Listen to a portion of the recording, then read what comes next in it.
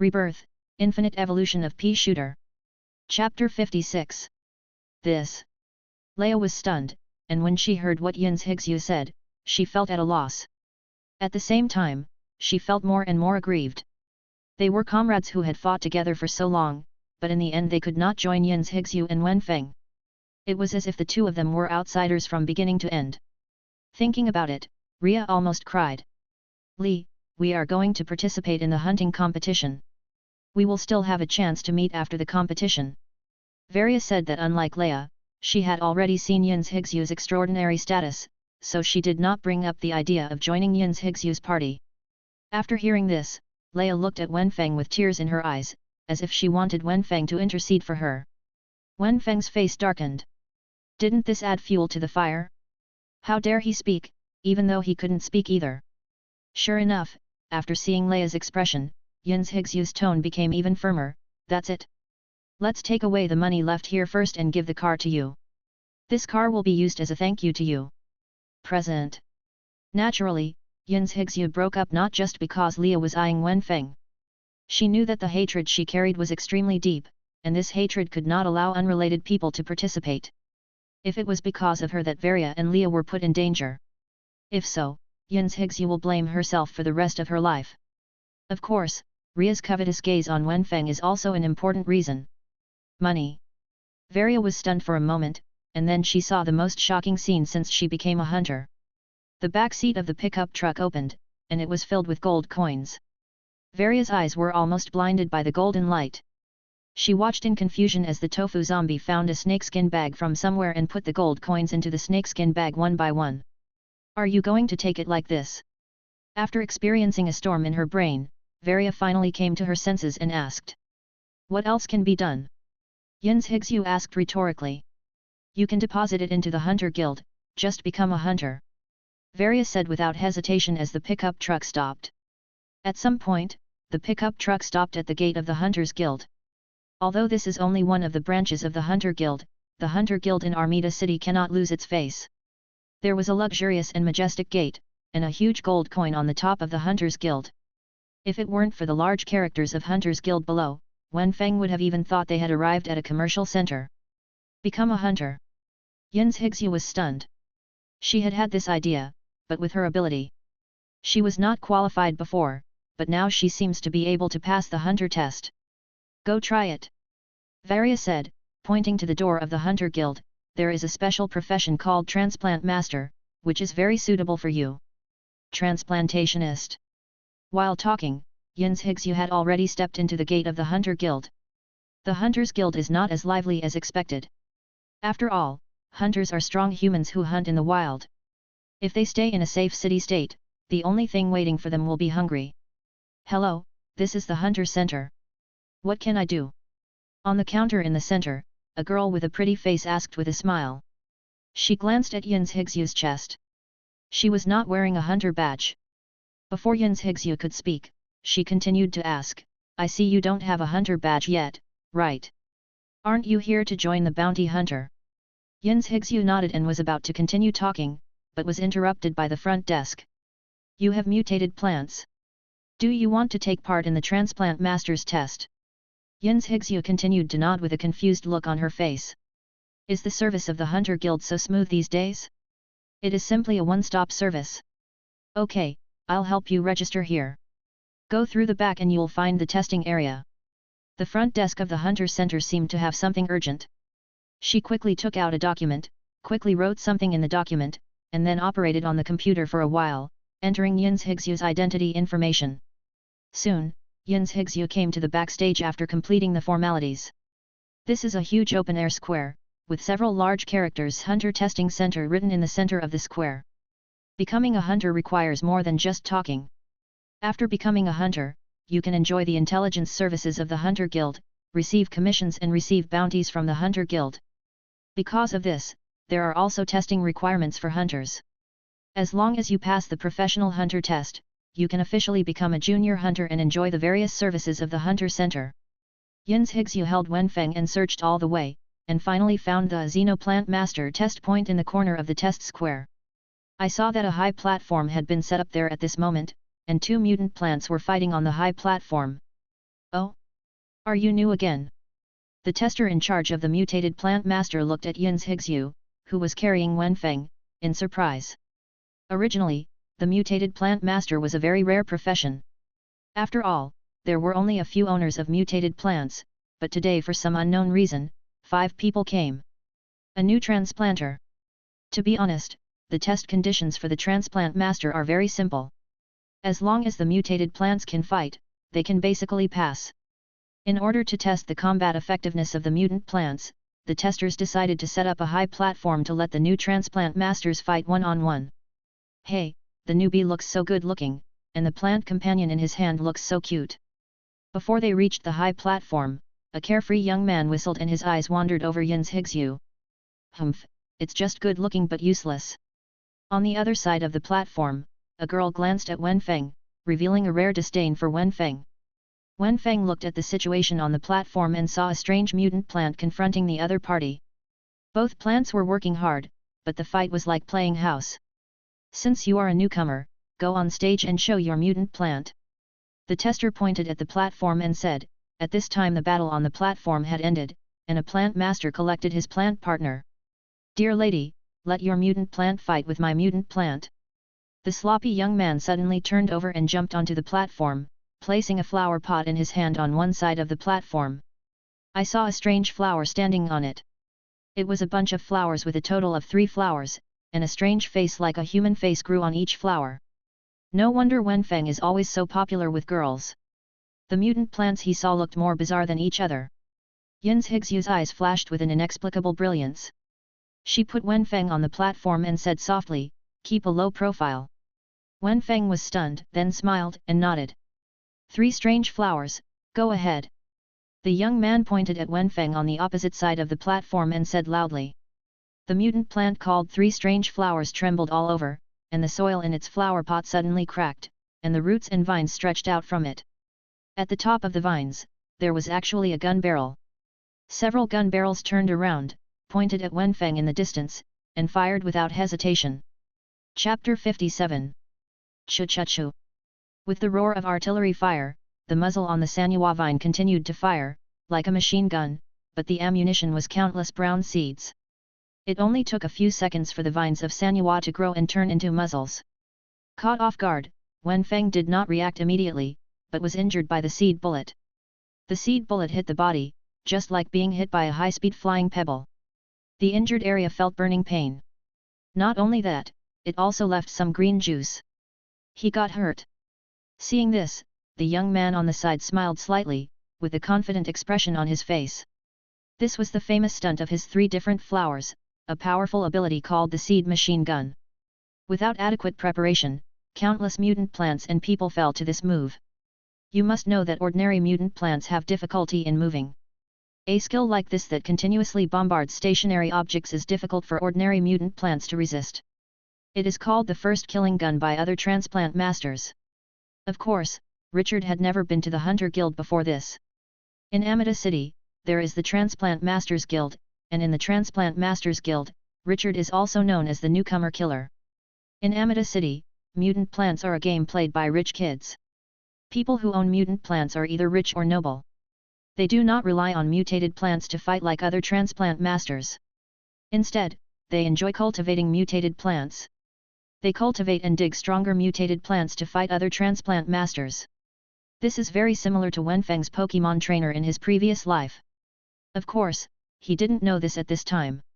Yin's Higsu was on the other side of the high platform and saw Wenfeng being injured, with a nervous expression on his face.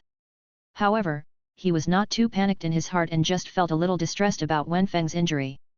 Wenfeng immediately pulled up the roots, and the roots underneath flew to the side and moved a certain distance. The seed machine gun seemed to be able to attack only one place. After he was out of the attack range, he could only continue to output in vain towards the same place. This mutated plant can actually move.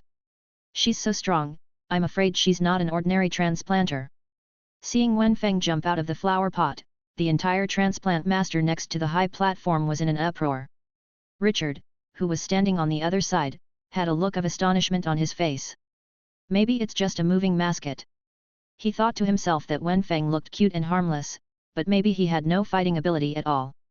Sanyua felt that Wenfeng was out of the attack range, so she slowly stopped the attack and prepared to turn the gun.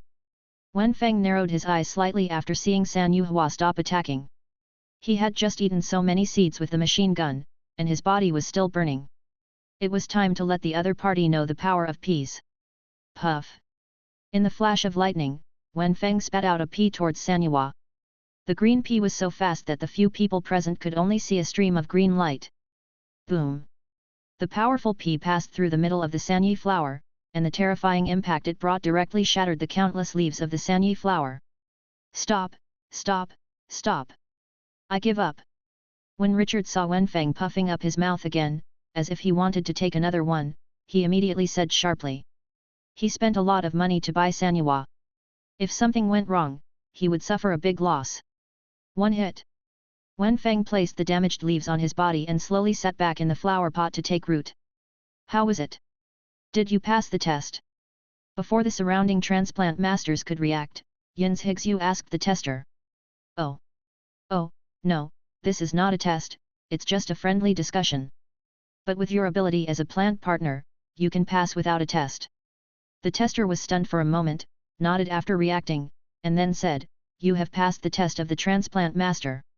Congratulations on officially becoming a member of the Hunter Guild. Yin's Higsu nodded and picked her up from the high platform. Wen Fengwen turned around and prepared to leave. She didn't expect to pass the test so easily. After depositing the gold coins into the Hunters Guild, she decided to look for her uncle. That's right, Yin's Higsu's uncle is in Armida City and is her father's biological brother. At this moment, she already had a hint of a revenge plan. The most important purpose now was to find her uncle and inform her uncle about this matter. Etc.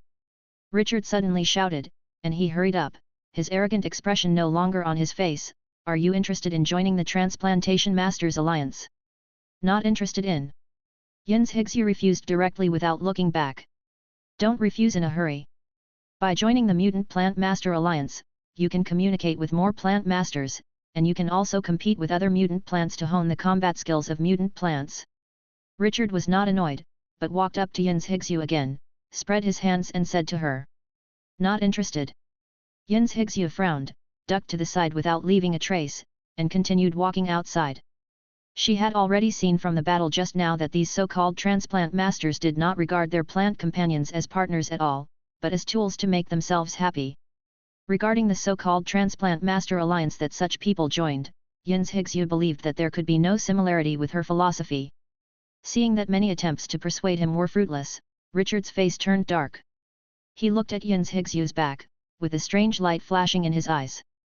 How is it, did you pass the test? Seeing Yin's Higsu holding Wenfeng and walking out, Leia asked. Valia just glanced at them slightly, she didn't think that Yin's Higsu and Wenfeng's strength could not pass the hunter's test. Yin's Higsu nodded, then asked, have you heard of the Alien Plant Alliance? No, is there such an alliance? Valia thought about it, then shook her head. Yin's Higsu did not answer, but said, then I'll go to save money. Then under Wenfeng's order, the tofu zombie carried the huge sack of gold coins and walked into the Hunter Guild. Under the shocked eyes of the staff of the Hunter Center, all the gold coins were deposited into Yin's Higsu's hunter file. After becoming a hunter, the guild gave Yin's Higsu a hunter badge, which recorded all the hunter's information. Only when the badge information and the hunter's information were scanned and passed, could the hunter's service be carried out. While saving the money, Wenfeng looked around the hall with his powerful vision. As expected of a big city-state, even with such a large sum of money, only a few hunters cast surprised glances. After saving the money, it was time to officially say goodbye. Are you really not going to consider it again? Leia said a little sadly, with a reluctant expression on her face. Yin's Higsu took a deep look at Leia one last time, suddenly stretched out her hand to pinch Leia's cheek, and smiled, you are so cute. Chapter 58. Finally, at the entrance of the Hunter Guild, Varia and Leia stood next to the pickup truck, waving to Yin's Higsu and Wenfeng from afar. See you soon. Yin's Higsu nodded, hugged Wenfeng and turned to leave. For Varia and Ria, this was just an unforgettable scene in their hunter careers. For Yin's Higsu and Wenfeng, this is just an episode on their road to revenge. Yin's Higsu will never forget what happened in the hexagonal fortress, and she will do her best to avenge her parents. Thinking of this, she suddenly began to think deeply. Based on what her father said, she could only barely guess that her uncle should be at a certain botanical research institute in Armida City at this time. Just like Yin's Higsyu's parents, his uncle also dedicated his life to plant research.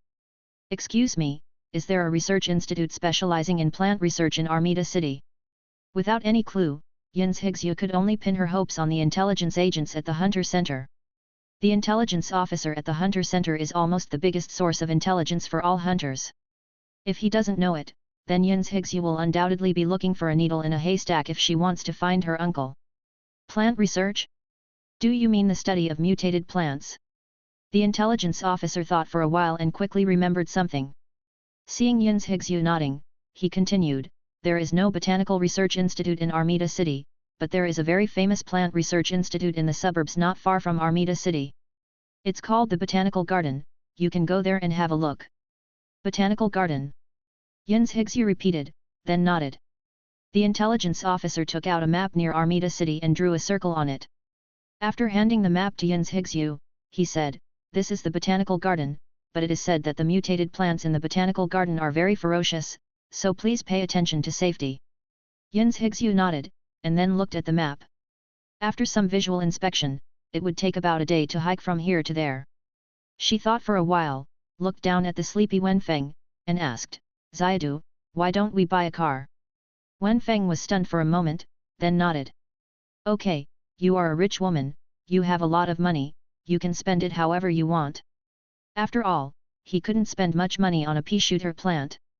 Then Yin's Higsu took Wenfeng a few steps outside, and was suddenly startled when she saw a bus stop not far from the Hunters Guild. On a certain section of the bus stop, the three characters Botanical Garden were clearly written.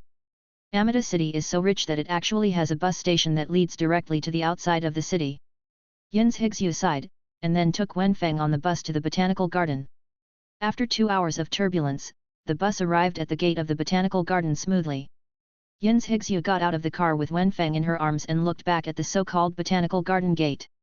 I saw that the gate consisted of 2 huge rock pillars, each pillar was covered with vines and different plants. There are 3 stones placed next to the gate, and the 3 characters Botanical Garden are carved on the stones. Behind the gate of the Botanical Garden is a huge green jungle that is winding like a virgin forest. There is a road in the middle that leads directly to the interior. Huge buildings in the distance can be seen through the gaps in the canopy. For some reason, Yin's Higsu always felt that there was something strange in this Botanical Garden. Yin's Higsu held Wenfeng and walked along the winding paths in the Botanical Garden. She looked around at the surrounding environment. The surroundings were all extremely lush jungles, and there was no scene of desolation after the Great Destruction. It was this strange violation that made both Yin's Higsu and Wenfeng feel a little flustered. Tear it! At this moment, the surrounding leaves made a sparse sound, as if they were surrounded, and the leaves in all directions began to shake. Wenfeng immediately spit out a shot of peas and hit them behind the leaves, but the peas had no effect, as if they hit nothing. Who is it? Yin's Higsu asked vigilantly, her eyes constantly searching around, but she could only see green leaves one after another. The jungle seemed to be just playing a joke on them. After a while, there was no more movement. Yin's Higsu frowned. This Botanical Garden was indeed as weird as the intelligence officer said. But logically speaking, there should be no threats to people's lives in places that can be accessed by buses. Soon, Yin's Higsu brought Wenfeng to the building inside the Botanical Garden. The huge oval building was upside down on the ground like an egg. The color of the whole building was green. If you don't look carefully, this building looks like plants generally lurk in this Botanical Garden. Walking near the building, Yin's Higsu finally saw traces of human activities. Directly around the building were countless transparent greenhouses, which cultivated plants growing under various conditions. Who are you? What are you doing in the Botanical Garden? At this moment, a voice suddenly came from behind. Wenfeng was shocked. When humans appeared behind him, there was no movement. I'm here to find someone. Yin's Higsu said directly, turning back to look at the visitor. The person who came was a middle-aged man with a serious face. The middle-aged man was wearing a grey robe. The robe did not look like a research uniform, and it cast a vague veil on the middle-aged man's identity. Who are you looking for? Tell me your name. The expression on the middle-aged man's face did not change, but it could be seen from his slightly stern eyes that if he could not tell the researcher's name, he would definitely teach Yin's Higzu a lesson. Yin Hao. Yin's Higzu said. The moment he heard these two words spoken, the middle-aged man's calm expression suddenly changed slightly, but he didn't show it and just asked, "Who is he to you?" Yin's Higzu seemed to realize something was wrong. She said, "This man once helped me. He told me how to cultivate my plant companions, so I want to repay him." As she spoke, Yin's Higzu lifted Wenfeng forward in her hand, as if to verify what she said. The middle-aged man's eyes narrowed. He swept Yin's Higzu up and down, especially staying on her face for a long time, and then said, "The botanical garden does not have the person you are looking for. Leave quickly. This is not the place you should come." After finishing speaking, the middle-aged man walked into the green building without looking back. Yin's Higzu was stunned. She wouldn't believe the middle-aged man if he said he didn't know anything. But at the moment, the man didn't want to speak, so there was nothing she could do. Could it be that? Yin's Higzu was shocked. Had something happened to her uncle? But then she immediately realized that if something happened to her uncle, she would undoubtedly be exposed to the eyes of the enemy at this moment. Thinking of this, Yin's Higzu turned around and ran with Wenfeng towards the outside of the botanical garden. However, when Yin's Higzu ran to the door of the botanical garden, she was still dumbfounded. "I saw countless dancing vines growing up between the two stone pillars in the botanical garden. These vines all had sharp spikes. Miss Yin, why don't you sit down and have a cup of tea before you leave?" At this moment, a ghostly voice came from behind. Chapter 59. At the gate of the botanical garden, sharp thorny vines were still flying, blocking the steps of Yin's Higzu and Wenfeng. Hearing the ghostly voice behind her, Yin's Higzu's heart skipped a beat, and she slowly turned around to look. As expected, it was the middle-aged researcher behind her. After watching Yin's Higzu's performance, the middle-aged man was alert. He immediately went back to look for the wanted order sent by the backstage hexagonal fortress. Sure enough, it looked exactly like Yin's Higzu. Yin Hao was executed for selling intelligence a long time ago, and now a so-called apprentice has popped up. Do you think it's possible? The middle-aged man smiled, and his right hand emitted a green light. He was holding a green irregular crystal, which seemed to be able to control the plants in the botanical garden. Under his control, the surrounding plants became violent, and countless thorny vines attacked Yin's Higzu directly. As long as Yin's Higzu is captured, a bounty of up to 30,000 gold coins can be obtained. It is really easy to get it. The middle-aged man is now thinking about how to spend the bounty after getting it. Wenfeng frowned. After the middle-aged man controlled the vines, his body inexplicably had a slight reaction, and that reaction was like Yin's Higzu became her enemy. This reaction is the instinctive reaction of plants. With Wenfeng's feelings for Yin's Higzu, it is impossible for such a situation to happen, so there is only one possibility just now, that a special prop affects his instinct. This is very scary, there is actually a prop that can directly affect his instinct. Wenfeng looked at the green crystal in the middle-aged man's hand, and a little enlightenment came to his mind. Puff! A green pea was instantly launched and hit the middle-aged man's right arm. However, the middle-aged man is not a vegetarian. He turned and jumped high to avoid the pea with lightning speed. Then, under his control, the surrounding vines have surrounded him like zombies. Seeing this, Yin's Higzu knew that it was impossible to break the situation by attacking the opponent with Xiadu alone. He hugged Wenfeng and jumped high, dodging the first round of vine attacks. What? Didn't you say that Yin's Higzu was just an ordinary person? The middle-aged man frowned. That group of intelligence is really a freeloader. They don't even know the ability of the wanted person. Finally, the middle-aged man rolled his eyes and controlled the vines again to approach Yin's Higzu's position. Yin's Higzu dodged left and right. With her current agility, it was more than enough to avoid the slow vines, but if she dragged on, her physical strength would be exhausted sooner or later. After dodging the vine attack again, Yin's Higzu dodged and rushed into the woods next to her. Yin's Higzu carefully examined the surrounding environment, trying to find any possible escape route. Suddenly, she noticed a covered cave. "I think we can try that cave," she said to Wenfeng. Wenfeng nodded, and he felt a mysterious breath emanating from the cave. They walked into the cave carefully, which was full of fog and they could hardly see the road ahead. Not far from the entrance of the cave, a middle-aged man stood on a huge branch, looking at Yin's Higzu who walked into the cave with a strange smile. Yin's Higzu hugged Wenfeng and walked along the cave for a while. Suddenly, a huge iron door blocked their way. There was a password lock on the iron door, which seemed to require the correct password to open. Yin's Higsu observed the password lock and tried to find a way to crack it. At this time, Wen Feng accidentally found a line of small words engraved on the wall beside the door, "When you find the truth, you can get out of trouble." This sentence made Yin's Higsu fall into contemplation, and she suddenly realized that this password lock might be a message left by her uncle. She began to try various possible password combinations to try to find the correct answer. Just as Yin's Higsu was trying to crack the password lock, a mysterious figure appeared at the entrance of the cave. The figure was wearing a black cloak, covering his face, making it impossible to see his appearance clearly. "You shouldn't come here," the mysterious man said in a low voice.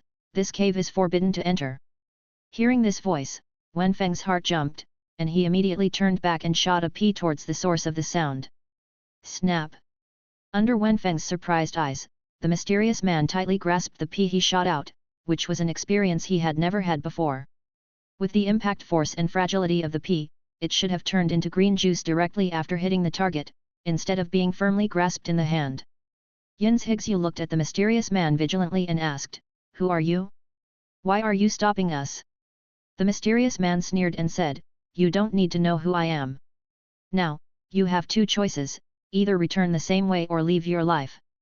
Yin's Higsu looked at the mysterious man without flinching, and said, "We have no way out, we must find a way out anyway.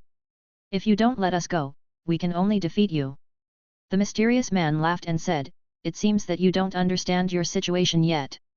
Well, in this case, let me teach you what real power is." After that, the mysterious man raised his hand, and a powerful energy surged from his hand, attacking Yin's Higsu and Wen Feng. This power seemed to be an invisible fist, punch after punch in the air, making a sonic boom. Faced with the attack of the mysterious man, Yin's Higsu and Wen Feng responded quickly. Yin's Higsu jumped high and hid behind the stone pillar next to the gate. The mysterious man was obviously stunned when he saw this, surprised by Yin's Higsu's speed. After a while, an invisible fist hit the code door, and the powerful power directly broke the stone code door open. Boom! In an instant, the entire cave began to shake, countless stones fell to the ground, and the entire cave seemed to collapse. Seeing this scene, the mysterious man hesitated for a while. He watched Yin's Higsu jump left and right to avoid the falling stones. He seemed to be relieved. Then he took a deep look at Yin's Higsu, then turned around and disappeared from the entrance of the cave. Place.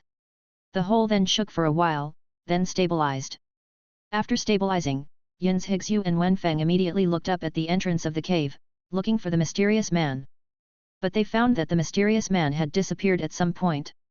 Yin's Higsu scratched her head, a little confused, but she didn't think much about it. "I saw a huge and extremely prosperous cave appearing behind me. Inside the cave were countless different plants. The plants glowed by themselves, forming all the lighting in the cave. It was as if I had come to a dreamland." Yin's Higsu's eyes were shining with a strange light. She looked around at everything in the cave. The plant was shining on her like a starry sky. She lowered her head and looked at Wen Feng. Wen Feng's big black agate-like eyes reflected the light of the cave, as if they contained the entire starry sky. Chapter 60. In the cave, after visiting this extremely lush cave, Yin's Higsu continued to lead Wen Feng inside. There was a long and straight passage inside. Yin's Higsu hugged Wen Feng and rushed inside. In this cave, because of the many plants, she could only feel the fragrance of the plants that soaked the heart and mind. Running on this high road, Yin's Higsu felt that she had forgotten her hatred and worries. In this world, there were only herself and Xiadu. Dreams always wake up, and soon, this dreamlike scene comes to an end, and in front of you is a huge abandoned laboratory. Yin's Higsu and Wen Feng came to an old abandoned laboratory. The laboratory was filled with dust and worn-out instruments. Yin's Higsu observed the layout of the laboratory. This laboratory seemed to be used to study how to combine plants and animals to create more powerful biological weapons. She observed everything in the laboratory up and down, secretly thinking about the purpose of the mysterious man doing this. Suddenly, a huge glassware placed in the center of the laboratory caught her attention. In the center of the glass vessel, there is a colorless, irregular crystal. The shape of this crystal was also familiar to her. It was the green crystal held by the middle-aged researcher outside. Yin's Higsu walked to the side of the glassware and took a look at the surrounding situation. This research institute seems to have been abandoned for a long time. At this time, the computers and instruments around it are covered with various plants. Yin's Hixue did not hesitate, reaching out to grab the colorless crystal in the glass vessel. She believed that the mysterious man broke the code door to lead her here. And this colorless crystal may be the key to their victory. Click. Wenfeng looked at the colorless crystal, and an ominous premonition suddenly arose in his heart. He immediately fired a shot of peas, which directly shattered the glassware. But Yin's Hixue immediately ran away when Wenfeng spit out the peas and was not hurt by the glass fragments. The moment the glass shattered, the colorless crystal suddenly began to turn green when it came into contact with the air. The plants on the surrounding instruments seemed to come alive at this moment, with vines and green leaves growing wildly and rushing towards Yin's Hixue and Wenfeng in the center. It's a trap. Yin's Hixue said subconsciously, but then she felt something was wrong. Why was the mysterious man so powerful that he lured them here and used the power of colorless crystals to frame them? But she soon understood why. I saw a middle-aged man laughing and walking from the entrance of the cave. Before he could see the figure, the sound had already reached his ears. The middle-aged man held a green crystal in his hand. This crystal echoed with the crystal in the glass vessel. In an instant, a deeper green light erupted. The green color kept getting heavier and turned into dark green in just a few seconds. This dark green color was located in the cave, and it was even hard to see clearly. Thank you so much, Miss Yin. I knew that Yin Hao didn't reveal all his secrets back then. The middle-aged man's face showed an even happier look. Today was a great harvest. Not only did he get a bounty, but he also broke through a secret that had not been cracked by a research institute for a long time. Uncle. Yin's Hixue was stunned and remembered the appearance of the mysterious man. Could it be that the mysterious man was her uncle, and he used this method to tell her the secret? But why didn't the mysterious man dare to recognize her head-on? Before she could think clearly, the middle-aged man waved, and the dark green crystal flew directly into the middle-aged man's hand. Two irregularly shaped crystals fit together to form a hexahedron. Then, under the surprised gaze of the middle-aged man, the fist-sized hexahedron gradually stabilized, exuding a faint green fluorescence. Superior. The middle-aged man holding the hexahedron said one word in a calm tone. In an instant, the surrounding plants grew wildly as if going crazy. Almost instantly, these plants changed their appearance. The originally ordinary green plants now sprouted strange-shaped limbs, the most classic one being a muzzle. It's over. In this situation, Yin's Hixue kept retreating until there was no way to retreat. Behind her was a wall covered with vines. Wenfeng thought, his eyes constantly searching the evolution list for the talent that could solve this crisis. But the more urgent it is, the less evolution there is that can meet the current situation. Click. At this moment, the two irregular crystals were finally completely combined, and the hexahedron instantly burst out with dazzling green light. Suddenly, Wenfeng's eyes widened. A strong and extremely fragrant fragrance came from the crystal and penetrated into his nostrils unreasonably. So smelling. Wenfeng couldn't help but say, although no one could understand it, it could still show his mood at this moment. Definitely, definitely eat it. Wenfeng's heart has become fanatical. Ever since he was born in this world, he has never been as fanatical as he is today. His eyes immediately focused on an evolutionary talent, and he pressed the evolution point without hesitation. Successfully consume one intermediate evolution point and gain evolutionary ability, high-speed movement. High-speed movement, the ultimate talent among extreme shooters' ability to overdraw physical strength in a short period of time and explode with extremely strong movement speed. Ajaki Bean. Yin's Hixue was stunned, and saw Wenfeng suddenly pull out the roots from the flower pot, and the roots turned into legs and fell to the ground, running towards the middle-aged man. Although she didn't know what happened at the moment, she understood that she had to fully cooperate with Xiaodu's actions. Yin's Hixue looked around, pulled out a steel pipe from a broken instrument next to her, and rushed towards the surrounding plants without hesitation. Ha! With a cry, many of the surrounding plants were beaten back. Wenfeng seized the opportunity to jump out of the encirclement and face the middle-aged man. Yo? What do you mean? The middle-aged man quickly discovered their abnormality and showed a contemptuous smile. They wouldn't really think that a mutant plant alone could defeat him, an intermediate evolver. Especially he was an intermediate evolver with agility. He stepped lightly and retreated dozens of meters away. This distance, if Wenfeng was only at his current speed, he would not be able to catch up even if he was given a few minutes. However, Wenfeng's eyes suddenly ignited with fiery red light, as if there was a flame burning in his eyes. Move at high speed. Wenfeng only felt that his physical strength was leaking like water, and at the same time, the speed of his whole pea-like body became lighter. The wind was howling, and Wenfeng rushed to the middle-aged man in front of him like a long bow. The middle-aged man was stunned, as if he had not expected that Wenfeng's short burst of speed would be so powerful. But he immediately reacted, a smile appeared on his face, and he reached out to grab the hexahedron. The hexahedron suddenly emitted a wave, and the wave was like a lullaby, destroying Wenfeng's spirit. But Wenfeng's enthusiasm for the hexahedron at this moment could not be offset by this hypnotic effect. He directly ignored the ripples emitted by the hexahedron, opened his big mouth, and bit the hexahedron. Chapter 61. Let go! Let go! The hexahedron was bitten, and the middle-aged man was shocked. He shook his hands vigorously, trying to shake Wenfeng off. However, how could Wenfeng, who had already stuffed the hexahedron into his mouth, compromise? He suddenly burst out with amazing power, and his whole body was emitting green light. He actually evolved into a double shooter. In the double shooter state, it is not just the effect of double ammunition. Wenfeng's speed and strength are greatly enhanced in all aspects. With the blessing of the double shooter, Wenfeng used up his last bit of strength to swallow the hexahedron into his stomach. What are you doing? The middle-aged man watched Wenfeng swallow the hexahedron, and he was furious in an instant, and his whole body burst out with powerful power. Successfully swallowed the super rare evolution crystal and obtained hidden evolution points.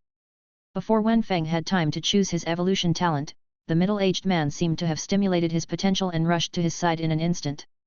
The middle man stretched out his hands to grab Wenfeng's upper and lower jaws, pulled them apart fiercely, and took out a large circular hole. He opened his eyes and looked there. The hexahedron had disappeared in his mouth at some point. No.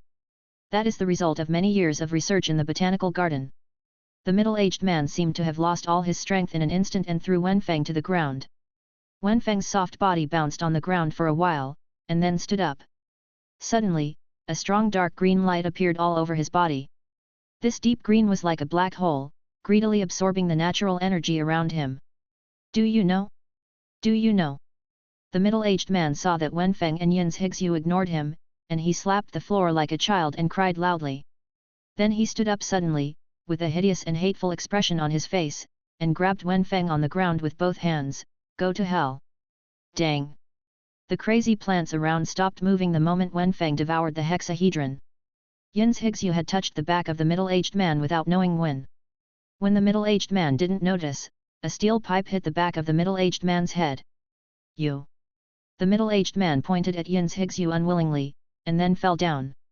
Until he lay on the ground, the middle-aged man's eyes were still open, as if he was still angry about this matter. Xiadu, are you okay?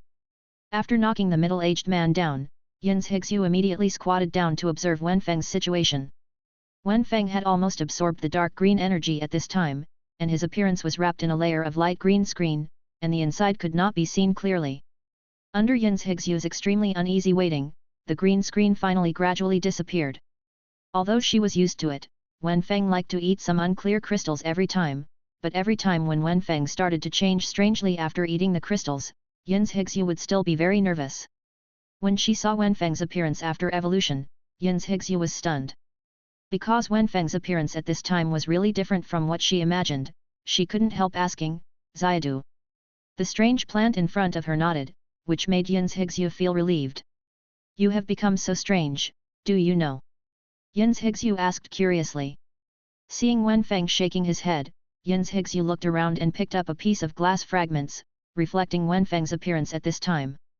When Wenfeng saw it, he was also shocked. He was wrapped in the mouth of a green piranha plant at this time, and there was a long vine behind the piranha plant connected to the ground. It looked like Wenfeng was eaten by the piranha plant, with his head stuck in the throat of the piranha plant, which was extremely weird. But in the weirdness, there was a hint of naivety. Wenfeng was very surprised. He had never seen a pea shooter like this. In his previous life, he had never played Plants vs. Zombies too. At this moment, Yin's Higsu had a strange sense of déjà vu in her heart. She suddenly stretched out her hand and waved it in front of Wenfeng.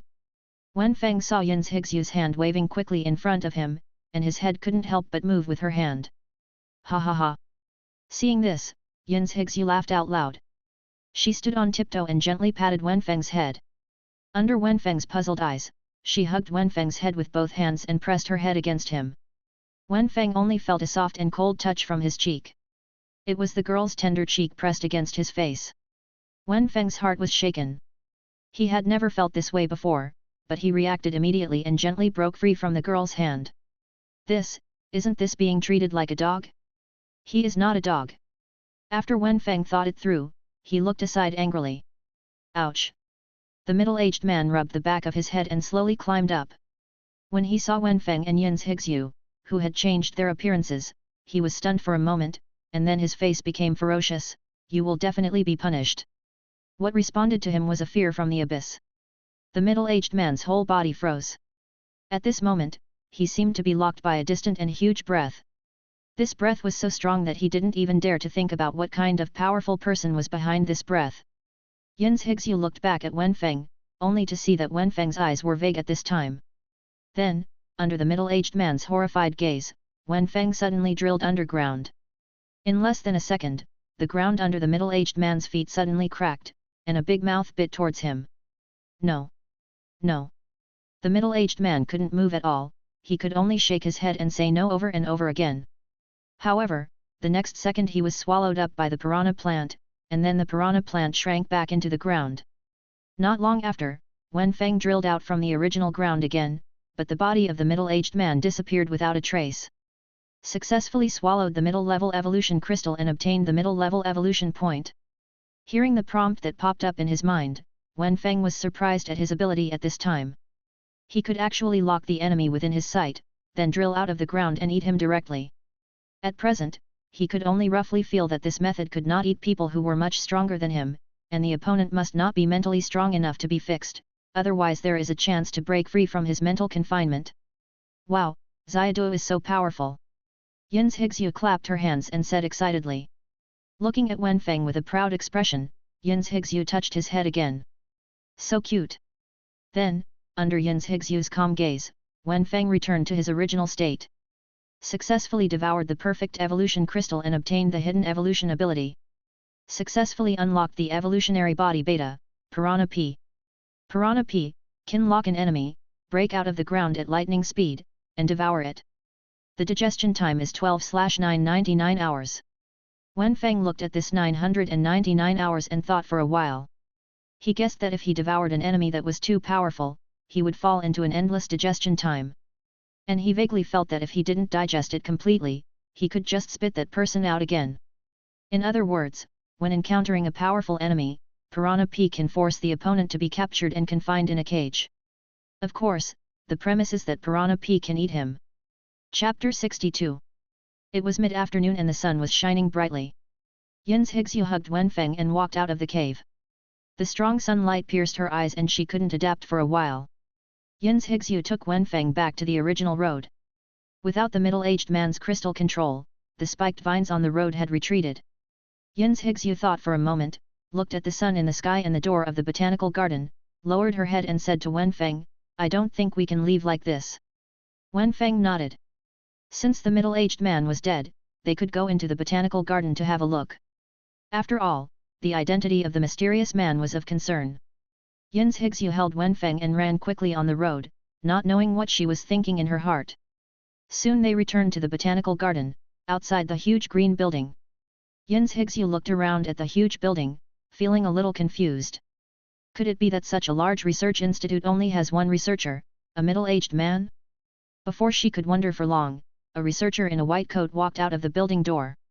Seeing this, Yin's Higsu immediately became vigilant, reached out and grabbed her waist, and found that the steel pipe had been thrown away by her in the abandoned research institute. She felt a little regretful. If she had known that she was now stronger, she would have prepared a weapon for melee combat. Who are you? When the researcher saw someone coming, he was stunned and asked doubtfully. You know, there is nothing worth visiting in the botanical garden.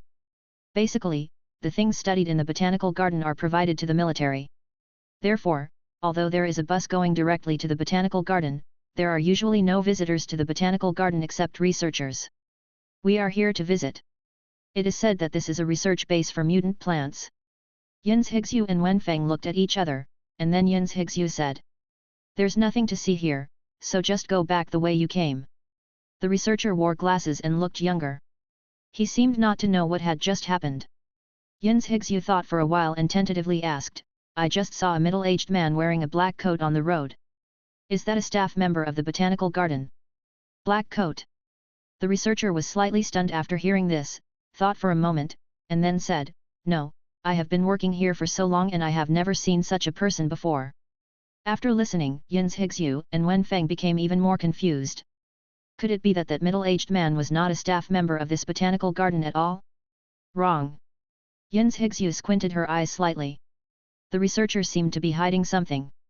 As a researcher who has worked in the botanical garden for so long, when he heard about black coats, his first reaction should be that there were no people wearing black coats in the botanical garden. It's not that you have never heard of such a person. You must know that there cannot be many researchers in an institute, and they definitely know each other. From this point of view, the middle-aged man is probably a hidden executive of the research institute, and that person has an inseparable relationship with the hexagonal fortress. Yin's Higsu thought. She held her chin and thought for a while, then looked down at Wenfeng. Wenfeng understood immediately. He puffed up his cheeks and fired a pea towards the researcher. The fist-sized green pea flew past the researcher's hair, and the wind and waves brought about by the extremely fast speed rubbed his cheek slightly in pain. The researcher was stunned for a moment and his legs trembled. He was just an ordinary person and had no ability to deal with this mutant plant. What? What do you mean? The researcher asked shakily, while his right hand tremblingly reached into his pocket. Ah! With a scream, the researcher shook his right hand vigorously and breathed a sigh of relief when he found that his right hand was still there. Do you recognize the man in the black coat? Since the other party was unwilling to tell the truth, Wenfeng didn't mind making the other party suffer. I said, that person is the director of the institute. The researcher nodded immediately, then pretended to be innocent and asked, I don't know the rest, but we have regulations and cannot reveal the identity of the director. Oh. Yin's Higsu uttered a syllable and then asked, how many people are there in your institute? 4. Oh no, 5 people. The researcher blurted out, but he immediately changed his words. Yin's Higsu frowned and patted Wenfeng's head gently. Puff. A pea shot immediately hit the researcher's left leg. Ouch. Just now it was just a brush, but this time it was a real hit, hitting the researcher's leg. Suddenly the researcher let out a scream like a slaughtering pig. She covered her legs and exclaimed, Why did you hit me? Why not tell the truth? Yin's Higsu did not answer, but asked instead. The researcher was shocked. What on earth did this man Yuado do, and why did he want to investigate the institute? This was a situation he had never encountered before, and for a moment he didn't know what to say. I ask, you answer. Yin's Higsu said, with a cold light that could not be refused. The researcher looked at the girl in front of him who was nearly 10 years younger than him. For some reason, he felt fear in his heart. He nodded wildly. Is there a hexagonal fortress behind you? Yin's Higsu asked an explosive question when she came up. After hearing this question, the researcher was stunned for a moment, then quickly shook his head, no. Yin's Higsu frowned, and then continued to ask, is there anyone named Yin Hao among you researchers? Yin Hao? Wasn't he executed for selling intelligence privately? The researcher was stunned and answered immediately. Executed? When did it happen? Yin's Higsu was shocked, but she still held a glimmer of hope in her heart and asked. Just a dozen days ago, we all watched him being shot in the head by the director. After hearing this, Yin's Higsu's heart skipped a beat, as if the whole world was darkening. Her last hope of revenge seemed to have disappeared. No, not yet. Yin's Higsu held Wenfeng in her arms, and her hatred for the hexagonal fortress became stronger, and the raging anger rose like a tide. No. It's okay, can you let me go? Looking at Yin's Higsu, whose face was changing in front of her, the researcher asked in a trembling voice. Everyone in the institute can testify to Yin Hao's execution. Go away. Yin's Higsu said, and then took advantage of the moment when the researcher turned around and quickly left the botanical garden with Wenfeng in her arms. If nothing unexpected happens, something will happen soon. Sure enough, in less than 10 seconds, the alarms in the entire botanical garden sounded. But at this time, Yin's Higsu seemed to be deaf to these things in her heart, and the last images of her parents and uncle echoed in her mind. Dad, Mom, and Uncle, I will let the entire hexagonal fortress be buried with you. Yin's Higsu was suddenly stunned while running. Since Yin Hao was dead, who was the mysterious man? Chapter 63. The alarm sound of the botanical garden was still piercing, and Yin's Higsu and Wenfeng had already run to the entrance of the botanical garden. Yin's Higsu bent over and gasped, looking back at the gate of the botanical garden. I don't know if it was because of the sirens, but Yin's Higsu always felt that the plants in the botanical garden were a little restless. In any case, Yin's Higsu finally escaped from the botanical garden. She didn't believe that her uncle was dead. Even if her uncle is really dead, she has to confirm it herself. At least she needs to know the identity of the mysterious man. He must know something. After panting slightly, Yin's Higsu held Wenfeng and walked towards the bus stop. Wenfeng has long since returned to his original appearance, now a little lazy, recuperating in the flower pot. Transforming into a piranha pea consumes so much energy that Wenfeng always feels like a hungry man who hasn't eaten for several days, and he can't eat crazily like a hungry man, so he can only slowly absorb the food from the flower pot. The nutrients in the soil inside. Miss Yin, after killing my people and destroying our research results, isn't it good to just leave like this? However, at this moment, a joking voice came from behind. Come again?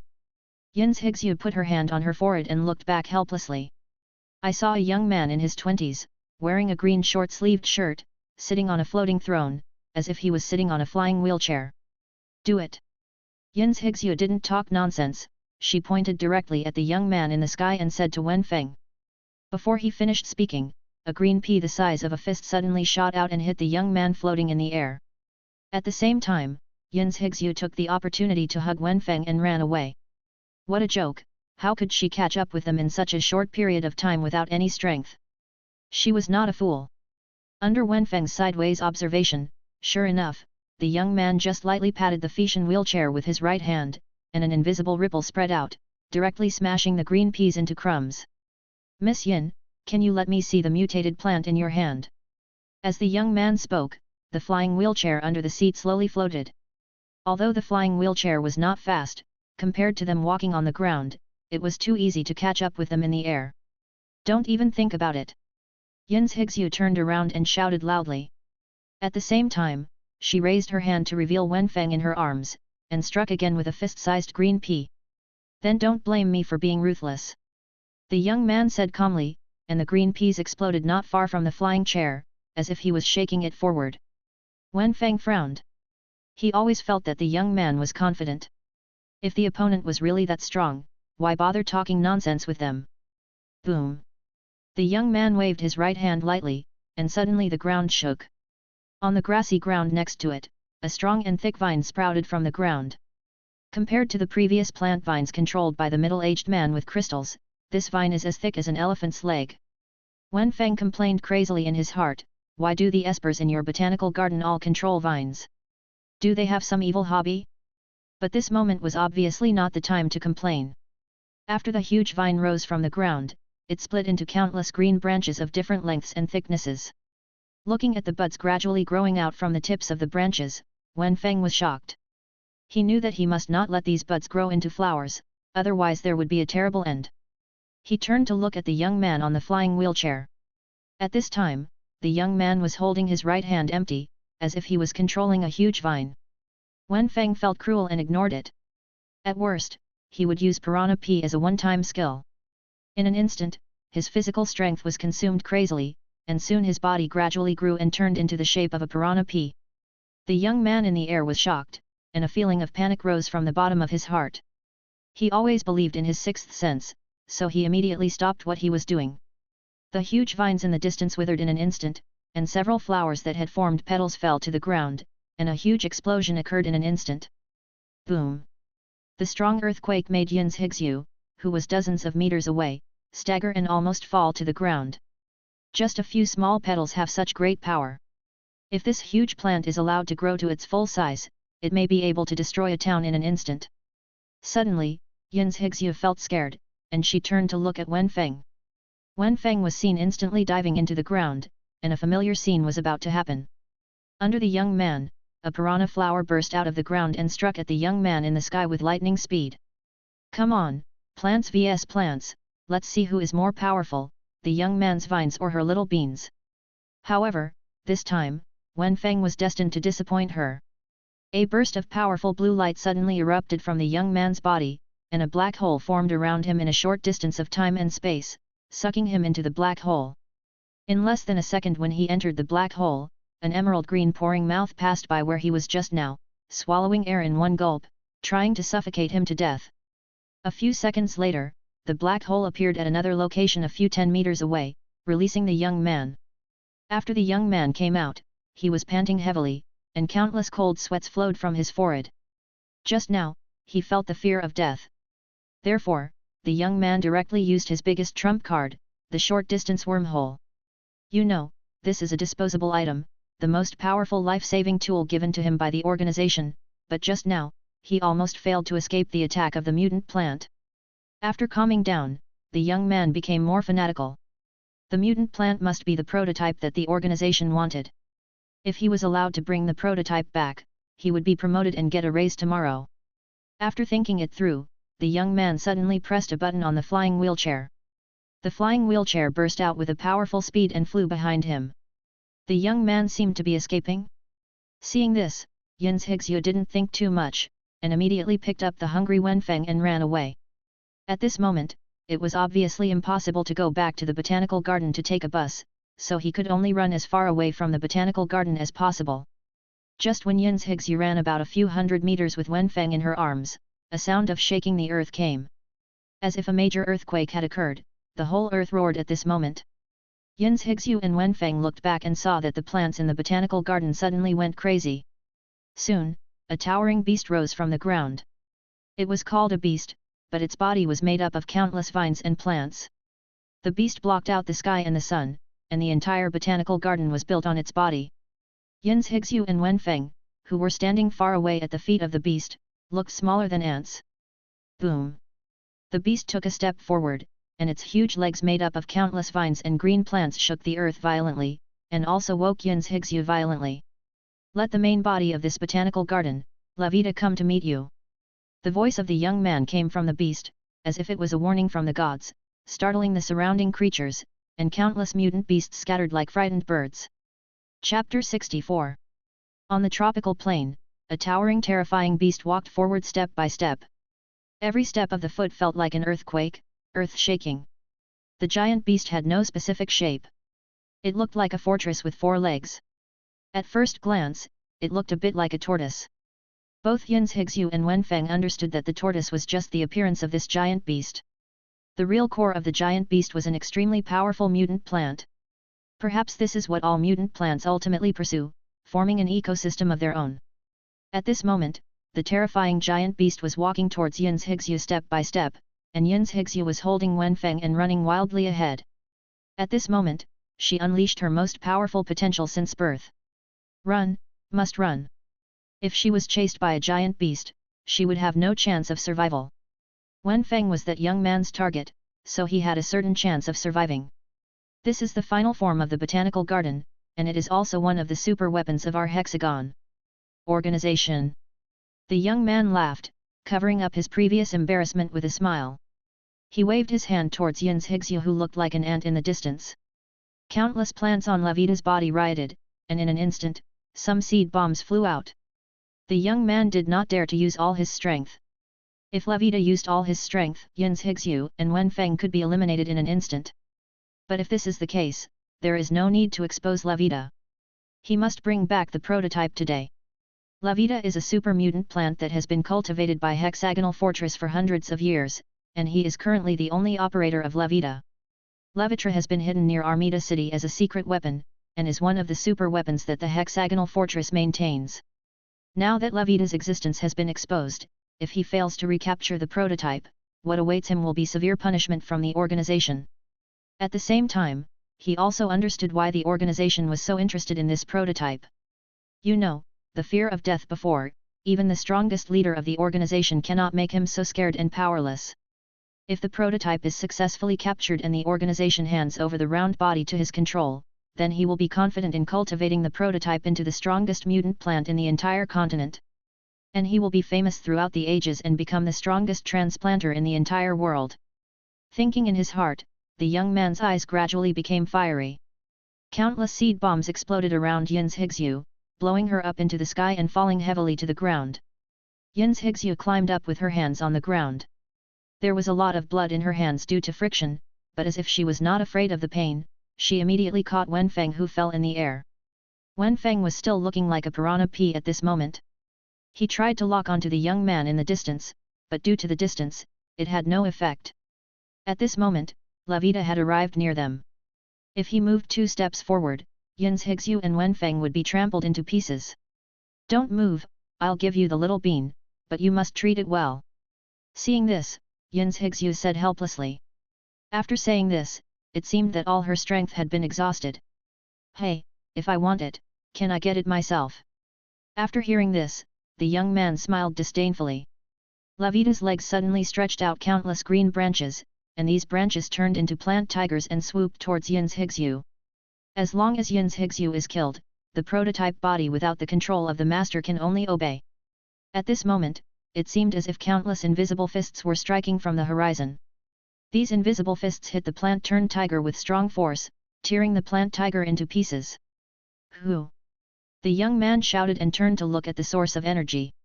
The place where the energy came from was deserted and there was no trace of any human activity. Seeing this, the corners of the young man's mouth raised slightly, and he stretched out his hands, as if embracing the air. Then Lavita let out a roar from nowhere, and countless plants burst out of the ground, forming a terrifying thorny land around Yin's Higzu. Yin's Higzu was standing in the center of the thorny land, not daring to move. If she took another step, she might be pierced by the thorns. Then the young man said loudly, "If you don't want Miss Yin to die, just show your body. Otherwise, it will be bad if something happens to Miss Yin." Seeing this, Wenfeng narrowed his eyes slightly. Suddenly, his roots turned into legs, and his body gradually expanded, turning into the shape of a piranha pea. Piranha peas have long rhizomes. Wenfeng directly rolled up Yin's Higzu, then threw them hard and threw them far away.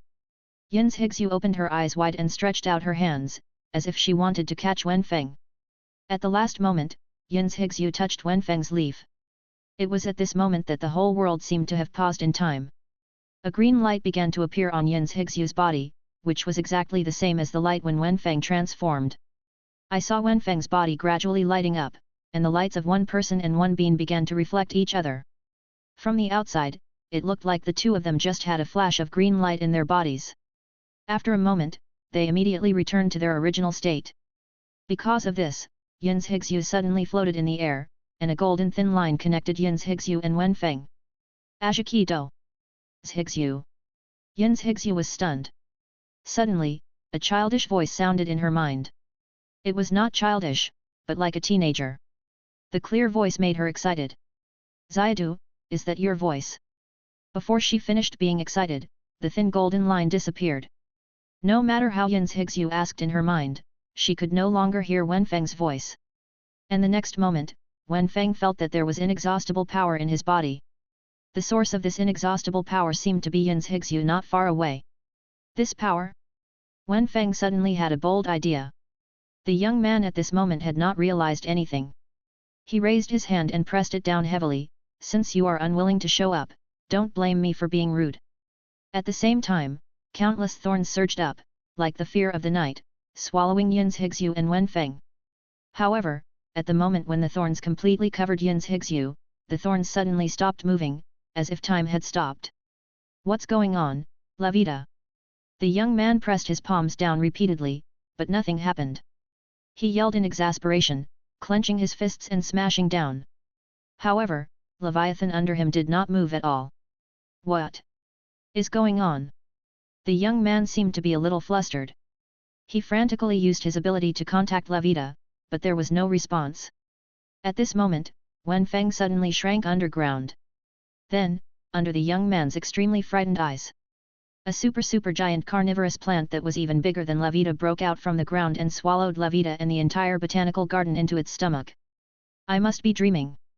The young man held his head, his eyes dull. Chapter 65. On the outskirts of Amida City, a legend suddenly spread one day. It is said that the botanical garden is composed of a giant beast.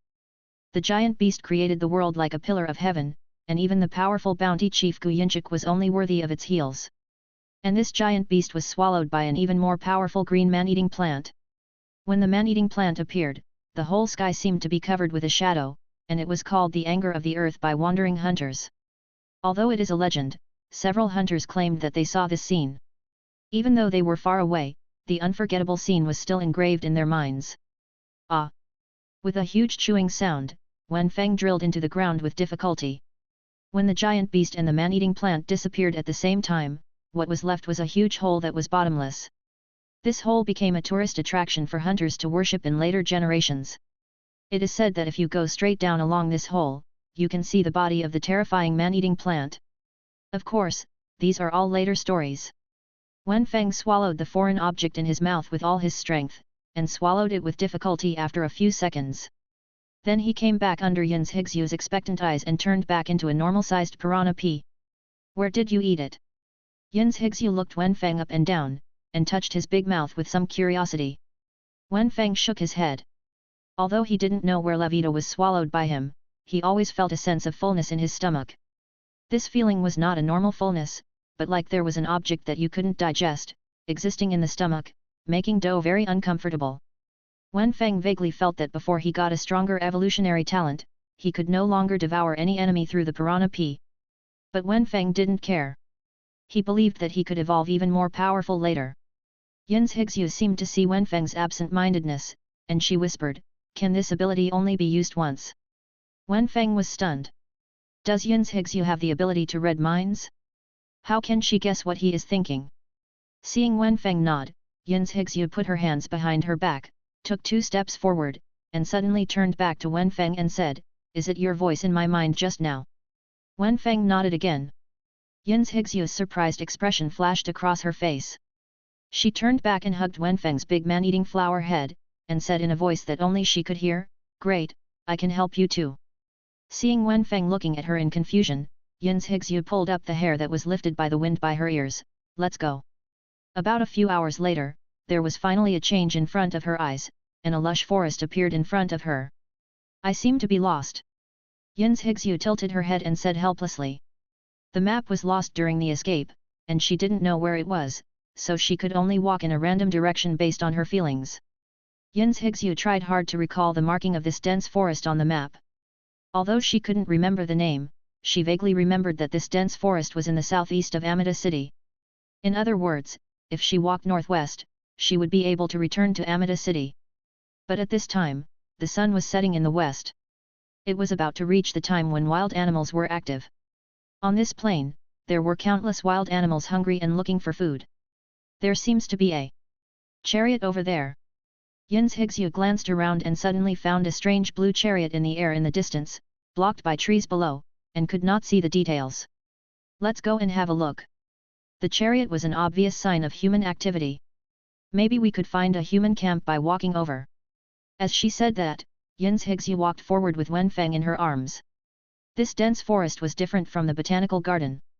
Most of the trees here were tropical trees, and there were many tropical plants growing around it. There were basically no wild animals. After a while, Yin's Higsyu and Wen Feng finally came under the chariot and saw the true appearance of the chariot. The chariot was azure blue in appearance, and even after being damaged by wind and sand, it still shone brightly. The chariot seemed to be transformed from a jeep, and there were several large caliber gun barrels on top. Below the chariot was a strange-shaped stone pillar, which seemed to be made of natural stone, and there were some traces of bombardment on the stone pillar. How did this car get up there? Yin's Higsyu looked around with some doubt. There was a cliff next to it, but the height of the cliff was less than half of the stone pillar, and there were endless tropical trees in the distance. Just as Yin's Higsyu was curiously watching the surrounding scenery, Wen Feng looked at the sky on one side vigilantly. "I saw a white cloud of a strange shape floating from a distance." The white cloud was floating in the sky not far from the dense forest. The huge white cloud had 5 vertical pupils of different colors, which looked extremely weird. Yin's Higsyu was also immediately attracted. When she saw the appearance of the white cloud, her face changed. "It's a weather cloud." The weather cloud is a legend that has been circulating on the continent for a long time. It is said that there is a strange mutant cloud near the city of Amida. This strange white cloud will kill all creatures it sees. This white cloud is also called a weather cloud because the attack method of the weather cloud is composed of different weather. The bounty of the weather cloud is only 16,000 gold coins, because in fact, the attack of the weather cloud is at most extremely bad weather, and it cannot really kill powerful hunters.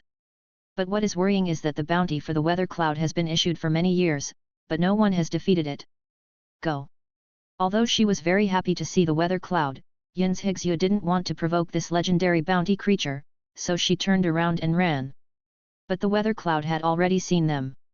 The moment Yin's Higsu turned around, a flash of lightning was like a thunderbolt in the clear sky. Crack! The heavy blow hit Yin's Higsu in front of her, and she shuddered. Wen Feng looked back, and the weather cloud was floating very fast. In just a few seconds, it had floated above them. Puff! A fist-sized green pea burst out and attacked the weather cloud. However, the pea that was invincible actually penetrated the body of the weather cloud directly. The weather cloud was just a ball of gas. Wen Feng, who realized this situation, immediately began to change his form. He was seen emitting electric light all over his body, and wanted to use the electric pea to attack the weather cloud. But then he was stunned for a while, as if he forgot to turn into a double-shot pea and enjoy the bonus of double ammunition. At the moment when Wen Feng changed his form, the weather cloud was not idle either. The fog of the weather cloud suddenly began to crowd together, and then the body of the weather cloud suddenly shrank, but the color of the cloud gradually turned black. Hwalala! It started to rain heavily in the sky, or rather, it started to rain heavily in the weather cloud. Just when the heavy rain was about to fall, an electric pea slowly floated towards the weather cloud in the air. Chapter 66. The weather cloud seemed to be unable to sense the power of the electric pea. Even though the electric pea was flying very slowly, it had no intention of dodging. Zilala! Then, at the moment when the heavy rain fell on the ground, the electric pea touched the weather cloud, and a powerful blue-green arc burst out, covering the entire weather cloud. Seeing this, Wen Feng's face was happy. It seemed that the electric pea was more powerful against this strange creature. But then he couldn't laugh anymore. Under the influence of the electric pea, the weather cloud suddenly expanded, and countless electric lights flew in the body of the weather cloud, and then were absorbed by the weather cloud and converted into more gas. Soon the body of the weather cloud was more than twice the previous size, and the area covered by the heavy rain gradually expanded to a very large area. Not only could the weather cloud not be hurt by physical attacks, but the damage of electrical energy could actually be absorbed by it, making it stronger. Wen Feng was scared at this moment. Fortunately, he didn't use the double shooter form just now. If he had shot 2 electric peas, the weather cloud would probably be even more powerful at this moment. Soon, raindrops hit Yin's Higsu and Wen Feng. When Wen Feng felt the rain for the first time, he was still a little happy. After all, he hadn't felt the taste of rain for a long time. But soon, Yin's Higsu realized that something was wrong with the rain. Every drop of rain seemed to carry a strong electric current. When the rain fell on her for the first time, she didn't feel anything. When more and more raindrops fell on her, she felt that her whole body was paralyzed. Obviously, Wen Feng also realized this problem at this moment, and he also felt the current running through his body. Suddenly, Yin's Higsu was a little panicked and wanted to hide under the shade of the tree. Wen Feng was shocked. Weather clouds can emit lightning. Wouldn't hiding under the trees make him a living target for lightning? His body swelled up and soon turned into a huge bean pod. This form can produce tofu zombies. Yin's Higsu was stunned, and then reacted. She lifted Wen Feng above her head and used the huge bean pod to avoid the rain, and then ran forward, trying to leave the rain-covered area. The raindrops fell on Wen Feng's body, bringing a strong electric current, which passed through Wen Feng's body to Yin's Higsu's body, paralyzing her body slightly. No, Xiadu, you can also conduct electricity. Yin's Higsu said helplessly.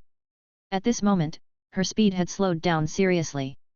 No matter how strong the evolver was, as long as the body was still made of flesh and blood, it would be paralyzed by the electric shock. Wen Feng turned his head to look at the weather clouds in the sky. At this moment, the weather clouds seemed to have lost interest in them. The color gradually returned to white and slowly floated away. Gone. Yin's Higsu was stunned. The rain gradually became smaller until it disappeared. When the rain disappeared, the current also disappeared completely. Yin's Higsu and Wen Feng seemed to have pressed the fast-forward button, and one of them fell forward without standing firmly. Ouch! It would not hurt much if he fell into the soft bushes normally, but at this moment, Wen Feng was still like a huge pea pod, and the pea pod directly pressed Yin's Higsu under him. She struggled to turn the pea pod open and rubbed her buttocks.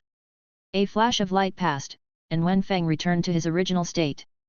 That weather cloud seems to have become much stronger after you hit it. Looking at the weather cloud that was slowly drifting away, but its body was 1.5 times the size of the previous one, Yin's Higsu said to Wen Feng with a hint of sarcasm. Wen Feng ignored Yin's Higsu's sarcasm and looked up at the sky. The sky at this time had already darkened, and the moon quietly revealed half of its face, as if announcing the arrival of night. Let's go quickly, it's not advisable to stay here for long. Yin's Higsu suddenly shuddered, looking at the dense forests that suddenly aimed around her, and hugged Wen Feng tightly with some fear. Yin's Higsu randomly found a direction and walked straight forward. A road appeared in this direction. The moment they saw the road, Yin's Higsu and Wen Feng were delighted. Where there is a road, there is human activity. Soon they walked along the road, and a camp with several tents appeared in the eyes of Yin's Higsu and Wen Feng. Fortunately, we found the camp before it got completely dark. Yin's Higsu breathed a sigh of relief. At this moment, she still had some gold coins on her, so she would definitely not worry about spending. Since she could find the camp, she would definitely have a safe place to stay. This camp was located in an open space in the dense forest. At this moment, a bonfire had been lit in the center of the camp.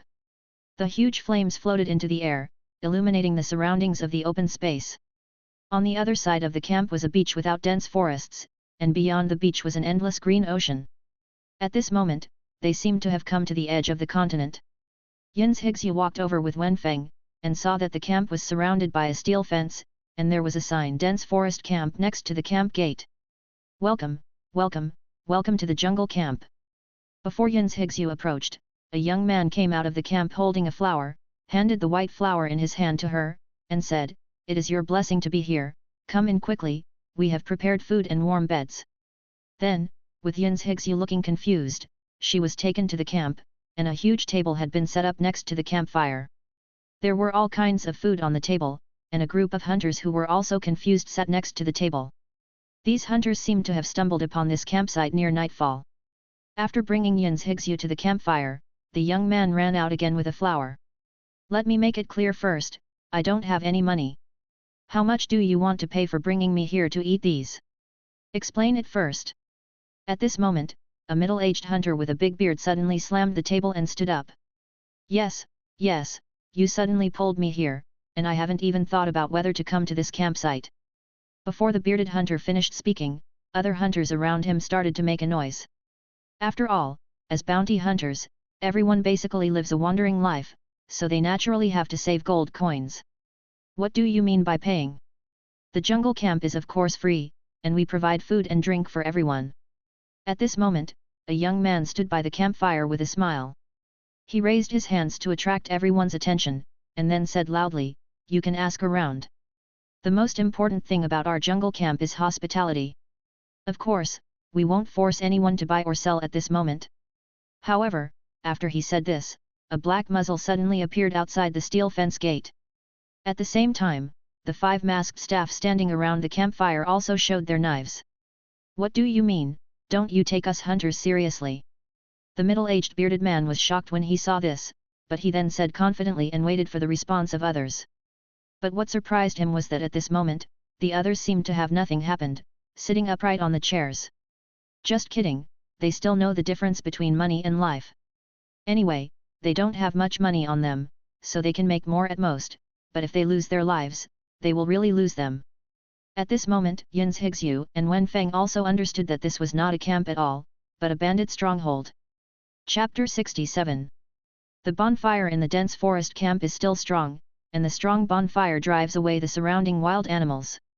A very sumptuous dinner was arranged around the bonfire. The dinner was suitable for both meat and vegetables. There was a lot of food that made Wen Feng appetize when he saw it. But the strange thing is that among the dozen or so people sitting next to the campfire, no one dared to touch the food on the table. "Eat, why don't you eat?" The young man sitting in the main seat said to everyone with a smile. He put his hands on the table as if he was having a meeting. The hunters looked at each other, "You looked at me, I looked at you, but you didn't say anything." At this moment, another hunter was brought in. "Hey, it's so lively. I didn't expect there to be so many people in this dense forest camp who were fooled. This newly brought in hunter looked to be in his 20s and high-spirited. He was wearing sophisticated human equipment and had a rare submachine gun on his waist. Unlike other hunters, this hunter did not sit down directly after he came in. Instead, he slammed the gun on his waist onto the table. The violent vibration caused the entire dinner plate on the table to tremble and jingle. Rattling sound. Under this set of operations, the hunters present were stunned. The young man frowned and suddenly sat back on the rickety wooden chair behind him, then crossed his legs. I have long heard that there is a bandit's nest in the dense forest, using the name of a camp to plunder the money of passing hunters. Today it seems to be true. The young hunter raised his head and shouted loudly, "Be honored, I saved you from danger." The hunters sitting around the table frowned, but no one responded. In their opinion, this is a fool who is even stupider than the hunter just now. If you walk into a robber's den alone and above board, you are either mentally ill or strong. Boom! Before he finished speaking, a fierce firelight lit up. After the gunshot, the surrounding hunters hurriedly lay down. After hearing no movement for a while, they dared to look up. The young hunter was still standing there, with the dazzling bonfire shining on his face, revealing his unruly expression. And in front of his cheek, there was a bullet stationary. Psychic power. No wonder you are so arrogant. It seems you have something to rely on. So it seems like you won't have to get ripped off tonight. I don't think so. It's hard for two fists to defeat four hands. After all, he can't defeat these bandits alone. The hunters nearby began to whisper, but no hunter dared to stand up and unite with the young man. Pa bang bang! The young man sitting in the main seat suddenly started to clap his hands and said with a smile, "The strength is good, but why do you want to come to the dense forest camp to find trouble? We are all good people who abide by the law." Listening to these words, a hunter sneered. In this era, there is no law. In the final analysis, in a place like the wild, it depends on whose fist is bigger. Stop talking nonsense, Evolutionary Alliance Law Enforcement Officer No. 127, Lu Chaniun, today's mission is to destroy you group of evil-doing bandits. Lu Chaniun smiled faintly and clapped his hands in the same way. Evolutionary Alliance Law Enforcement Officer? Do law enforcement officers also take care of matters in the wild? The young man became interested. He put down his careless attitude and sat up slightly, "Then let me tell you, there are predators behind us. Do you want to think about it? Plunderers should be killed even more." Lu Chaniun shouted, "Do it!" Suddenly, several gunshots were heard outside the camp. Ah! Following the screams, several masked men in black clothes were thrown in from outside, with more or less wounds on their bodies. Lu Chaniun directly picked up his submachine gun and fired at the young man sitting in the main seat. Ta ta ta ta! The machine gun hit the young man in the main seat with full force, but the young man seemed to be in no pain. There were no wounds on his body. He stood up calmly. "Tell me, I just held a banquet to entertain everyone, why would someone come to ruin my enjoyment?" The young man suddenly grinned and stepped hard on the ground. Boom! The ground trembled, and under the influence of this powerful force, a circle was formed with the young man as the center, and this circle was the scope of the dense forest camp. Before anyone outside could react, the entire dense forest camp soared into the sky like a floating island. Is this the truth about the elusive location of the jungle camp? Although Lu Chaniun was surprised by the young man's strength, he did not show it. He only saw him raising his left hand. Boom! The speed at which the camp was commanded to rise suddenly stagnated, as if being pressed by a downward force. Then let's see who is more powerful. Lu Chaniun smiled excitedly. He had not encountered such a strong opponent for a long time. However, his smile soon froze on his face. The young man calmly took out a flamethrower from his side, and then slowly equipped the flamethrower on his body. This kind of flamethrower is a mass-produced flamethrower. It has very little power and can basically only be used to burn weak beasts. Coupled with the huge energy consumption of flamethrowers, this flamethrower has long been discontinued. But the next second, the young man slowly raised the flamethrower and pulled the trigger towards Lu Chaniun. Lu Chaniun didn't slack off at all. His mental power burst out with all his strength and rushed towards the young man. Boom! The telekinesis first hit the young man, but the young man did not react. His flamethrower suddenly burst into a fierce flame, which was like the breath of a giant dragon, with strong high temperature and impact, and hit Lu Chaniun directly. Ah! With a scream, Lu Chaniun's countless trump cards were not used in time, and he was directly hit to the horizon by the fire dragon, and then fell heavily to the ground. His life or death was uncertain. The jungle camp was still flying in the air and landed on an open space in the distance. The young man put away the flamethrower and said to the stunned hunters, "The annoying guy has left, and our bonfire party is next." None of the hunters present dared to move. You know, Lu Chaniun alone, few people are confident that they can defeat him, and such a strong man was killed by the young man in front of him. "Why, do you still want me to treat you?" the young man said with a smile. This dinner was very depressing, and the hunters almost grabbed the food and forced it into their throats. I don't know if Yin's Higsu was carefree or because she hadn't eaten such delicious food for a long time, so she ate happily and her belly was swollen. Wen Feng also ate something symbolically, and then he found out sadly that these things had no taste at all, because as a pea shooter, he had no sense of taste. Only when eating evolution crystals can you feel the wonderful taste. Thinking about it, Wen Feng couldn't help drooling at the corners of his mouth. Evolution crystals are still delicious. "Everyone, how is the dinner today?" At this time, the young man suddenly asked loudly. He stood up from his seat and walked slowly to the center. Chapter 68. Since everyone has eaten and drank enough, let's go back and rest. The young man said and suddenly smiled. "Consumption in our camp is very cheap, just hand over all the money you carry." Hearing this, all the hunters present sighed. As expected, robbers are still robbers, just civilized robbers who at least give people something to eat and a place to live. The young man glanced around at the hunters present and suddenly walked towards Yin's Higsu's direction. Wen Feng was stunned and immediately became alert. Could it be that this young man valued Yin's Higsu? He thought silently in his heart that if the young man dared to attack Yin's Higsu, then he would release Levita directly here. This mutated plant seems a bit interesting. Who would have expected that the young man would come after Wen Feng? Yin's Higsu suddenly became alert, her hands trembling slightly, thinking in her heart, if the young man dared to attack Xiadu, she would try her best to escape. The young man walked up to Yin's Higsu, touched Wen Feng's leaves with his hand, and then smiled and said, "You are the only lady here. You can live in a tent alone. Don't worry, we will send guards to the camp." After finishing speaking, the young man left without looking back.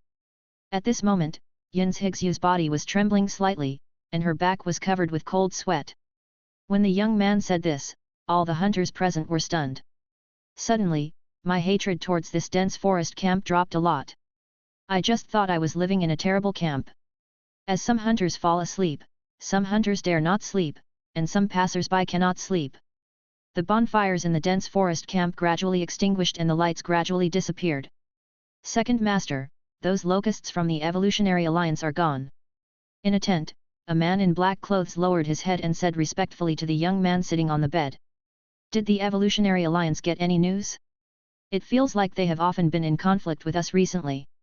The young man asked casually. "I'm afraid not. They are just doing nothing.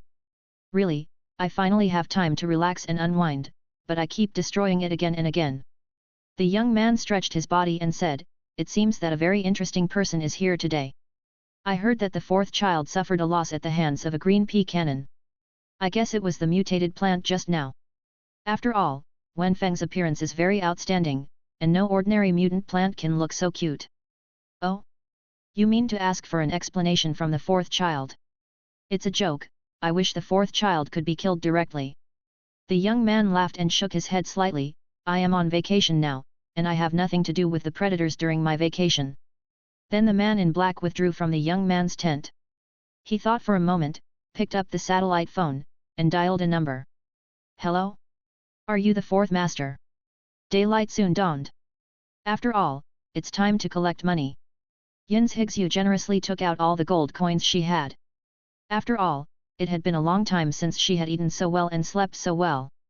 The tent in the jungle camp actually had a comfortable big bed and a very warm decoration, which reminded her of the feeling of being at home. Moreover, she only had a few thousand gold coins in total, which was a drop in the bucket compared to her savings in the hunter center. So many gold coins! The other hunters who paid the money were stunned and looked at Yin's Higsu up and down. Two hunters' eyes lit up slightly when they saw the low-level hunter badge worn on Yin's Higsu's chest. As all the hunters stepped out of the dense forest camp, they heard a loud noise, and the dense forest camp rose into the sky and disappeared into the horizon. I don't know which evening, another group of lost hunters will be attracted to the dense forest camp. Yin's Higsu had already left with Wenfeng in her arms, and they walked straight out along the road. At this moment, Yin's Higsu had no gold coins on her body. She thought of quickly finding a nearby human gathering point and going to the hunter center to get some gold coins. Click! A soft sound came from behind, and Wenfeng narrowed his eyes slightly. He glanced at the empty woods behind him, rolled his eyes, and then his body suddenly grew larger and summoned a tofu zombie. Ever since Yin's Higsu became an ascendant, Wenfeng hadn't summoned tofu zombies very often. After all, tofu zombies moved too slowly, and they didn't have a car, so they didn't need tofu zombies as drivers. At this time, the tofu zombies can be used as cannon fodder to explore the situation behind them. Seeing the tofu zombie approaching slowly, the hunter in the woods finally couldn't bear it anymore. A sharp metal dart shot out and hit the tofu zombie's body. The body of the tofu zombie was extremely fragile, and the metal dart penetrated directly and hit the tree behind the tofu zombie. The moment after the metal dart was launched, a fist-sized green pea was already heading towards the bushes. Ah! The pea hit the hunter hiding in the bushes hard on the head. The hunter let out a scream and fell out of the bushes. There is no need to elaborate too much on the next scene. In short, Wenfeng harvested another intermediate evolutionary crystal. A hunter on the canopy not far away saw this scene and turned around and left. Boom! At this moment, a set of thunderbolts from the clear sky struck the tree canopy. Powerful electric current poured into the hunter's body, and instantly the hunter's body trembled. The sound of thunder and lightning attracted the attention of Yin's Higsu and Wenfeng, and they looked over after hearing the sound. I saw a huge weather cloud floating in the sky, flying towards them. Why is it here again? Yin's Higsu was a little furious, holding Wenfeng and running to the other side. At this moment, they had no way to deal with the weather cloud, and the only way was to escape. Who? I don't know how long they ran, and finally there was no trace of the weather cloud behind them. Yin's Higsu put Wenfeng on the ground, with her hands on her knees, panting wildly. It's so annoying, no wonder the legend of the weather cloud is so popular. After panting, Yin's Higsu was able to look at where they were at the moment. Not far away, there were actually 2 or 3 thatched huts. Hello, is there anyone? Yin's Higsu asked loudly while standing outside the thatched hut. A bounty hunter is here. An old woman poked her head out of the window of the thatched hut and said excitedly after seeing Yin's Higsu. Is there a large human gathering point nearby? Yin's Higsu asked. Excuse me, great hunter, can I entrust you with a favor? The old woman seemed not to hear him, but asked back. Hey! Yin's Higsu was stunned. Sorry, I have something urgent to do now. Please listen to me first. The old woman said, I hope you can help me kill the weather cloud. I can't do it. I was chased here by the weather cloud just now. After hearing the old woman's entrustment, Yin's Higsu directly refused. After all, they didn't have the strength to kill the weather cloud now. I have a way to kill the weather cloud. As long as I kill the weather cloud, I can avenge my son. The old woman said slowly. Chapter 69. The weather cloud is a mysterious creature that was born here very early. The weather cloud was very small at first, but for some reason it grew in size day by day, until it looks like this now. The old lady said slowly, weather cloud likes to attack humans indiscriminately, so it has become a bounty leader early on. However, because of its difficulty in killing and its ability to often escape, no one has been able to completely kill it so far. The old woman said, walked into the house, and opened the door so that Yin's Higsu and Wenfeng could see clearly. I saw that this cabin was filled with all kinds of props, including not only common shotguns, but also some rare electromagnetic weapons and light wave weapons. In addition to weapons, the most numerous items are various strange props, including various fragments, grenades, and various handmade gases. This cabin looks like a military treasure house. These are the various weapons my son has prepared to deal with weather clouds. The old woman said that when she saw the weapons in the room, she felt like tears filled her eyes. What about your son? Yin's Higsu asked, vaguely understanding in her heart that the old woman's son might have died in the hands of the weather cloud. He was killed by a weather cloud. Speaking of this, the old woman's tone became serious. He clenched his fists fiercely and said, my son has been fighting against the weather cloud for several years and made so many preparations, but he was still killed. I will stay here and must think about it. Do your best to avenge my son." Then she seemed to be a little excited. The old lady took a few breaths, sat down and said slowly, "It was a day with clear skies. My son has found a way to retain the weather clouds. He is fully prepared and ready to do it in one fell swoop. Kill the weather cloud to tell the world." But the weather was unpredictable. It rained suddenly that day, and the strength of the weather clouds was greatly enhanced. I don't know what happened that day. I only know that the whole forest thundered and lightning lasted for several days before it stopped. Later, my son's body was gone, and his proud chariot was blown to the diamond pillar over there by the hurricane. The old lady said, pointing in a direction with her hand. From here, you can still vaguely see the sky blue chariot floating in the air. I believe you have seen it there too. I will tell you now that the weather cloud is afraid of fire. As long as its body is ignited with flames, the weather cloud will not leave, and it can cause substantial damage to the weather cloud. The old woman said, calmed down for a while, then walked into the house and took out a strange launching device. This is an incendiary bomb launcher made by my son. As long as you put the incendiary bomb inside, it can be launched hundreds of meters away, high in the sky, and this distance is exactly the distance between the weather clouds and the ground. But after you said so much, Grandma, we did not accept this commission. Yin's Hixue shook her head after listening quietly. She didn't want to put herself in danger. The bounty from the weather cloud would not be of much use to them, and the weather cloud was very powerful. If someone was accidentally hurt, it would be more of a loss than the gain. Do you think you can still escape the pursuit of the weather cloud? Unexpectedly, after hearing this, the old lady actually sneered, you have been marked by the weather cloud for a long time. As long as a human being is interested in the weather cloud, even if he hides in the ends of the earth, he will be hunted down by the weather cloud. What's more, the weather cloud will not allow you to leave the dense forest. As long as you approach the edge of the dense forest, the weather cloud will run out. The old lady said. She picked up a telescope and put it in front of Yin's Hixue. I just watched you being chased by the weather cloud. Didn't you notice that the weather cloud chased you into the dense forest and then left? Could it be that? Yin's Hixue suddenly had bad thoughts in her heart. No wonder they encountered weather clouds twice in succession. Right. The old lady was originally just being sensible and moved by emotion, but Yin's Hixue was still unwilling to attack, so she could only tell the truth. People who are targeted by weather clouds will never escape from the dense forest unless they are extremely fast. Possible. This was the biggest reason why the weather cloud was wanted.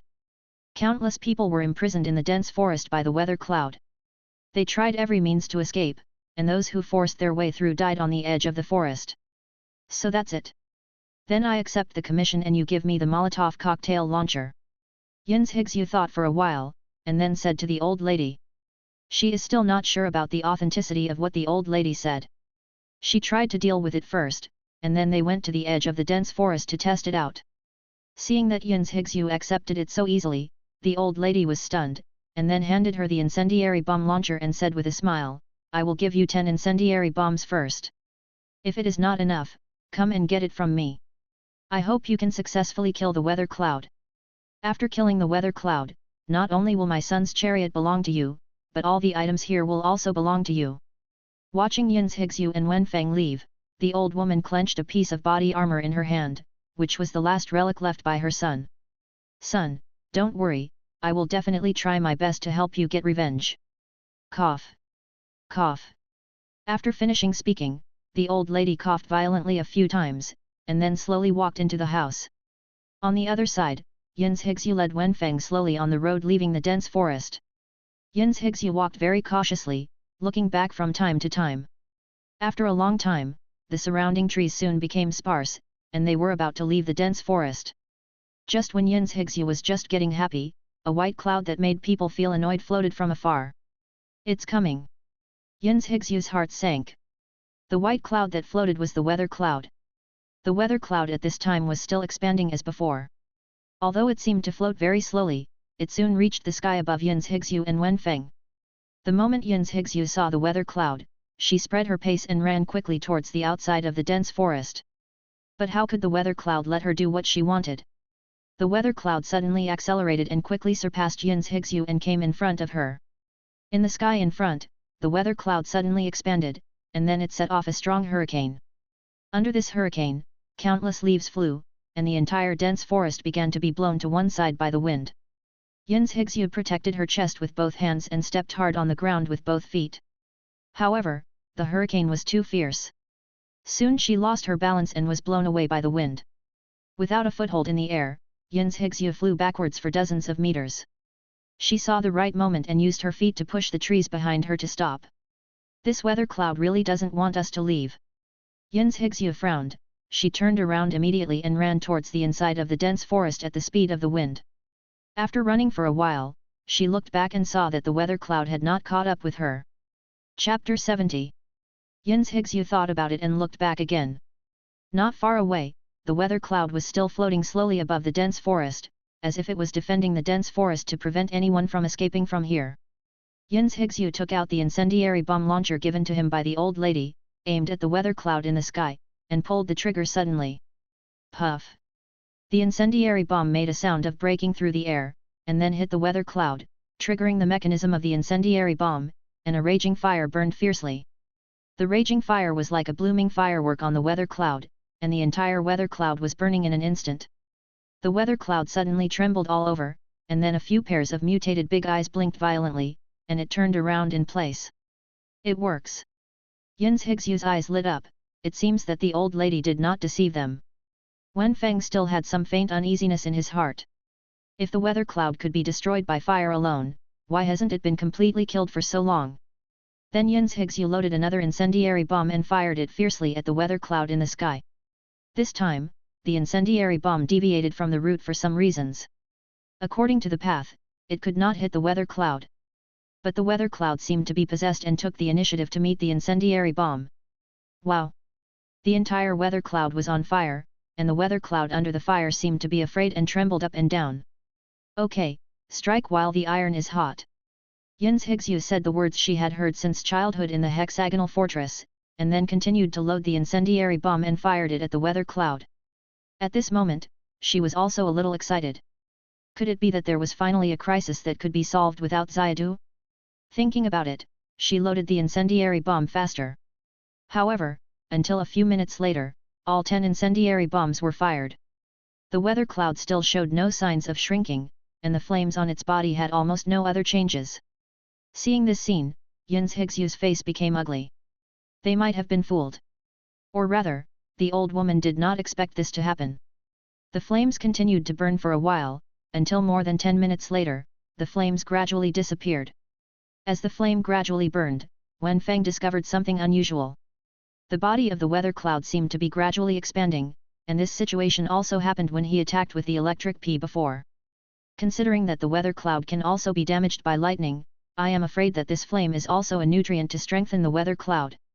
When the weather cloud saw the flame disappear, it seemed to have finally returned to normal. It actually floated away slowly and did not attack Yin's Higsu and Wen Feng. What do you mean? Yin's Higsu was stunned for a moment, then reacted and quickly ran towards the outside of the dense forest. Rumble! A sound of thunder and lightning across the night sky made her stop. A bolt of lightning hit a branch not far in front of Yin's Higsu, and the branch ignited a blazing flame. Yin's Higsu got goosebumps all over her body, and she walked back holding Wen Feng helplessly. It seems that I still can't leave. It seems that I am really being targeted by the weather cloud. Yin's Higsu sighed, pinched Wen Feng's leaf, and said, Am I useless? Why am I still trapped in this place? As he spoke, Yin's Higsu seemed a little dejected. He pinched Wen Feng's leaf with more and more strength. Seeing Yin's Higsu like this, Wen Feng was also a little helpless. He gently rubbed Yin's Higsu's hand. Thinking about the way to break the deadlock in his heart. It seems that the weather cloud must be completely defeated before leaving this dense forest. And in order to defeat the weather cloud, the old woman obviously knows something, but the information given is useless at present. Wen Feng thought about it. He still has 2 intermediate evolution points.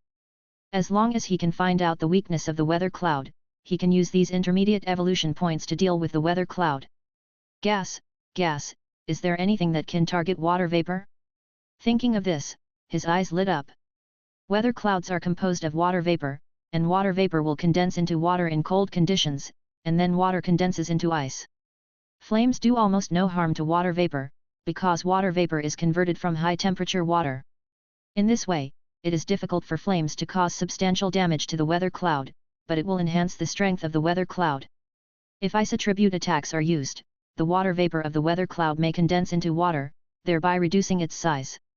As long as the size of the weather cloud is reduced to a sufficient degree, it can be completely frozen, and it will not even pose a threat to them.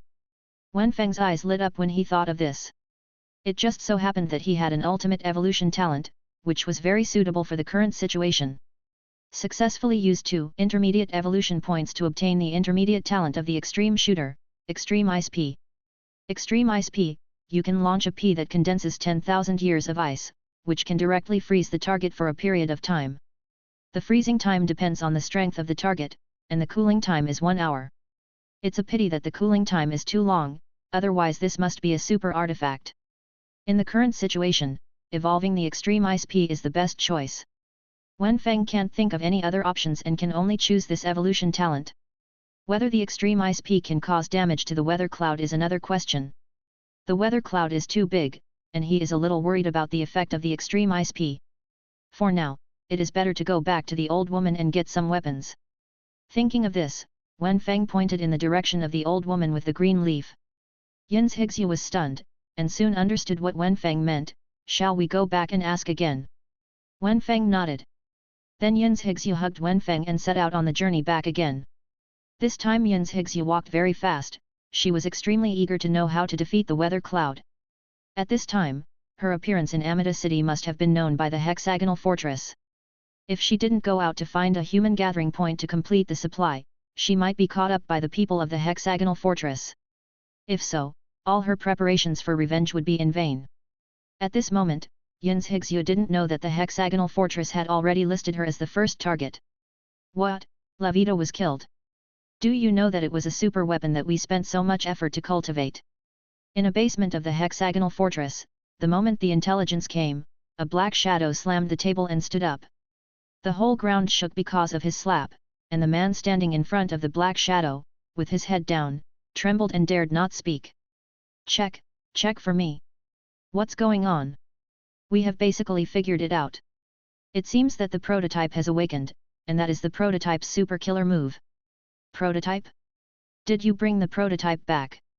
No, but we have locked his location. Very good, let the night squad go out and we must take down the prototype. Chapter 71. You guys came back so soon.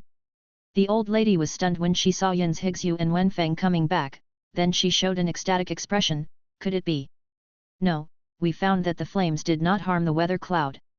Yin's Hixu shook her head and said this slowly, observing the old lady's expression while speaking. The old lady was slightly stunned, and then said in confusion, I don't know, I just know that my son always brings this incendiary bomb every time he sets out to attack the weather cloud. This is the first time someone has come back to say that the flames have no effect on the weather cloud. The hunters hired before either died at the hands of the weather cloud or did not take the old lady's words seriously. And the old lady is old and in poor health, and has never attacked the weather cloud. So she didn't know that the weather cloud was not afraid of fire, so she had to say, why don't you come in and look for my son's armory, maybe there will be something useful. The old lady saw Yin's Hixu and Wenfeng returned intact, and she had a glimmer of hope for them, so she decided to let them enter her son's armory to choose weapons. You know, this place is her son's treasure land, and she won't let anyone except her enter. Yin's Hixu frowned, don't you know the real weakness of the weather cloud? The old lady was a little flustered, and suddenly her eyes lit up, and said, my son has a note, maybe it records the weakness of the weather cloud. The old lady walked into the house and searched for a while, and finally found a worn-out notebook. There were obvious traces of turning on this notebook. Obviously, the owner of this notebook had opened this notebook countless times to record things. Yin's Hixu took the notebook and looked at it. The more she looked, the deeper her brows frowned. It is true that various attack methods and methods of the weather cloud are recorded here, but the weaknesses of the weather cloud are not recorded. The character of the weather cloud is fickle, and it will change its attack methods according to the weather. Different climates will not affect the attack ability of the weather cloud. At the same time, the weather cloud rarely really kills people, but mostly drives people back to the dense forest. In the dense forest, even if it encounters a hunter, it will flee after fighting. Especially when the battle situation is unfavorable to the weather cloud, the weather cloud will flee quickly. And the son of this old lady discovered that the flame can prevent the weather cloud from escaping, and the sonic weapon can cause damage to the weather cloud. Sonic weapons are generally large vehicle-mounted weapons. The old lady's son has a powerful sonic weapon in the car. At the same time, the old lady's son guessed that frost weapons can cause certain damage to the weather cloud, but the attack range of ice weapons is too close and the effect is very weak, so the old lady's son has not been able to test it. Seeing this record, Yin's Higsyu's eyes lit up. This seems to be the key to defeating the weather cloud. If she remembered correctly, Xiaodu has the ability to attack with frost, but the effect is not very strong. If you want to get weapons, just go to my son's arsenal. Looking at Yin's Higsyu's serious research, the old lady couldn't help but burst into tears. The old lady has been here for almost 2 years. There are relatively few hunters who come to the dense forest, and even fewer who can meet him. In addition, many hunters are simply not able to defeat the weather cloud, or don't want to accept the old lady's commission. After 2 years, almost no hunter can bring good news. The old lady's health is getting worse day by day. What keeps her alive is this obsession of revenge for her son. Now finally a hunter has taken this matter seriously, and it seems that there is real hope. Kaka. Opening the door of another hut, Yin's Higsu hugged Wenfeng and walked into the hut. In the thatched house, various weapons are neatly placed, but most of these weapons are handmade, and their collection value is greater than their practical value. Some weapons were bought by the old woman's son, which are powerful weapons with real lethality. Yin's Higsu saw a blue frost spray at a glance. This is a piece of equipment consisting of a backpack and a spray gun. The backpack can create ice mist and then spray it out. However, the condensation time of the ice mist is too long, and the attack distance is short. This kind of frost spray is generally only used to spray on fruits and food to cool down, or to freeze some controlled beasts. But it is better than nothing to deal with meteorological clouds. Then Yin's Higsu found some equipment. It must be said that the old lady's son is really an expert and has many equipment to deal with meteorological cloud attacks. In the end, she was wearing a lightning rod suit, a small mist fan on her right hand, and spikes on her feet. Wenfeng saw the completely changed Yin's Higsu and smiled. Yin's Higsu's cute cheeks and petite body, coupled with this equipment that is incompatible with her figure, look a bit weird. It's like a child suddenly picked up an adult's pistol, which made Wenfeng cold. What are you laughing at? These are all safety guarantees. Yin's Higsu put on her equipment with all her strength, then looked down and saw Wenfeng, who was smiling with his eyes narrowed, so she puffed up her lips and said. Wenfeng immediately put away his smile, because safety was not something that could be taken lightly. He was only laughing at Yin's Higsu's funny look. Let's go, fully armed, and meet the weather cloud again. Yin's Higsu picked up the frost spray, then put it on her back, hugged Wenfeng's flower pot with her left hand, and strode out of the dense forest. The old lady watched from behind, clasped her hands in front of her chest, and prayed for Yin's Higsu's triumphant return. At this time, Yin's Higsu was carrying not only her belief in revenge, but also the old lady's belief in revenge, and even more anger at the weather cloud, a mysterious creature that repeatedly interfered with them. Wenfeng looked at Yin's Higsu with a serious face, and felt a little emotional. You know, when Wenfeng first met Yin's Higsu, she was just like a child. Of course, she is still like a child now, but this child is carrying a heavy responsibility that she can't bear at present. Soon after Yin's Higsu walked a distance outside the dense forest, as expected, a huge white cloud appeared in the distance. The huge body of the weather cloud slowly floated over, and its 5 vertical pupils of different colors blinked, staring at Yin's Higsu who was walking out of the dense forest, as if wondering why Yin's Higsu's appearance had become like this. Suddenly it remembered some bad experiences, and the color of the weather cloud gradually turned black, as if it was angry. Rumble. Lightning and thunder began to flash inside the weather cloud's gradually darkening body, and at the same time its speed suddenly increased, rushing straight to the sky above Yin's Higsu and Wenfeng. Chapter 72. A huge 5-eyed black cloud floated over the dense forest. It seemed that the whole sky became dim because of the meteorological changes it brought. Yin's Higsu was as if facing a great enemy. She put the frost spray on her chest and looked at the meteorological cloud in the distance nervously. The meteorological cloud did not wait for long. A clear sky thunderbolt was directly produced, and the dazzling lightning flashed between the dense forests. The meteorological cloud seemed to be really angry at this moment. The previous clear sky thunderbolts were a little crooked, but this time it came straight towards Yin's Higsu. Seeing this, Yin's Higsu hurriedly kicked her right foot, trying to get out of the attack range of the clear sky thunderbolt, and threw Wenfeng to the other side at the same time. Crack! Wenfeng's heart tightened. He saw that the clear sky thunderbolt was extremely fast and hit Yin's Higsu in almost an instant. Fortunately, he had been thrown out and was not hurt by the lightning. Only a trace of power brought by the thunderbolt made him a little numb. Fortunately, Yin's Higsu, who was equipped with a lightning rod suit, stepped on the ground, and the lightning was instantly conducted into the ground and soon disappeared. However, even with a lightning rod, Yin's Higsu was struck by the lightning and her soul left her body, and she trembled instantly. Hiss! Fortunately, the electric shock effect only lasted for a moment, and Yin's Higsu took a breath of cold air after recovering. The weather cloud was still rolling all over, and it seemed to be brewing the next attack. Seeing this, Wenfeng knew in his heart that he could not let the weather cloud attack any further, and he had to take the lead. So he puffed up his cheeks, and a force of ice flowed up from the stem, and in an instant he seemed to be holding a mouthful of ice chips. Puff! A pea-like ice sword was instantly launched. The weather cloud saw the ice sword and seemed a little scared. He wanted to dodge, but because of the expansion of his body, he could hardly dodge. Snap! Wenfeng looked at the effect of the frozen sword with great anticipation. You know, the cooling time of the frozen sword is too long, and they can only use it once in the battle with the weather cloud. The frozen sword hit the body of the weather cloud, and a blue light curtain instantly melted, directly covering the entire weather cloud. Soon, from the point where the weather cloud was hit by the ice sword, a strong cold air began to emanate. The strong cold air was like 10,000 years of ice, and the speed of diffusion was extremely fast. The body of the weather cloud, which was rich in water mist, gradually cooled down under the ice, and the body of the weather cloud began to shrink gradually. Not long after, the body of the weather cloud returned to the size of the first time they met. After the size was reduced, the weather cloud began to condense into water, and the water turned into raindrops and fell to the ground.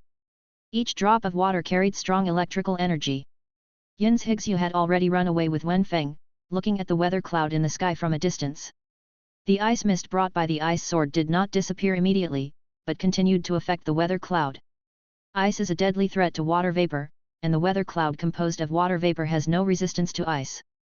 Yin's Higsu, who was watching on the ground, couldn't help but be happy when she saw this scene. It seems that if she wants to defeat the weather cloud, she still has to rely on Xiadu. Xiadu is really powerful. Wenfeng also breathed a sigh of relief. The frozen sword is indeed worthy of the value of his 2 intermediate evolution points. But the weather cloud is not a vegetarian after all. It did not sit and wait for death. The 5 vertical pupils of the weather cloud emitted different lights. Not long after, the 5 vertical pupils were directly divided into 5 equal parts, and the entire weather cloud became 5 small clouds with smaller bodies. Under such division, the ice fog effect of the ice sword finally disappeared. Yin's Higsu, who had not been happy for long below, was slightly stunned, and her heart sank instantly. Wenfeng also frowned. This weather cloud actually has such a method. It seems that it is still difficult to kill the weather cloud. Although the weather cloud has been divided into 5 parts, the size of each weather cloud is only 1/10 of the previous one. The impact of frost was far more than that.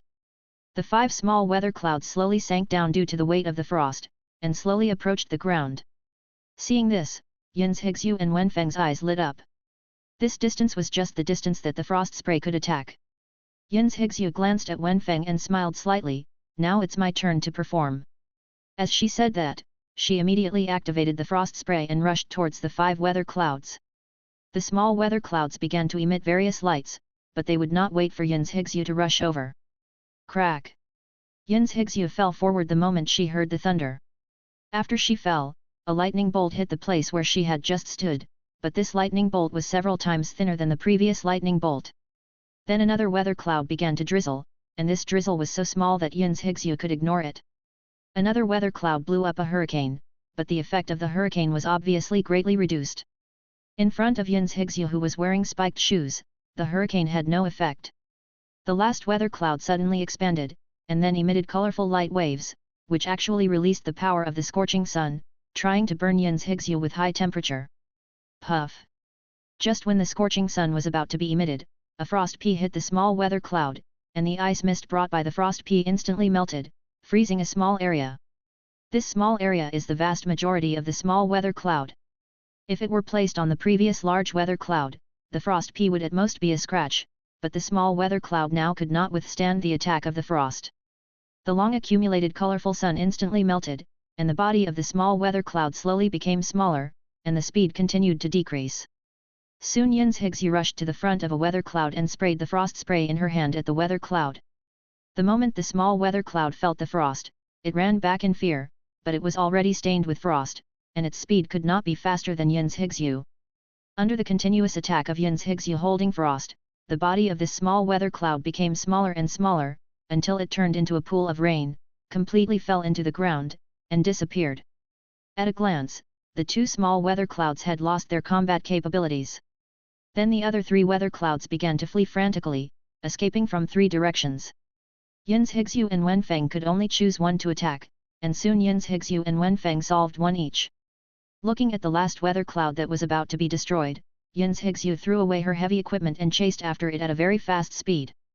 Finally, with the frost spray that Yin's Higsu continued to spray, the last weather cloud completely disappeared between heaven and earth. Weather cloud, completely defeated. After the last weather cloud disappeared, a strange device suddenly fell out. This device looked like a hair dryer, constantly releasing water vapor. Chapter 73. What's this?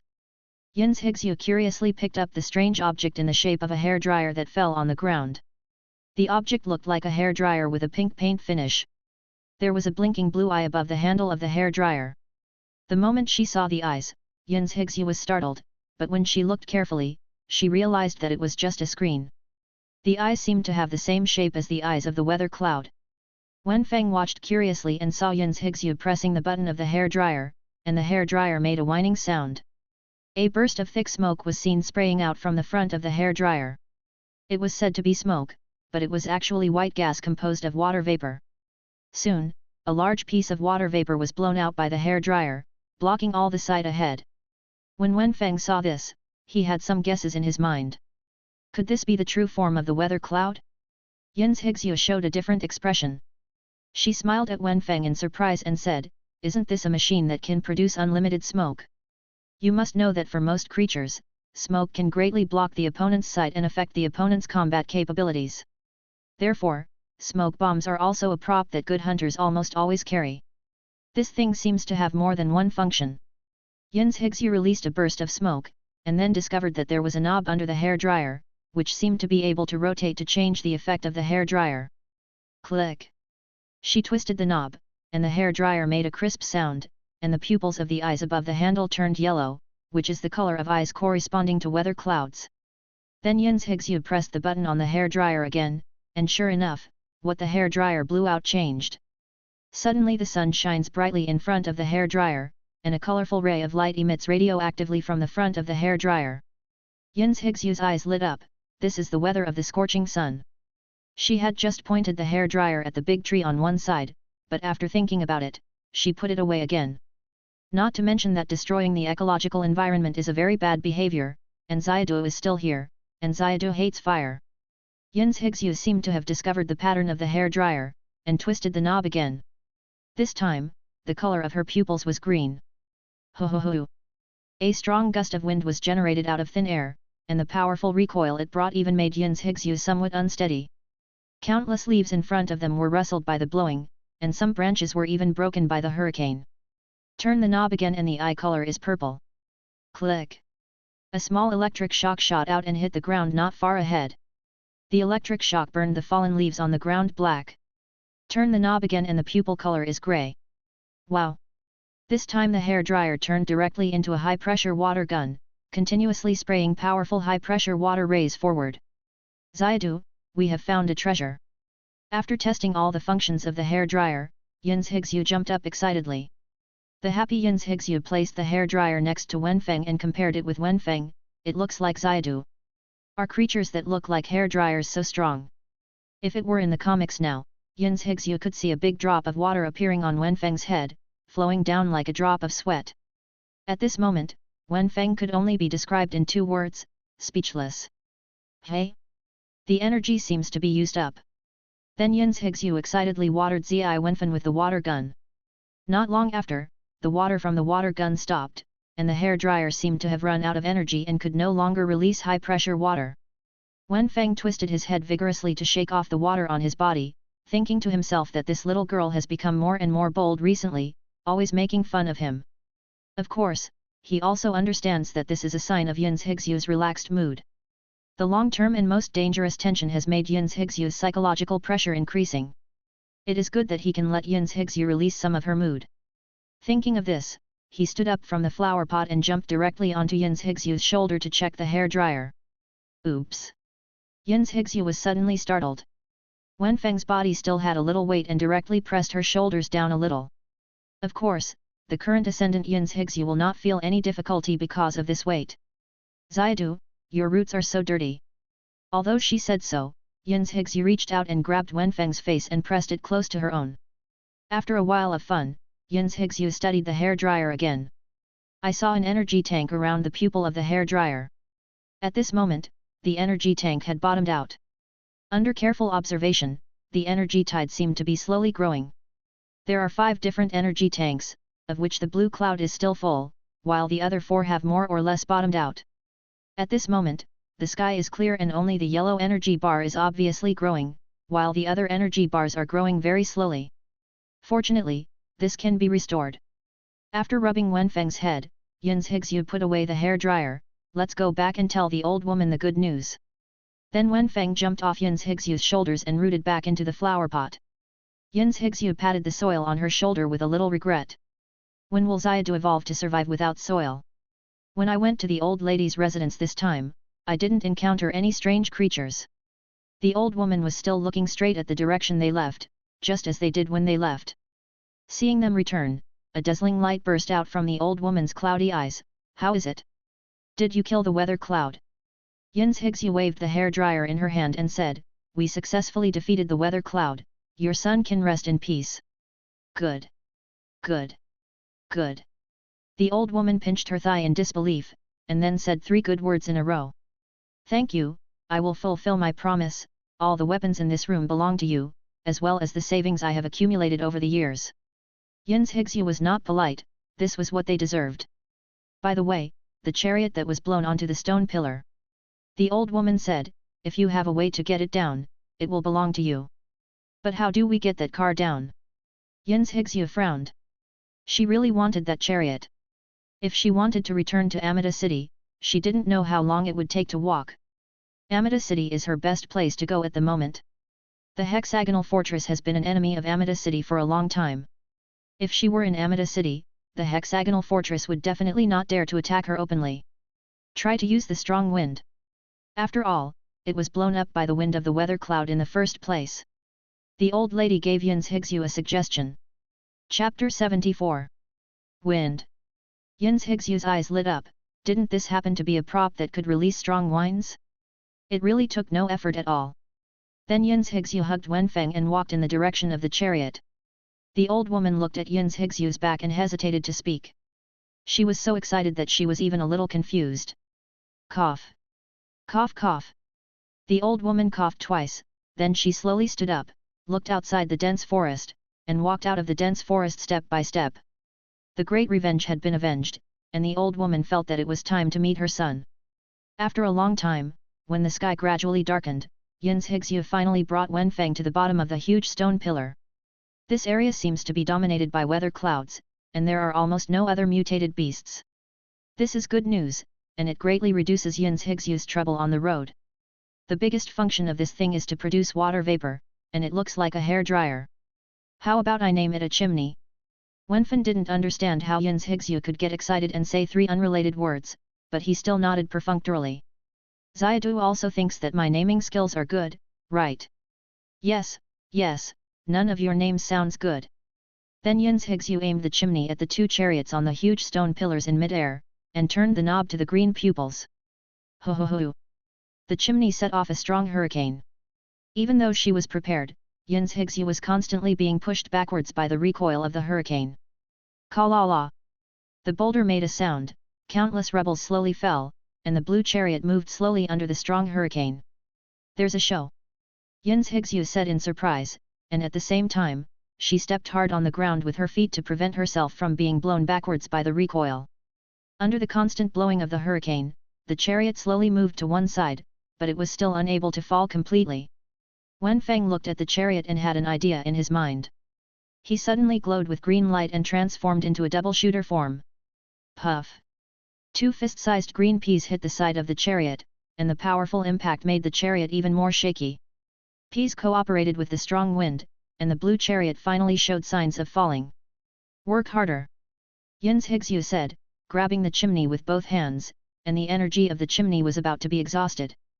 Wenfeng puffed up his cheeks again, and as 2 fist-sized green peas hit the side of the chariot made a soft sound. Click! With the sound of boulders falling, the chariot fell hard from the stone pillar, setting off a large smoke. Yin's Higsu used the last bit of energy from the chimney to create strong winds to blow away the smoke, and then walked towards the chariot expectantly. Fortunately, the chariot was facing forward when it landed on the ground. If it rolled over, she might not be able to turn it over with her strength. After turning the chimney to grey, the tank's outer shell was cleaned with a high-pressure water gun. The blue outer shell looked even more radiant under the afterglow of the setting sun. This chariot is so beautiful. Yin's Higsu said. Wenfeng smiled disdainfully. After all, she was a little girl and only liked such bright colors. A mature pea shooter like him mainly looked at the caliber of the tank. But when he saw the muzzle of the tank clearly, his eyes widened instantly. Wenfeng suddenly showed an even more excited expression than Yin's Higsu. This huge caliber and deep barrel were simply a man's dream car. I saw that the tank in front of me was modified from a jeep. There was a huge muzzle on the top of the jeep, and the rear of the jeep was modified with a strange horn for the air, which seemed to be a sonic weapon specially designed to deal with weather clouds. The 4 wheels of the jeep have long been changed into off-road wheels, and all the modifications are to better adapt to this wilderness environment. Yin's Higsu couldn't wait to open the car door, got into the driver's seat, looked at the driver's seat in front of her with shining eyes, and touched different devices up and down with her hands. Xiadu, I want to learn to drive a chariot. Yin's Higsu turned back to Wenfeng in the back seat and said that although tofu zombies were very convenient, she had a strong interest in driving a tank. Wenfeng waved the leaves to show that he was helpless. By the way, how about asking Varia to teach me how to drive? Yin's Higsu's eyes suddenly lit up and she said to Wenfeng. Just kidding. Didn't they say they were going to participate in some hunting competition? They must be very busy. Hey! In the end, it was the tofu zombie who got into the driving seat. The jeep's fuel is not very full and needs to be replenished in time, but it will definitely be enough to reach Armida City. And the interior of this jeep is indeed very tough. It experienced such a collision without any damage. Today was really fruitful. Yin's Higsu gently played with Wenfeng's leaves and said while looking at the sunset on the horizon. Become an ascendant, get the chimney, kill the weather cloud, get this jeep. What happened in just a few days made Yin's Higsu feel that her life had truly changed. She also understood that these were the changes brought about by Xiadu, so she was very happy at the moment. Let's go to the old lady's place to sleep one night before leaving. It's a bit dangerous in the wilderness at night. Yin's Higsu said. Wenfeng nodded and ordered the tofu zombie to drive towards the old woman's residence. When they arrived at the old woman's residence, it was already dark, and there was no light in the 2 thatched houses. What's going on? Yin's Higsu's heart jumped, and she hurriedly got out of the car and walked into the thatched house and lit the animal oil lamp. The animal oil under the animal oil lamp was almost burned out, and the intermittent flames illuminated the small thatched house. Yin's Higsu saw a note left by the old lady on the table, and she walked over to pick it up and check it. Dear Hunter, thank you, my body has already had problems. If it weren't for my obsession to help my son avenge, I'm afraid I would have left long ago. When I learned that the great revenge was avenged, I wanted to see my son. All these things are given to you. This seems to be the note left by the old lady with her last strength, or the old lady can't wait to see her son, and the end of the note is getting more and more sloppy. Alas!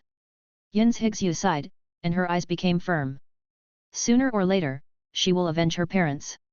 There was a sloppy bed and some wooden furniture in the thatched house. The bed had been well made. Yin's Higsu was a little tired, so she fell asleep and let the tofu zombie guard them at night. In the Hunter Guild in Amida City. The location of this year's hunting competition has been officially decided. It is in the dense forest southwest of Amida City. As the host announced word by word, countless hunters in the Hunter Guild started to make noise. And the ultimate goal of the hunting competition is the most mysterious bounty, Kamikaze Planet. Chapter 75. Yin's Higsu got up early in the morning.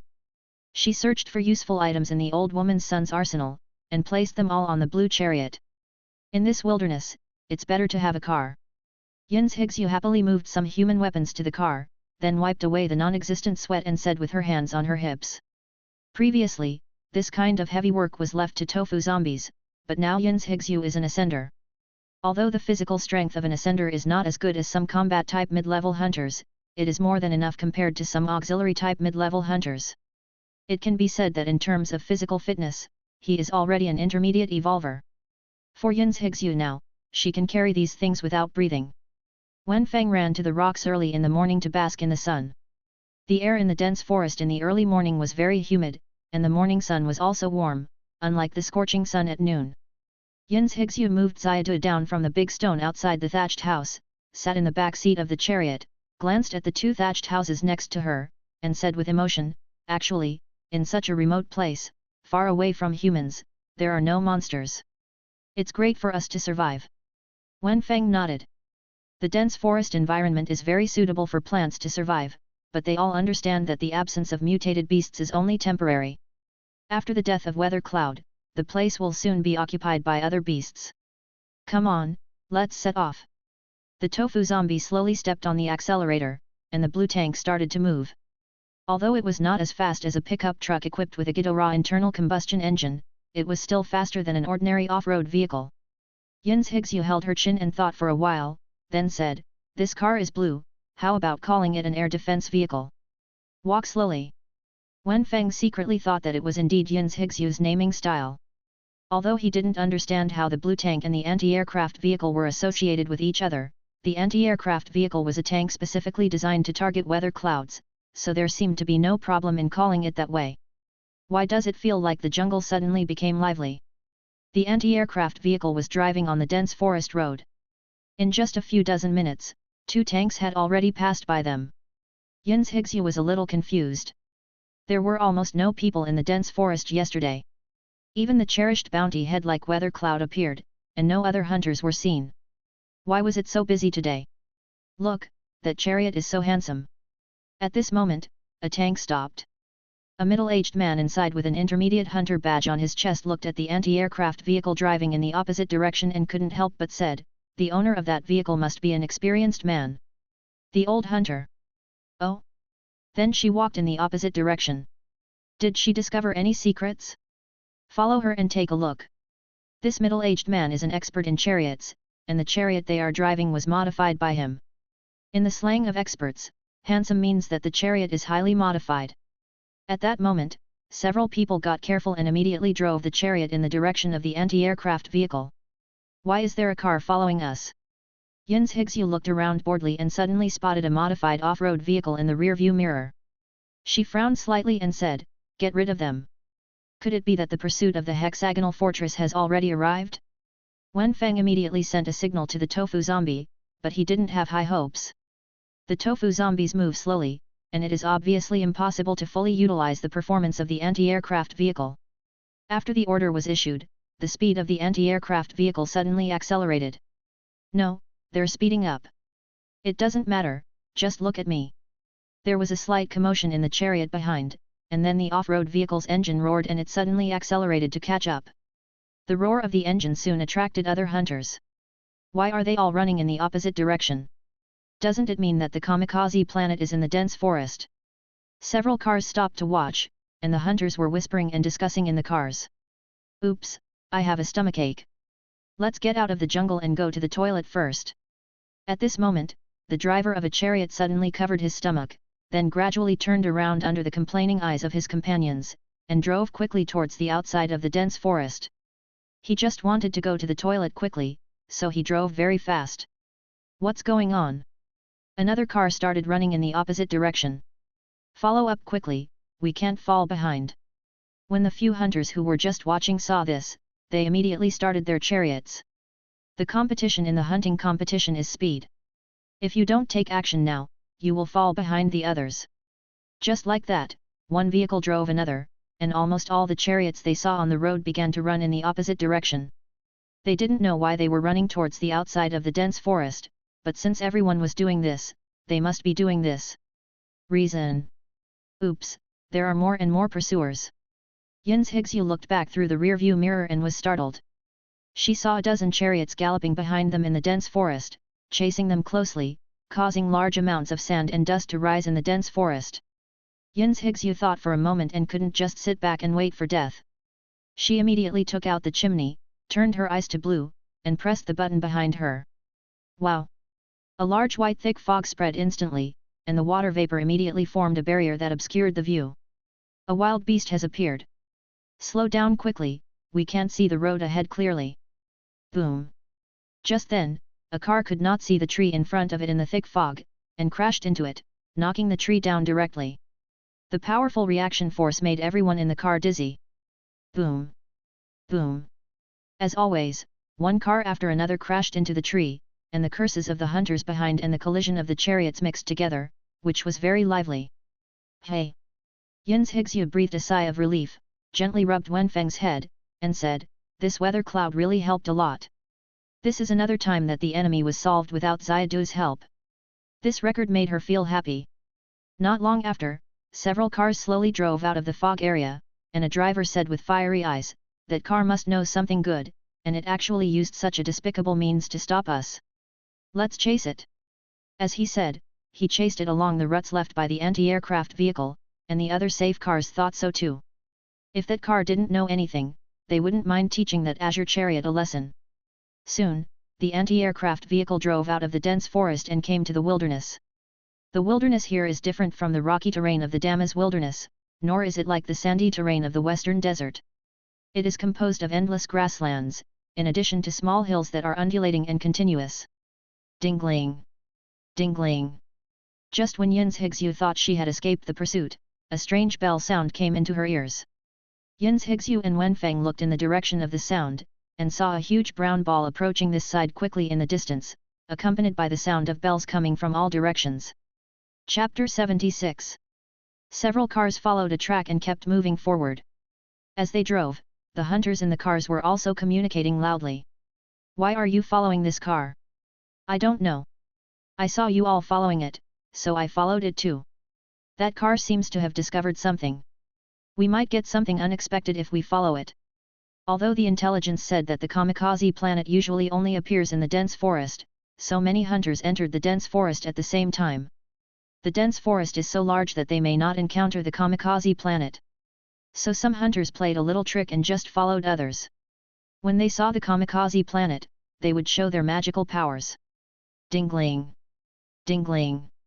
Just then, a rapid bell sound resounded through the wilderness. The middle-aged hunter in the co-pilot seat of a well-modified off-road vehicle was shocked and said loudly, "This is the precursor of the appearance of the kamikaze planet. It really appeared, the legendary bounty head, the kamikaze planet. What good luck, let's speed up, we must kill the kamikaze planet first." Not far ahead, the anti-aircraft vehicle had stopped, and Yin's Higsu looked at the strange spherical creature with a serious face. After the spherical creature approached, it was discovered that its appearance was a huge brown bomb. This bomb had an eye and looked like a planet. The most eye-catching thing was the 6 long legs underneath it. This long leg was like a human leg, with thick leg hair. At this moment, it was swinging at a certain frequency, driving the giant bomb to run fast. Wenfeng puffed up his cheeks and suddenly spit out a pea towards the kamikaze planet. The fist-sized pea attacked rapidly, but the big bomb did not dodge and went straight up. The pea hit its body, only splashing a green splash of water, without causing any damage. "What a high defense!" Yin's Higsu exclaimed, and then hurriedly said, "Go, it seems to be coming for us." The tofu zombie quickly started the air defense vehicle, but it was too late, and the kamikaze planet quickly rushed to the side of the air defense vehicle. This huge bomb creature was extremely fast. It had only been more than 10 seconds since the bell sounded. Yin's Higsu frowned, holding the smoke gun tightly in her hand, looking at the huge bomb creature outside the window. Wenfeng was also ready to transform into a double-shot pea, thinking about whether the electric pea could delay the time of this giant bomb. "Quick, attack it, don't let it run away." Just then, several angry shouts came from afar.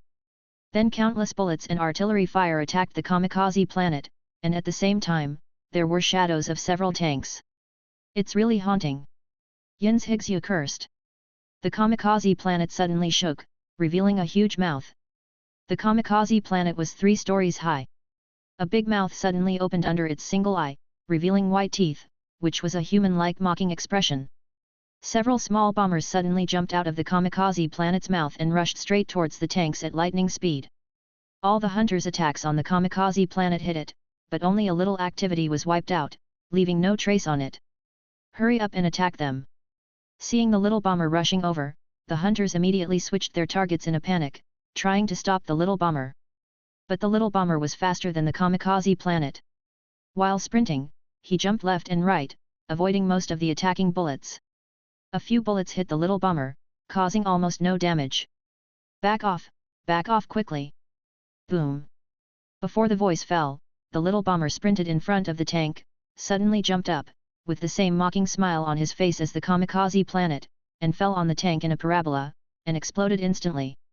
A tank was blown to pieces on the spot, and countless parts mixed with hunters' flesh and blood splashed. Before the other hunters could get scared, the little bombers fell on other tanks one after another. Boom! Boom!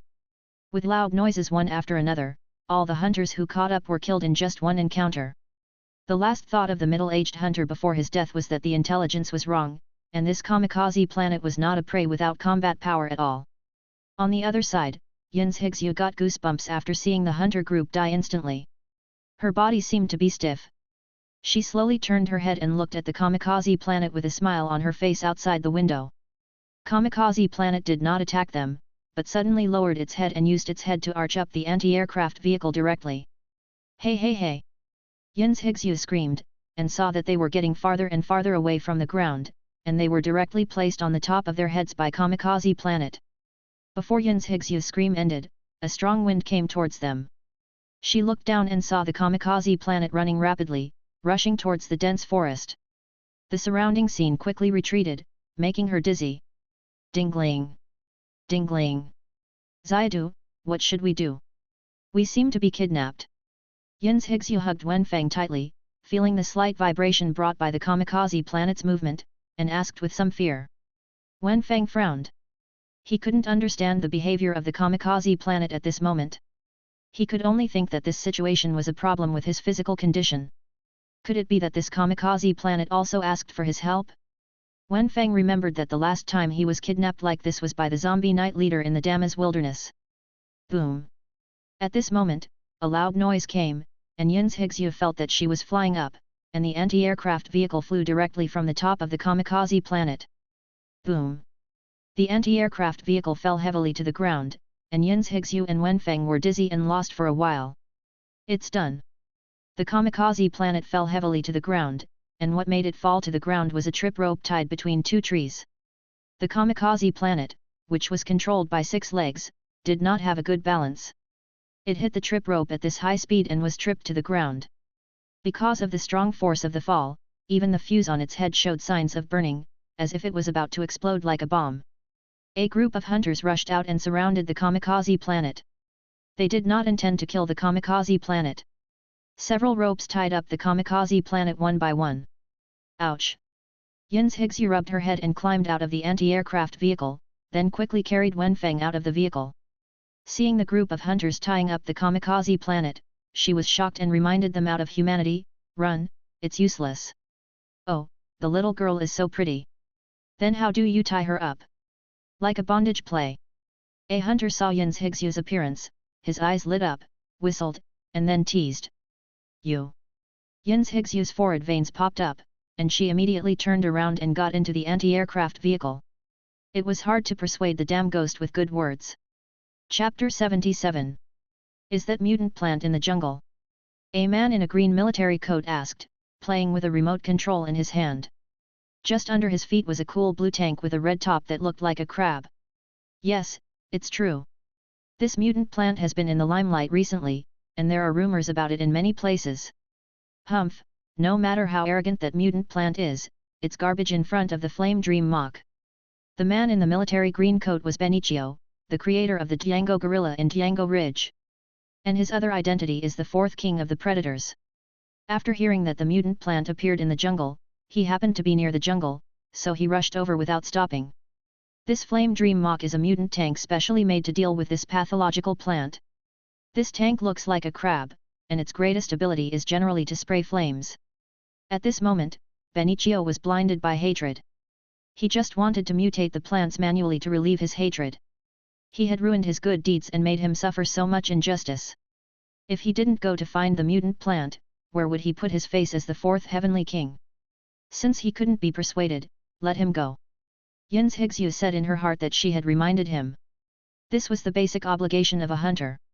Anyway, their fall to the ground was also the credit of this group of hunters, so it didn't matter if she reminded him slightly. Since the other party didn't take it seriously, Yin's Higsu had no choice but to pray that the other party would leave a whole body when he died.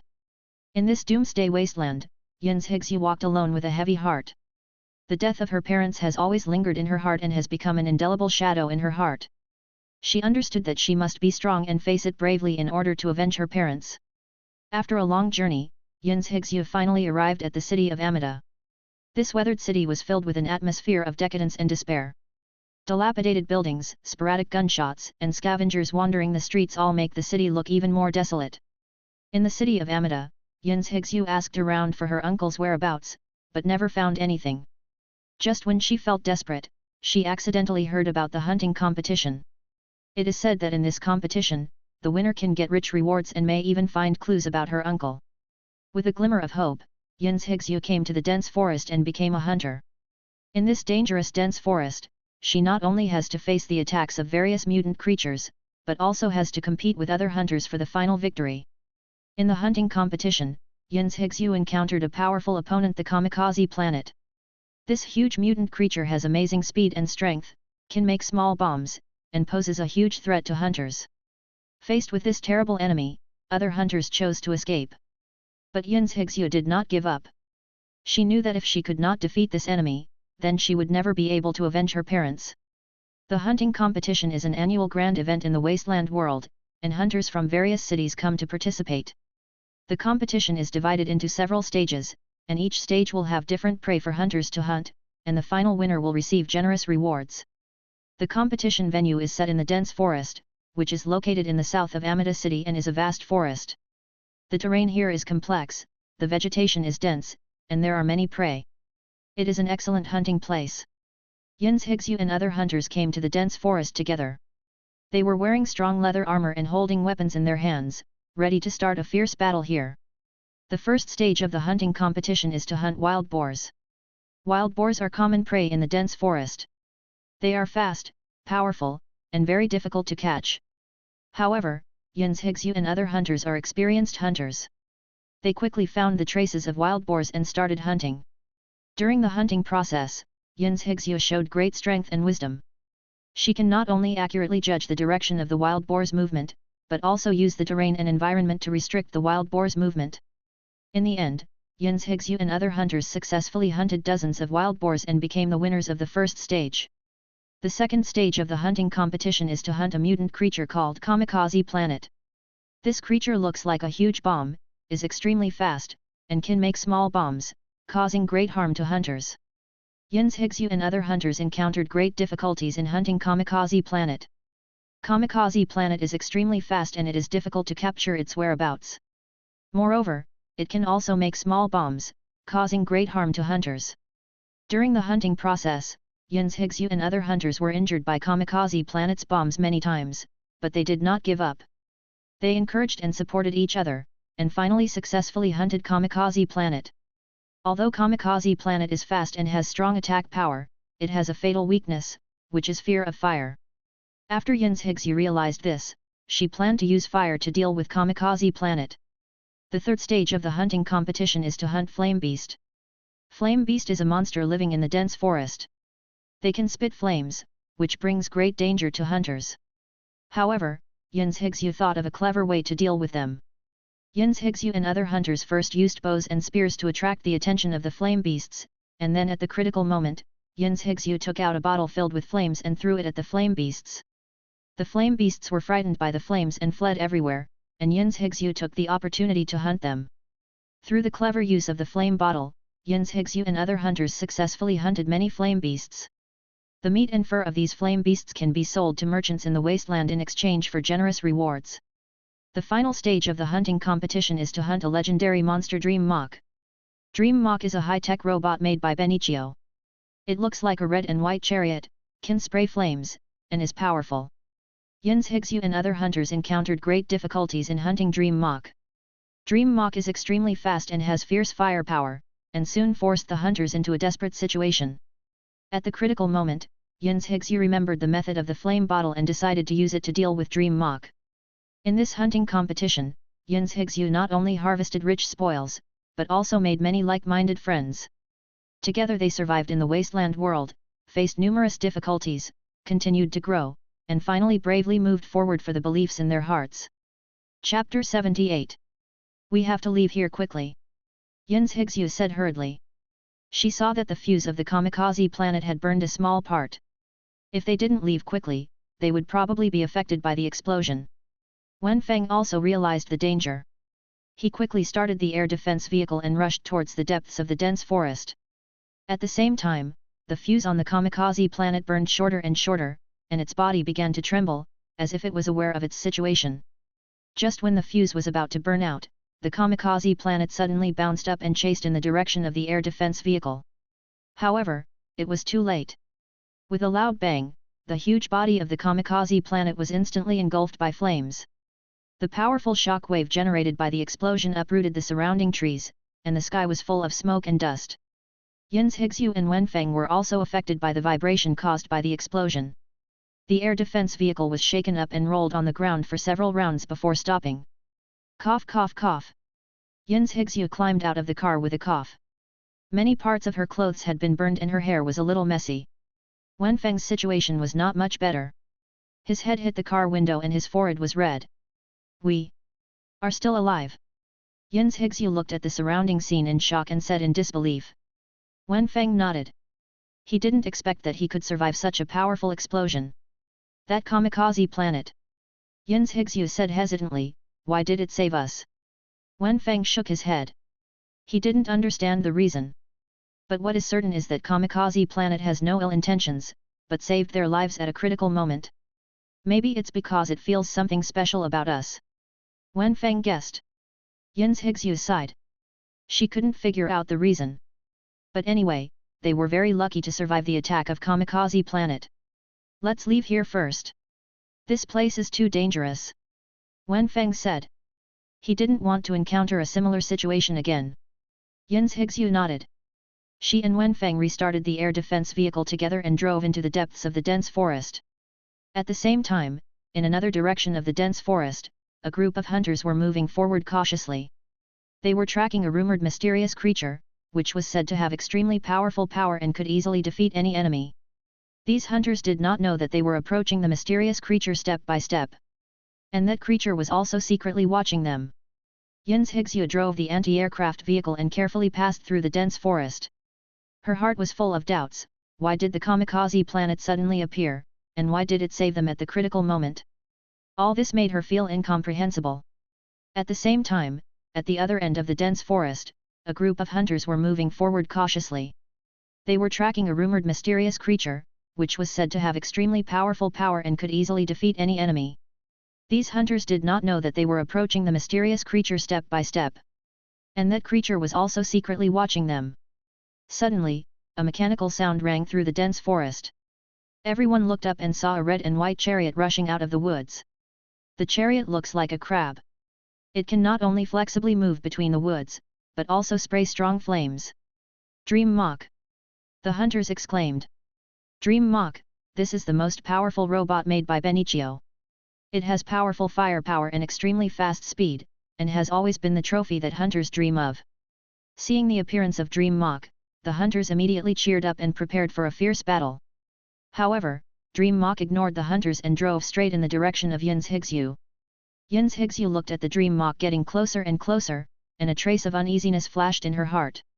She didn't know why this powerful robot suddenly appeared, but she knew that if she couldn't come up with a strategy to deal with it, she would not be able to escape the pursuit of Dream Mock.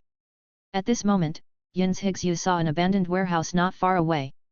She made a prompt decision and drove the anti-aircraft vehicle to the warehouse, hoping to find some resources that could be used. The warehouse was full of broken machines and discarded materials.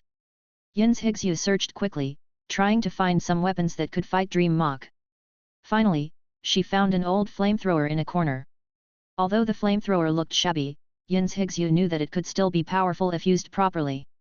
Yin's Higsu picked up the flamethrower, adjusted the size of the flame, and then aimed at the approaching Dream Mach. Dream Mach obviously also sensed the threat. It stopped moving forward, raised its forelimbs, and prepared to attack. At this critical moment, Yin's Higsu decisively pressed the switch of the flamethrower. A strong flame sprayed out of the flamethrower and flew towards Dream Mach. Dream Mach obviously did not expect this scene, it had no time to dodge and was hit by the flame head-on. The strong flame instantly wrapped its body, causing it to fall into chaos. Seeing Dream Mach in trouble, the hunters seized the opportunity to attack. They fired rockets and threw grenades at Dream Mach, trying to completely destroy it. With the joint efforts of the hunters, Dream Mach finally couldn't hold on and fell into a paralyzed state. Its body began to crack, sparks flew and eventually turned into a pile of scrap metal. The hunters cheered and celebrated this hard-won victory. Yin's Higsu, on the other hand, stood aside silently, looking at everything in front of her, her heart filled with emotion. She knew that survival in this apocalyptic wasteland world was not an easy task. In order to achieve her goals, she must remain vigilant and bravely face various challenges. Thinking of this, Yin's Higsu looked at Wenfeng beside her. Everything that happened today was without Wenfeng's help. Yin's Higsu felt that she was about to burst with satisfaction. The hunting competition is a large-scale event held by the Hunter Guild. As long as you win the game, you can get extremely generous rewards. Even if you don't win, you will get some small mosquito legs as rewards just for participating in the hunting competition. Yin's Higsu was a little confused. Chengfeng Planet and Dream Mach were both dead, so why hadn't they seen Varia and Ria who were also participating in the competition? At the same time, in a corner of the dense forest, a mysterious figure was quietly observing all this. His eyes were profound, as if he could see through everything in the world.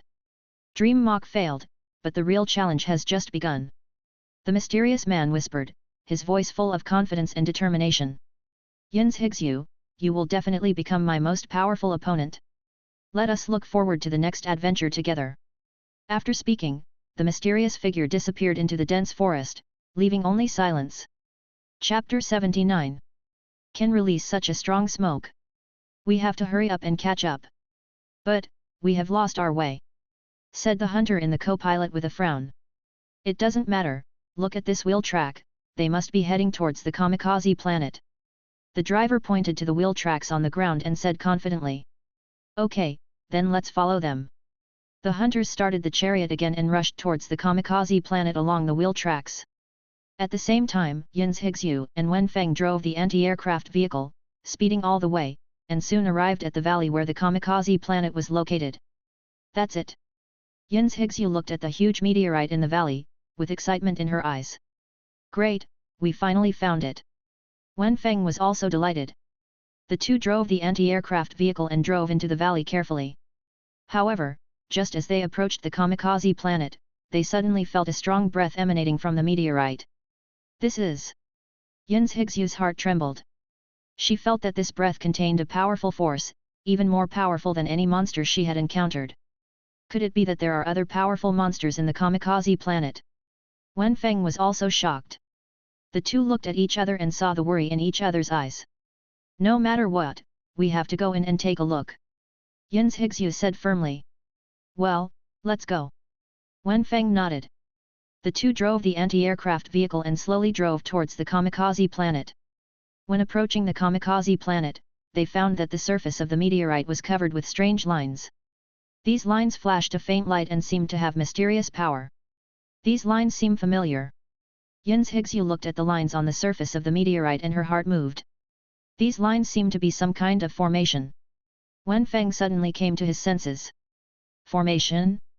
You mean, there is a formation protecting the kamikaze planet? Yin's Higsu asked in surprise. Yes, if I'm not mistaken, these formations should be used to seal the power of the kamikaze planet. Wenfeng nodded. Then how do we get in? Yin's Higsu frowned. We can only try. Wenfeng took a deep breath, formed seals with his hands, and prepared to break the formation. Just as the two were about to break the formation, they suddenly felt a powerful force burst out from the meteorite, directly shaking them out. Cough cough cough. Yin's Higsu struggled to get up from the ground, with a trace of blood flowing from the corner of her mouth. Are you okay? Wen Feng hurried over and asked with concern. It's okay, just a little injured. Yin's Higsu wiped the blood from the corner of her mouth and shook her head. It seems that it will be difficult for us to enter the kamikaze planet.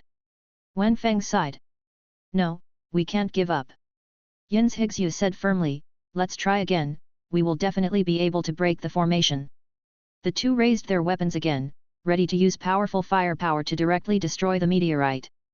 But the mysterious meteorite did not tremble at all, as if it had sunk into the sea, which was frustrating. The two mustered up their courage again and prepared to break the formation.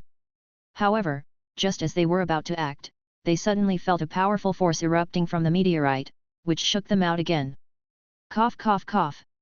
Yin's Higsu struggled to get up from the ground, and a trace of blood flowed from the corner of her mouth again. We failed.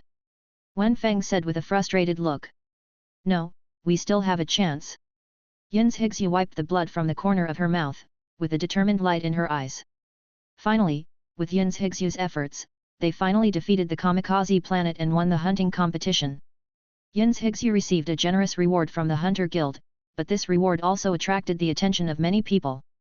At the same time as she received the reward, a group of hunters began to plot against her. They wanted to snatch the items in her hands. This gang is composed of a group of hunters, all of whom are tenacious people who survived in the Doomsday Wasteland environment. They didn't know Yin's Higsu's background, but they just took a fancy to the items in her hands. They decided to take advantage of the deep night and sneak attack Yin's Higsu. Yin's Higsu was resting in her residence and suddenly heard something unusual outside. She vigilantly picked up the weapon in her hand, ready to deal with any possible threats. But she didn't expect that when she hit the moment the door was opened, she was attacked by a group of raiders. The raiders, armed with various weapons, launched a fierce attack on Yin's Higsu. Although Yin's Higsu reacted quickly and her marksmanship was superb, she still felt tremendous pressure in the face of the siege of many enemies. She kept dodging the enemy's attacks and fighting back. This fierce battle lasted for a long time, and Yin's Higsu felt a little powerless. At this time, a mysterious man appeared in front of her. This man was wearing a black robe and his face could not be seen clearly, but the breath he exuded made people feel very unusual. This mysterious man rushed towards the raiders fearlessly. He was flexible and his marksmanship was extremely accurate. With his help, Yin's Higsu successfully repelled the raiders. Who are you? Yin's Higsu asked.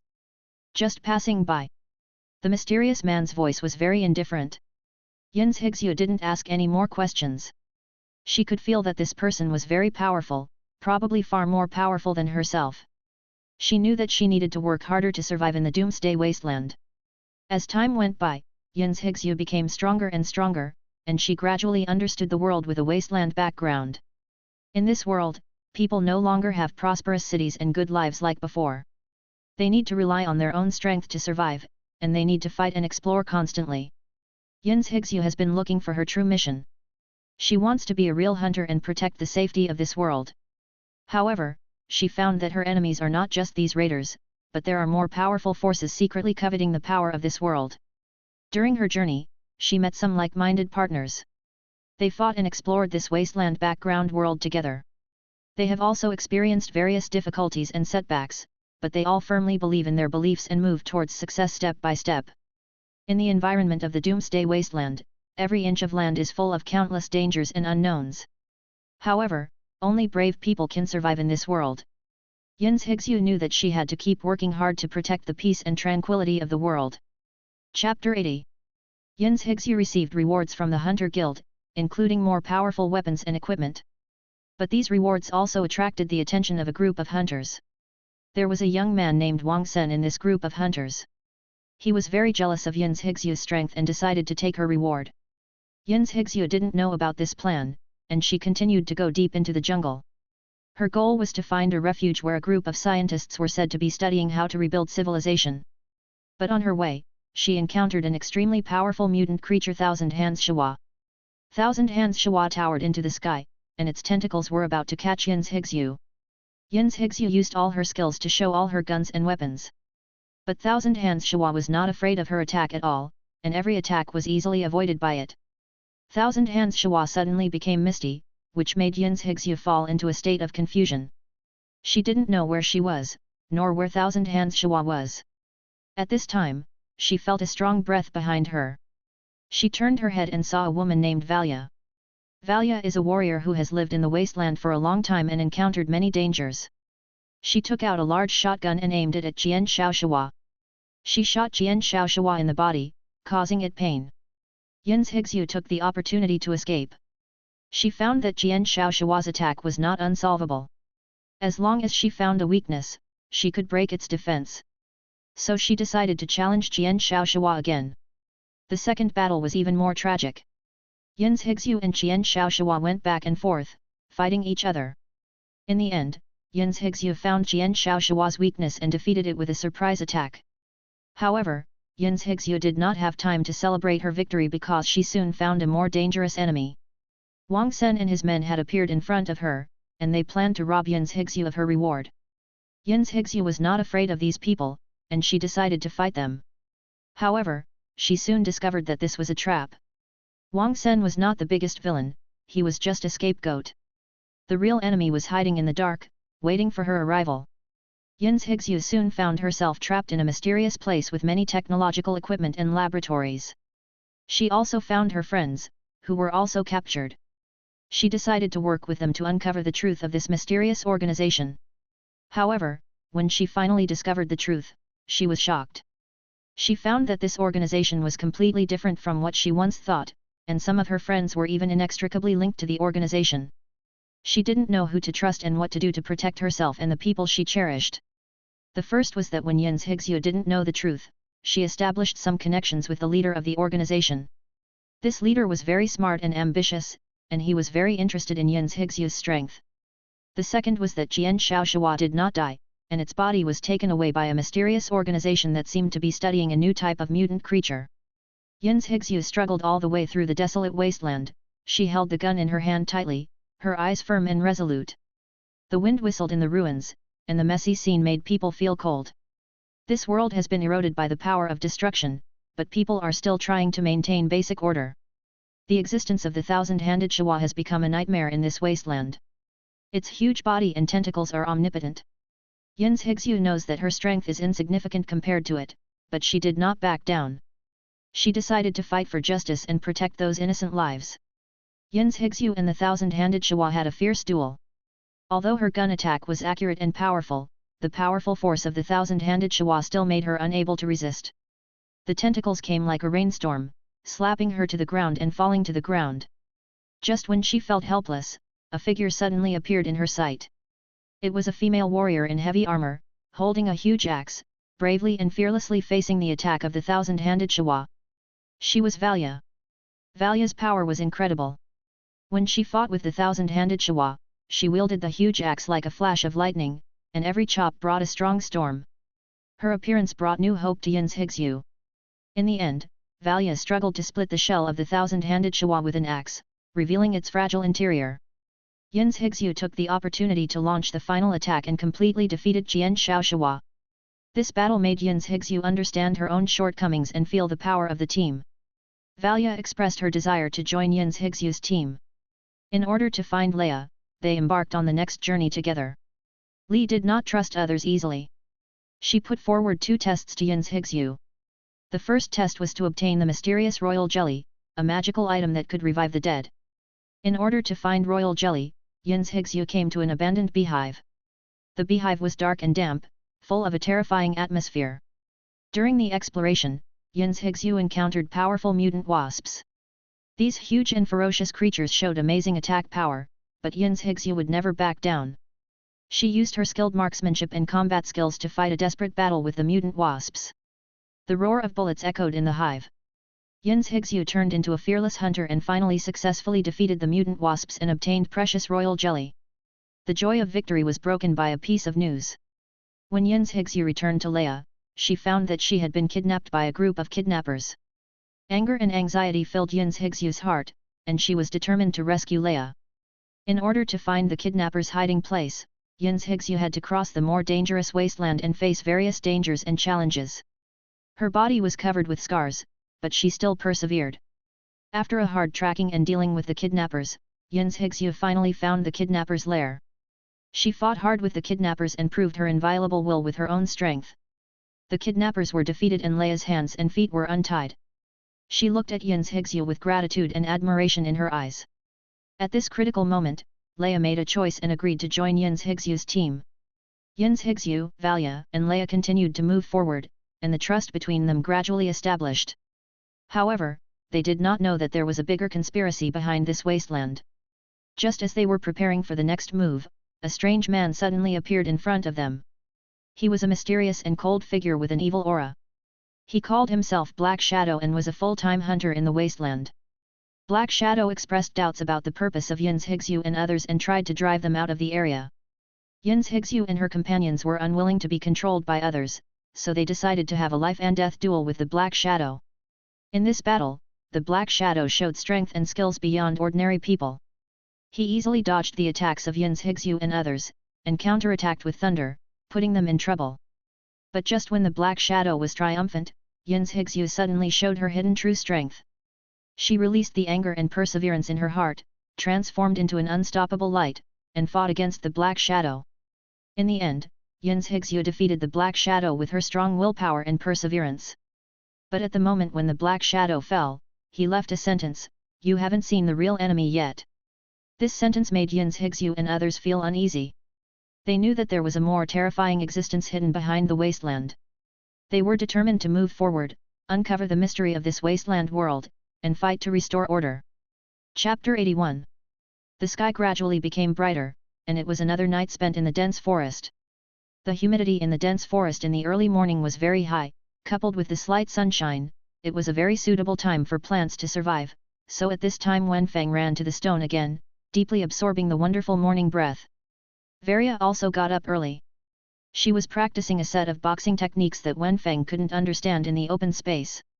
Yin's Higsu rubbed her eyes and came out of the room. She looked around and breathed a sigh of relief when she saw Wenfeng on the stone. Then she said, "Let's wash up and have breakfast." As girls, Varia and Ria usually carry a lot of water, so there is more than enough water for washing. After washing, Yin's Higsu first applied some fertilizer to Wenfeng who had rooted back into the soil, and then came to the open space. At this time, Varia had already built a bonfire and was cooking a pot of hot porridge in an iron pot. The hot porridge contained rice, some bacon that could be kept for a long time, and some grains. In this wilderness, it is a very happy thing to have such a porridge. After a while, the few people who had eaten and drank enough packed their bags. The kamikaze planet has been killed. The next step is to return to the Hunters Guild in Armida City to collect the prizes from the hunting competition. It is said that the prizes in this hunter competition are very rich, and there is even one who can directly communicate with a certain upper-level hunter. Opportunity to meet. By the way, Varia, can you teach me how to drive a chariot? After putting all the luggage on the anti-aircraft truck, Yin's Higsu suddenly remembered something and said to Varia who was sitting in the driver's seat of the pickup truck. "Teach you how to drive a chariot? Don't you have a driver?" Varia was stunned. The tofu zombie was also sitting in the driver's seat at the moment, but it was unaware that its master was considering how to take its place. "Oh. I just want to learn how to drive. After all, driving a chariot is every hunter's dream." Yin's Higsu hesitated for a moment and then said. Wenfeng looked at Yin's Higsu through the window and saw that her face was full of seriousness. Since becoming an ascendant, she seemed to be no longer a vase, but was constantly strengthening herself. Wenfeng relied on his own evolutionary ability to gain stronger abilities by constantly devouring evolutionary crystals. Yin's Higsu relied on her own efforts and continued to become stronger, trying to catch up with Wenfeng. "Okay, driving is actually very simple." Varia agreed wholeheartedly, then sat directly in the driver's seat of the anti-aircraft vehicle and said, "Get in the passenger seat, and I will show you the functions of these joysticks." Good. Yin's Higsu happily sat in the passenger seat and began to study seriously. Wenfeng didn't want to stay in the car, so he let the tofu zombie pick him up out of boredom and put him on the ground. Zayadu, you haven't seen me for so long, do you miss me?"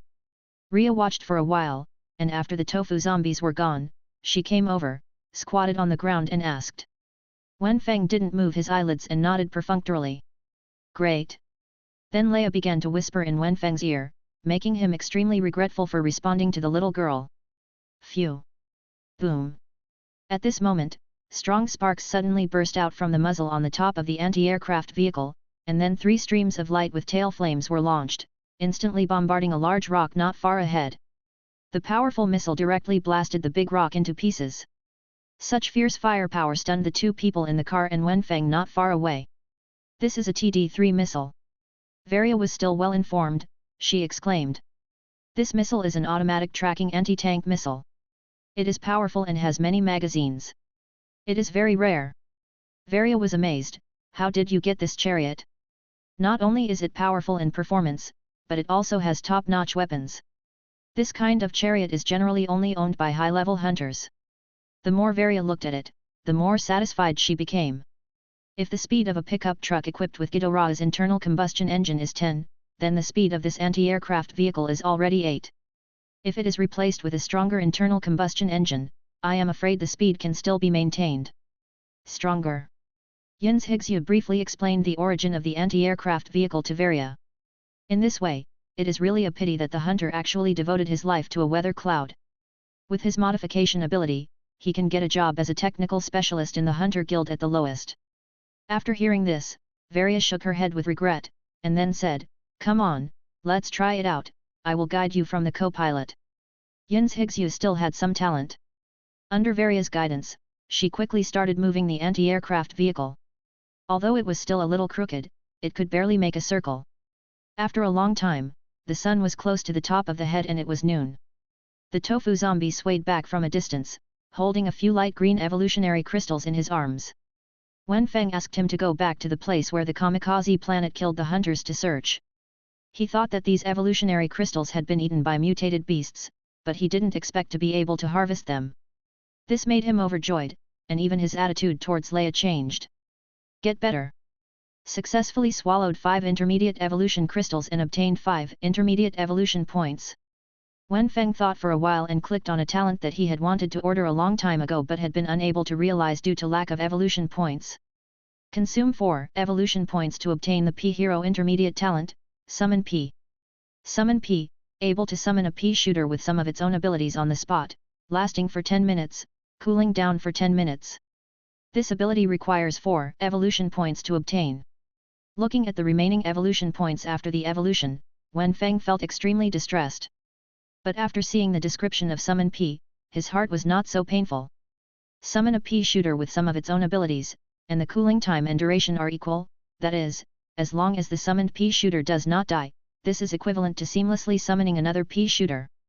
Leia looked back at Yin's Higsu who was practicing driving, and turned back to Wenfeng and said, "Sisters Higsu has a really good talent, unlike me, who is clumsy and can't drive at all."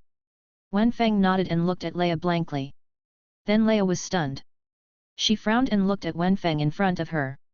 He still had that cute appearance, but she always felt that his eyes were less smart, as if he had become much dumber. Leia thought for a moment and reached out to touch Wenfeng's head. Boom! At this moment, something strange happened. A large hole suddenly appeared in the soil on one side, and a mechanical drill came out from it, revealing its body. It turned out to be a small robot, with a chainsaw in its right hand. It looked left and right after it came out of the ground, and then attacked Leia. Chapter 82. Everything happened so fast that Rhea couldn't react at all. The robot rushed in front of her and slashed straight at her with the chainsaw in his hand. However, no one noticed that the moment the robot appeared, the dull and stupid Wenfeng suddenly had a look in his eyes, as if he had a soul in an instant, and his big black eyes stared fixedly at the sudden robot. Puff! Clang! At an extremely critical moment, a fist-sized pea hit the robot, and the powerful impact moved the robot a short distance away. Ah! Rhea let out a scream, and saw her arm being cut open by a sharp chainsaw, and blood continued to flow out. Rhea! Varia's pupils shrank suddenly. If Wenfeng hadn't deflected the robot, Rhea would have been separated from her body at this moment. After reacting, Varia felt a flash of panic in her heart.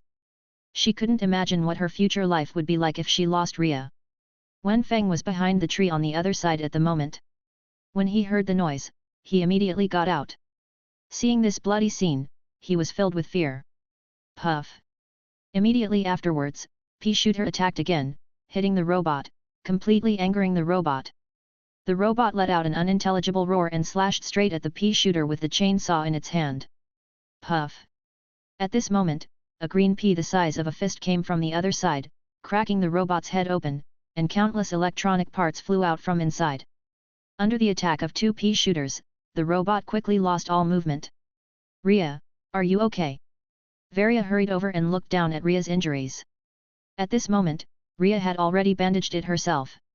Except for the blood dripping on the ground, which looked a bit scary, there was nothing serious. It's okay, just a flesh wound. Thanks to Xiaodu for saving me. Leia looked at Wenfeng aside. After the robot was defeated, Wenfeng returned to his stupid state. Yin's Higsu walked over and frowned when she saw Pea Shooter standing aside. She glanced around and met Wenfeng's eyes behind the trees. Wenfeng gave him a firm look, then turned around and left quickly, hoping that Yin's Higsu would understand what he meant. He was completely angry. The manufacturing process of this robot's parts is exactly the same as that of Django Gorilla and Dream Mach. In other words, this is another robot sent by Benicio. No matter how Benicio knew their location, since the other party could find it once, there would be a second and third time. If it weren't for the Pea Shooter he summoned this time with AI-like responsiveness, I'm afraid Ria about to be seriously injured. If the person standing in that place just now was Yin's Higsu, the more Wenfeng thought about it, the more afraid he became. After coming to the wasteland for so long, he has never been so angry because of one thing. As a Buddhist Pea Shooter, he always waits and sees what happens. But this time, Wenfeng decided to take the initiative. He must let Benicio know the consequences of threatening his life and the lives of his important people. Wenfeng walked a distance to one side, and then carefully observed the ground. There was a slight undulation in one place. He walked over, dug the roots into the soil, and explored carefully. It's empty below. He was overjoyed, it seemed that there was no problem with the direction. Then he pulled out the root and ran quickly towards the direction of the robot tunnel. The GUG failed. Benicio, wearing a military green coat, sat on a chair and accidentally threw the remote control aside. Sir, the support of the marauders will arrive soon. As long as the tracker is still in their car, they will not be able to escape even if they have wings. At this moment, they are located in a small camp. The small camp has 3 tents and one of the powerful skills that comes with the Predator, quickly establishing a camp. As the 4th king of the Predators, Benicio would definitely not be able to sleep in the open air. At this moment, his subordinates had already brought hot food and wine. Humph, I can't wait to see that woman's blood covering the ground. Benicio gracefully cut a piece of fully cooked meat steak with a knife, then put the steak into his mouth with his hands and chewed it. After chewing, he said, and that mutant plant, my 4th heavenly king Benicio, I've never been frustrated twice at the hands of one person, twice. Yes, sir, I believe you can catch them all next time and make that woman surrender to your crotch. Zilla. I saw Benicio slamming the wine glass on the head of the Predator, and said with a gloomy face, didn't I make it clear? I want that woman's blood to cover the ground. Yes, I was wrong, spare my life. Roll. The Predator ran out like a bereaved dog, leaving Benicio with a gloomy look on his face and no idea what he was thinking. For some reason, he had been uneasy from the beginning, as if something dangerous was about to happen. Then he shook his head and said to himself, it's just a low-level hunter and a mutated plant. Even if it can kill Dream Mach, it is impossible to survive in the hands of an army of predators. Enemy attack. Just then, a sound outside the tent made his heart skip a beat. He immediately took out a capsule-shaped C-shaped protective cover from his coat pocket. He felt a little pain in his eyes, but he swallowed the capsule without thinking too much. Then an invisible turtle shell appeared around him. Bang, bang, bang. The moment Benicio came out, he saw the tofu zombie being shot into a sieve by a few shotguns, and then turned into a pile of tofu residue. Sir, it's solved. A looter saw Benicio coming out, and he said excitedly, ready to receive the reward. Who knew that Benicio gave him a big slap in the face, and then shouted, everyone be alert. The looter covered his mouth aggrievedly, but seeing Benicio's nervous expression, he knew in his heart that he couldn't be careless at this moment. For a while, the alarm bells of the entire camp rang loudly, and several looters patrolled around with guns in hand. Seeing this, Benicio felt a little relieved. The mutant plant could not break his protective shield, not to mention that there were so many people on guard now, they would not have a chance to break in. Just relying on a mutant plant to threaten him? Benicio thought disdainfully in his heart, and suddenly his eyes lit up. Yes, this is a good opportunity to directly crush the mutant plant. At this time, the sun was just right, and the visibility around was unobstructed. Wenfeng stayed on the top of a tree, carefully observing the movements below. Soon, his eyes lit up, and he saw Benicio actually walked out of the camp and walked into the dense forest alone. Puff! A fist-sized green pea rushed straight towards Benicio's chest, and the strong sound of the pea breaking through the air instantly attracted his attention. Here it comes! Go! Benicio roared, and several predators lurking on the side immediately rushed in the direction where the pea was launched. As expected, the green pea hit the protective shield without leaving any trace. Chapter 83. Hurry and grab it, that's where the peas were launched just now. Benicio shouted, pointing in the direction from which the peas were coming. Before he finished speaking, several plunderers who had been lurking around immediately emerged from the surroundings. Without saying a word, they rushed straight towards the tree. And the pea fruit accidentally hit Benicio's protective shield without leaving any trace. When the predators opened the leaves, what they saw was a sharp-eyed pea shooter. The pea looked at them sharply and did not flinch because of their arrival. Superior! The predator yelled, then took out a shotgun and pointed it at the pea shooter. Puff! Ah! A pea the size of a fist hit the predator's chest violently. The powerful impact directly pushed part of his chest inward. The predator spit out a mouthful of blood and fell down softly. How dare you resist? Kill him! Seeing the miserable situation of the predators around them all took a step back, but one predator was the first to react and said viciously. Boom! He pulled the trigger first, and the shotgun burst out with violent sparks. The tree pellets directly smashed the pea shooter into a sieve, and the green branches and leaves were mixed with broken leaves and scattered everywhere. Death! Dead, that's it! The predator couldn't believe it. He looked at the pea shooter in front of him, and then realized that the plant was completely dead, and made a disdainful taunt. Boss, that mutated plant has been killed! The predator said excitedly. Benicio frowned after listening in the distance. As far as he knew, the mutated plant was the core of the battle between these people. How could it be killed by a shotgun in a confrontation? If it were so easy to kill, if so, he wouldn't have suffered such a big loss at the hands of this mutated plant. Bring it over and show it to me. Benicio said cautiously, without moving his body, his eyes still carefully observing the surroundings. Bring it here? How to bring it? The predator was stunned and asked curiously. He looked at it kindly just now. The pea shooter seemed to be rooted in the tree, but now it has been smashed into pieces. Idiot! Benicio reacted instantly and immediately shouted, pay attention to your surroundings and be careful not to be attacked. Before he finished speaking, a patrolling predator in the distance was instantly shot in the head, and he immediately collapsed. Most of these predators are ordinary people who have not become evolved, or low-level evolved. If they are hit by a pea in the head with this kind of physical strength, there is almost no possibility of survival. Quick, over there! Although this shot of peas killed one predator, it also successfully let the predators know the direction in which the peas were coming. The marauders immediately surrounded him, and before they even saw the shadow of pea, the shotguns in their hands were already firing. Bang bang bang! Poof! The sound of bullets penetrating the plants clearly reached the ears of everyone nearby. They all showed expressions of surprise.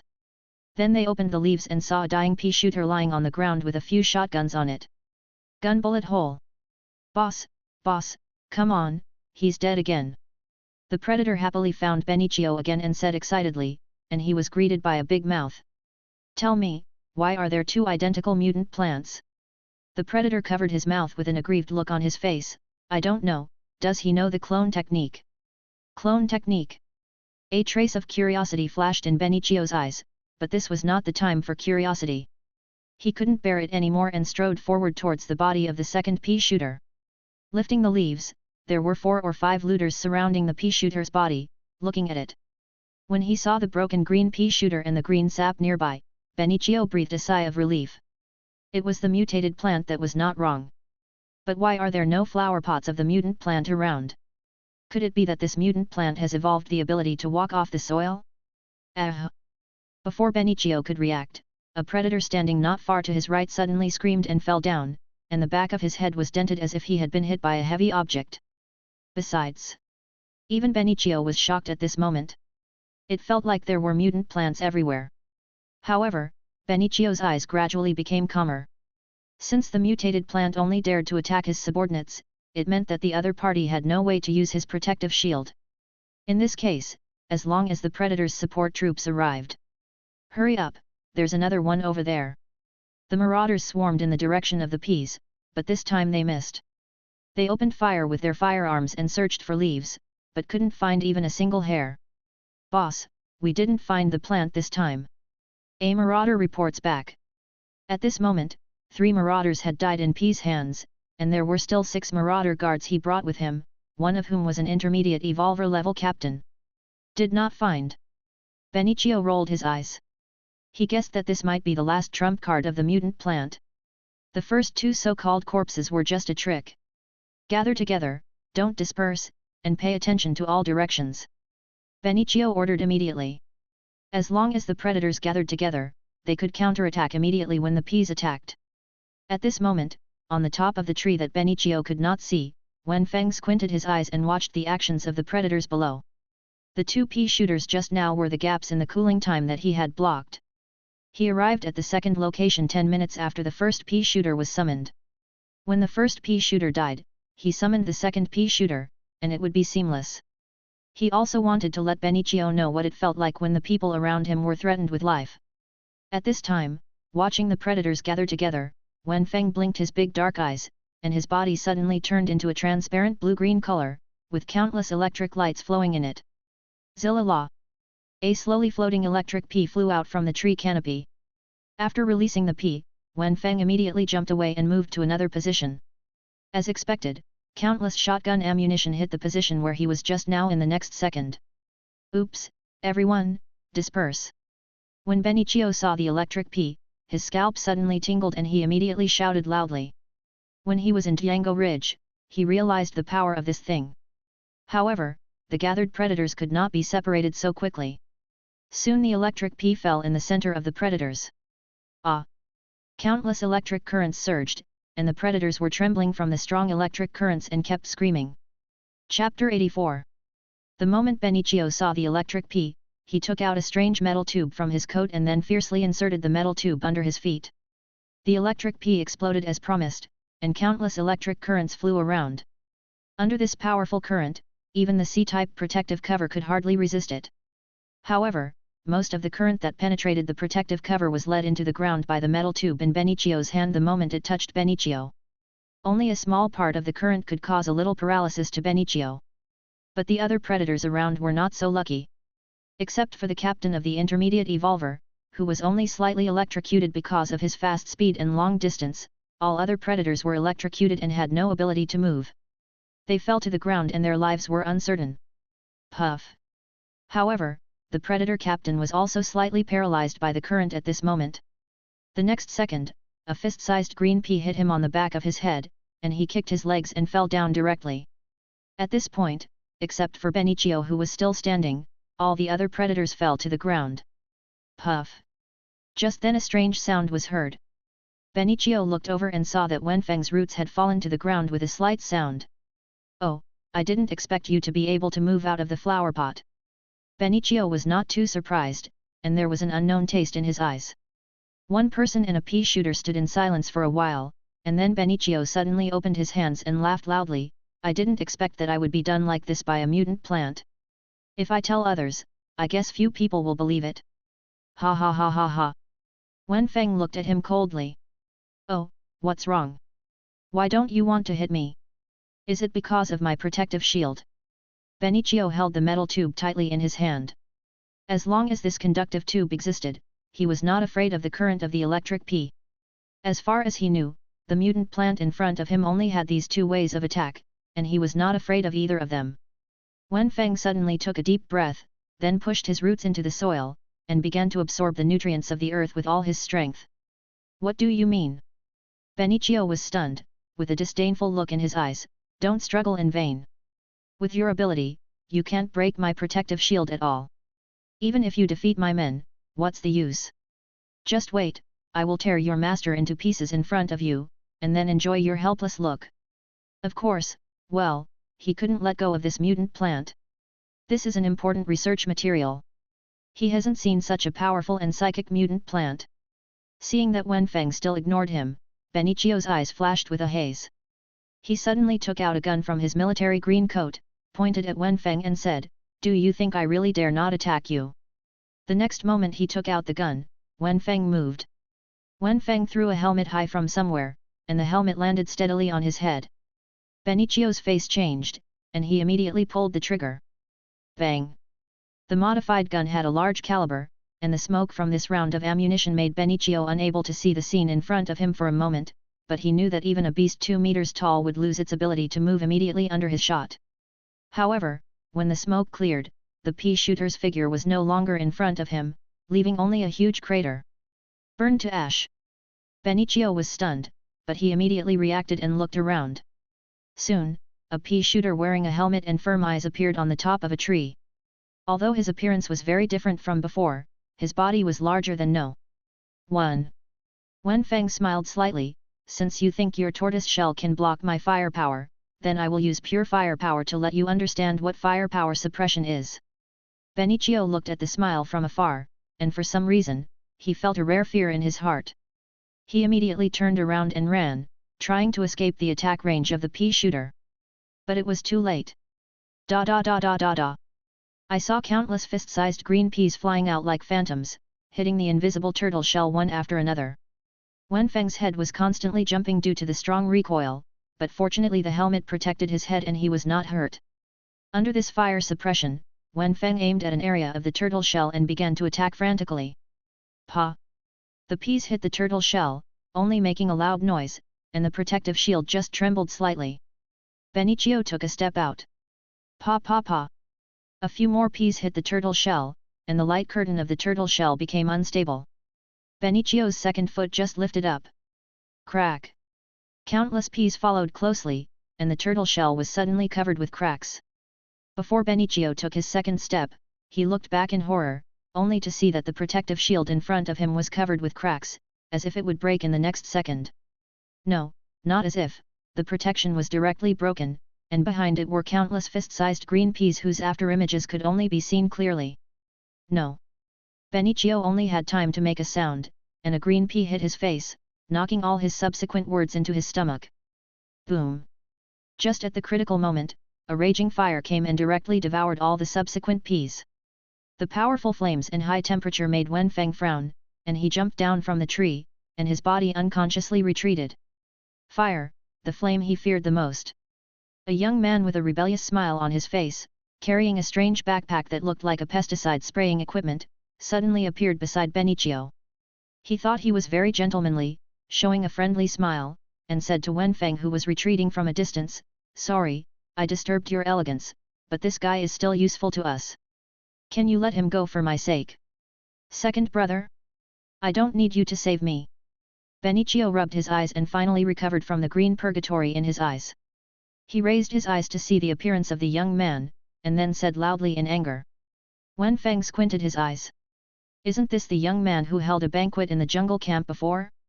If he gets involved, I'm afraid he won't be able to do anything to Benichio today."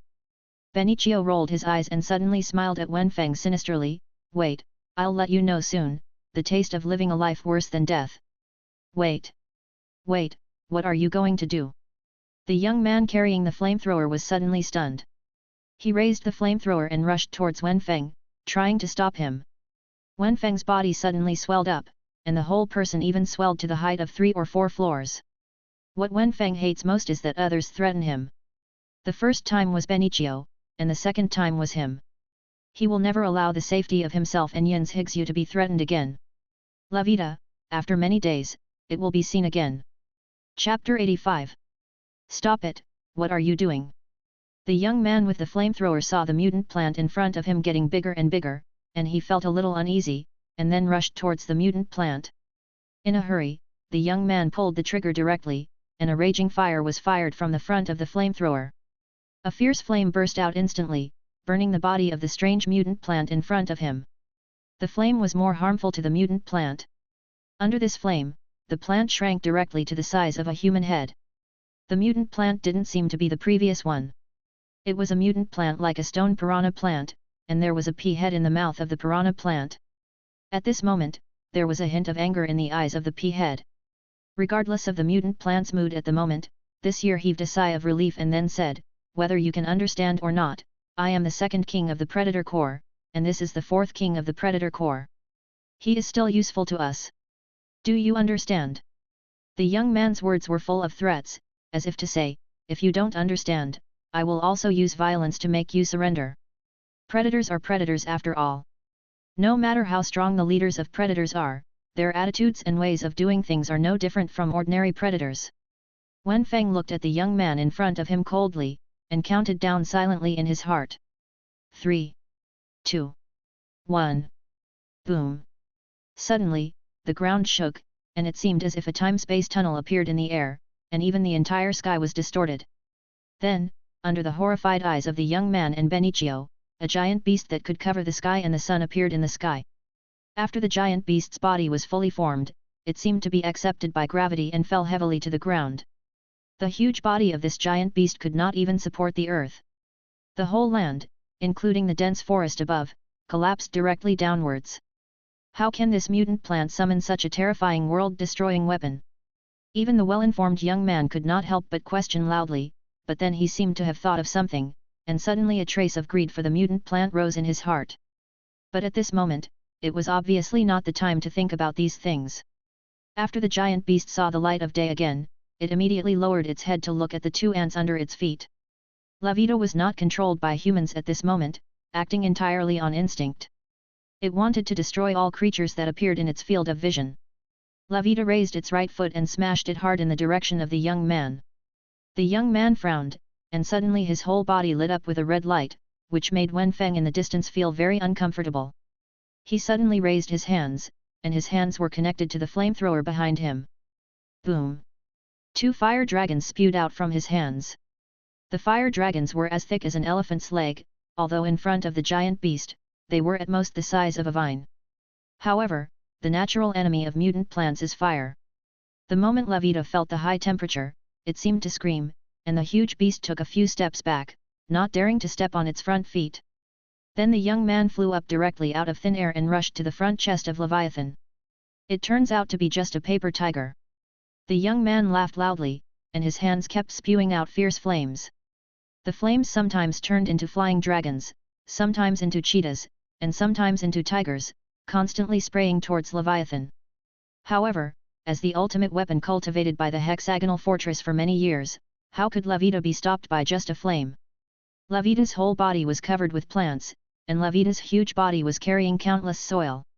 It itself was the earth, and its body had become an ecosystem. Countless birds suddenly flew out, holding a strange container in their mouths, which was filled with water from the lake on La Vida's body, and splashed towards the young man in the air. If it was just one bird, the young man would not care at all, but there were thousands of birds flying out. The rain thrown from the sky was like a rainstorm, directly extinguishing the flames frantically. Although the young man was still constantly creating fierce fire, the flames were difficult to flutter in this more powerful water attack. The young man showed a fierce expression, and the raging fire on his body suddenly became more intense. At the same time as the raging fire, a strong wind was raised, which blocked the impact of the rain. Just as the fight above was in full swing, Benicio below quietly stood up and prepared to retreat. But how could Wen Feng give him that opportunity? He went directly into the ground. Benicio walked back on tiptoe, but the next moment, a strong sense of fear rose from his heart, as if he was stared at by some predator in the void, making his whole body freeze in place. No! No! You can't kill me! My second brother is still up there! As if he realized something, Benicio began to talk nonsense. He tried his best to move his body, but he couldn't move even a finger. In this short second, Benicio seemed to have experienced a century of torment, the fear coming from all directions, and the fear of death. Die! The next second Wen Feng freed him. I saw a giant carnivorous plant rising from the ground, opening its big mouth and swallowing Benicio into its stomach. The fourth king of the predators, a mecha genius, and also one of the few technical talents among the predators, finally died here. After devouring Benicio, Wen Feng looked up at the battle in the sky again. At this moment, the two sides were in a stalemate, and the firepower was neither up nor down. Wenfeng immediately changed back to his original appearance, planted a pea in the grass on the side, and then ran away. If not now, when? On the other side of the dense forest, Yin's Higsu stood on the top of the tree, watching the battle between the towering beast and the young man in the sky in the distance with a nervous look. Xiaodu is back. At this moment, a hint of green flashed in the corner of her eyes, and then she heard Leia's exclamation. Yin's Higsu immediately jumped down from the top of the tree, rushed towards Wenfeng, and scanned his body up and down.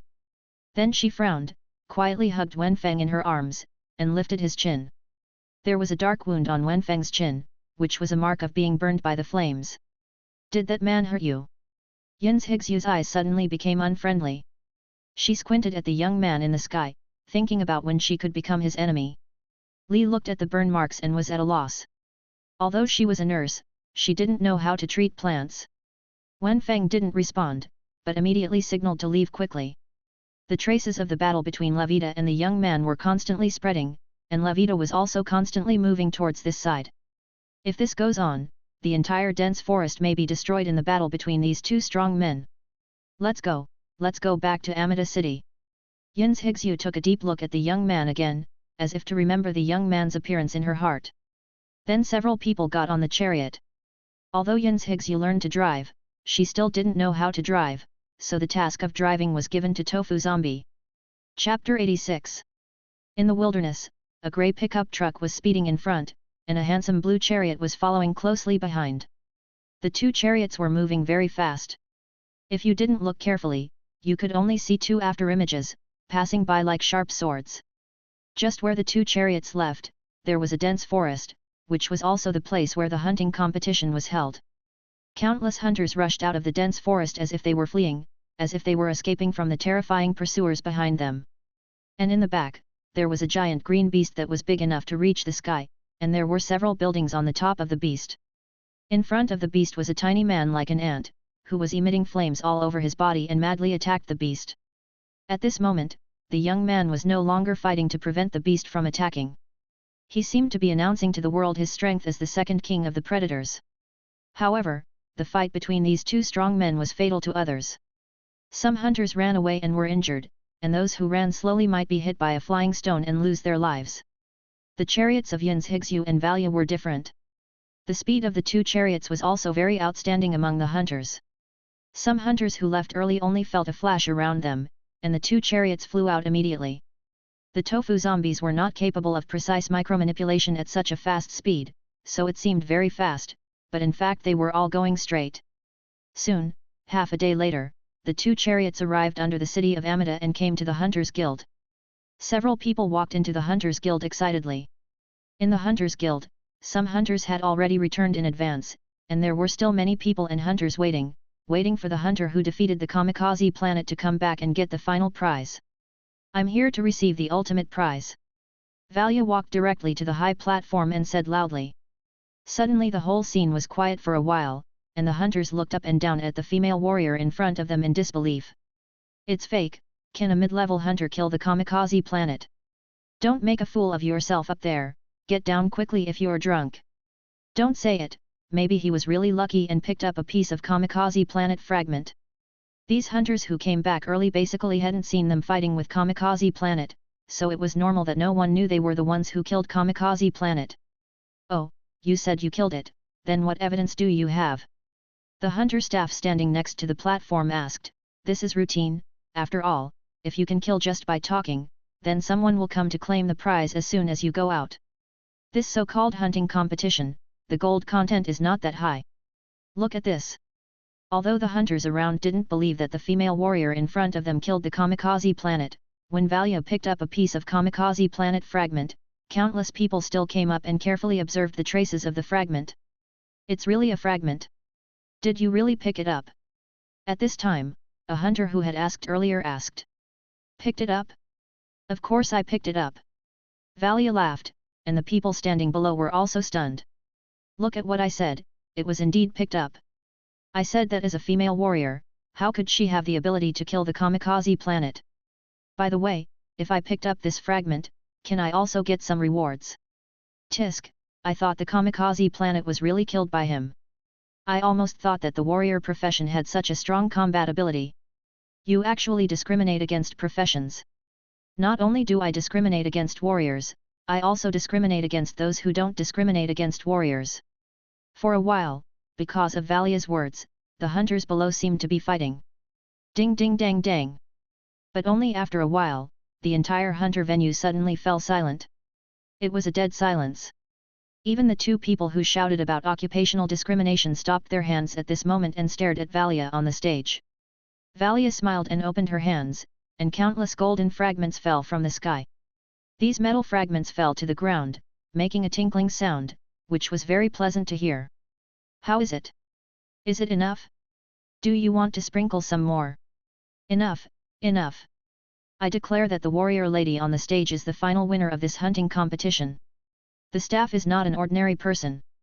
He clearly saw that these fragments are all fragments of the kamikaze planet. The only person who can get so many fragments at the same time is the killer. Of course, if the fragments of the kamikaze planet are robbed, then the so-called killer will naturally not count. Good. Seeing this, Leia jumped up with tears in her eyes. You know, her and Valia's dream since childhood is to win a championship in a hunting competition. Although the process is a bit tortuous, the final result is good. Champion, champion. Seeing that the staff announced it, the hunters in the audience could no longer question it, so they had to cheer. Although most hunters still don't believe that the female warrior in front of them can kill the kamikaze planet. Then came the grand closing ceremony, which lasted for nearly half a day until the sun set in the west. Countless hunters came back and told the story of Valia and Yin's Higsu, which made many hunters look at Valia more during the banquet. The most important thing is Yin's Higsu. Yin's Higsu is good-looking and strong. She is simply the dream girl of countless hunters. Next is the award ceremony. I saw the staff shouting.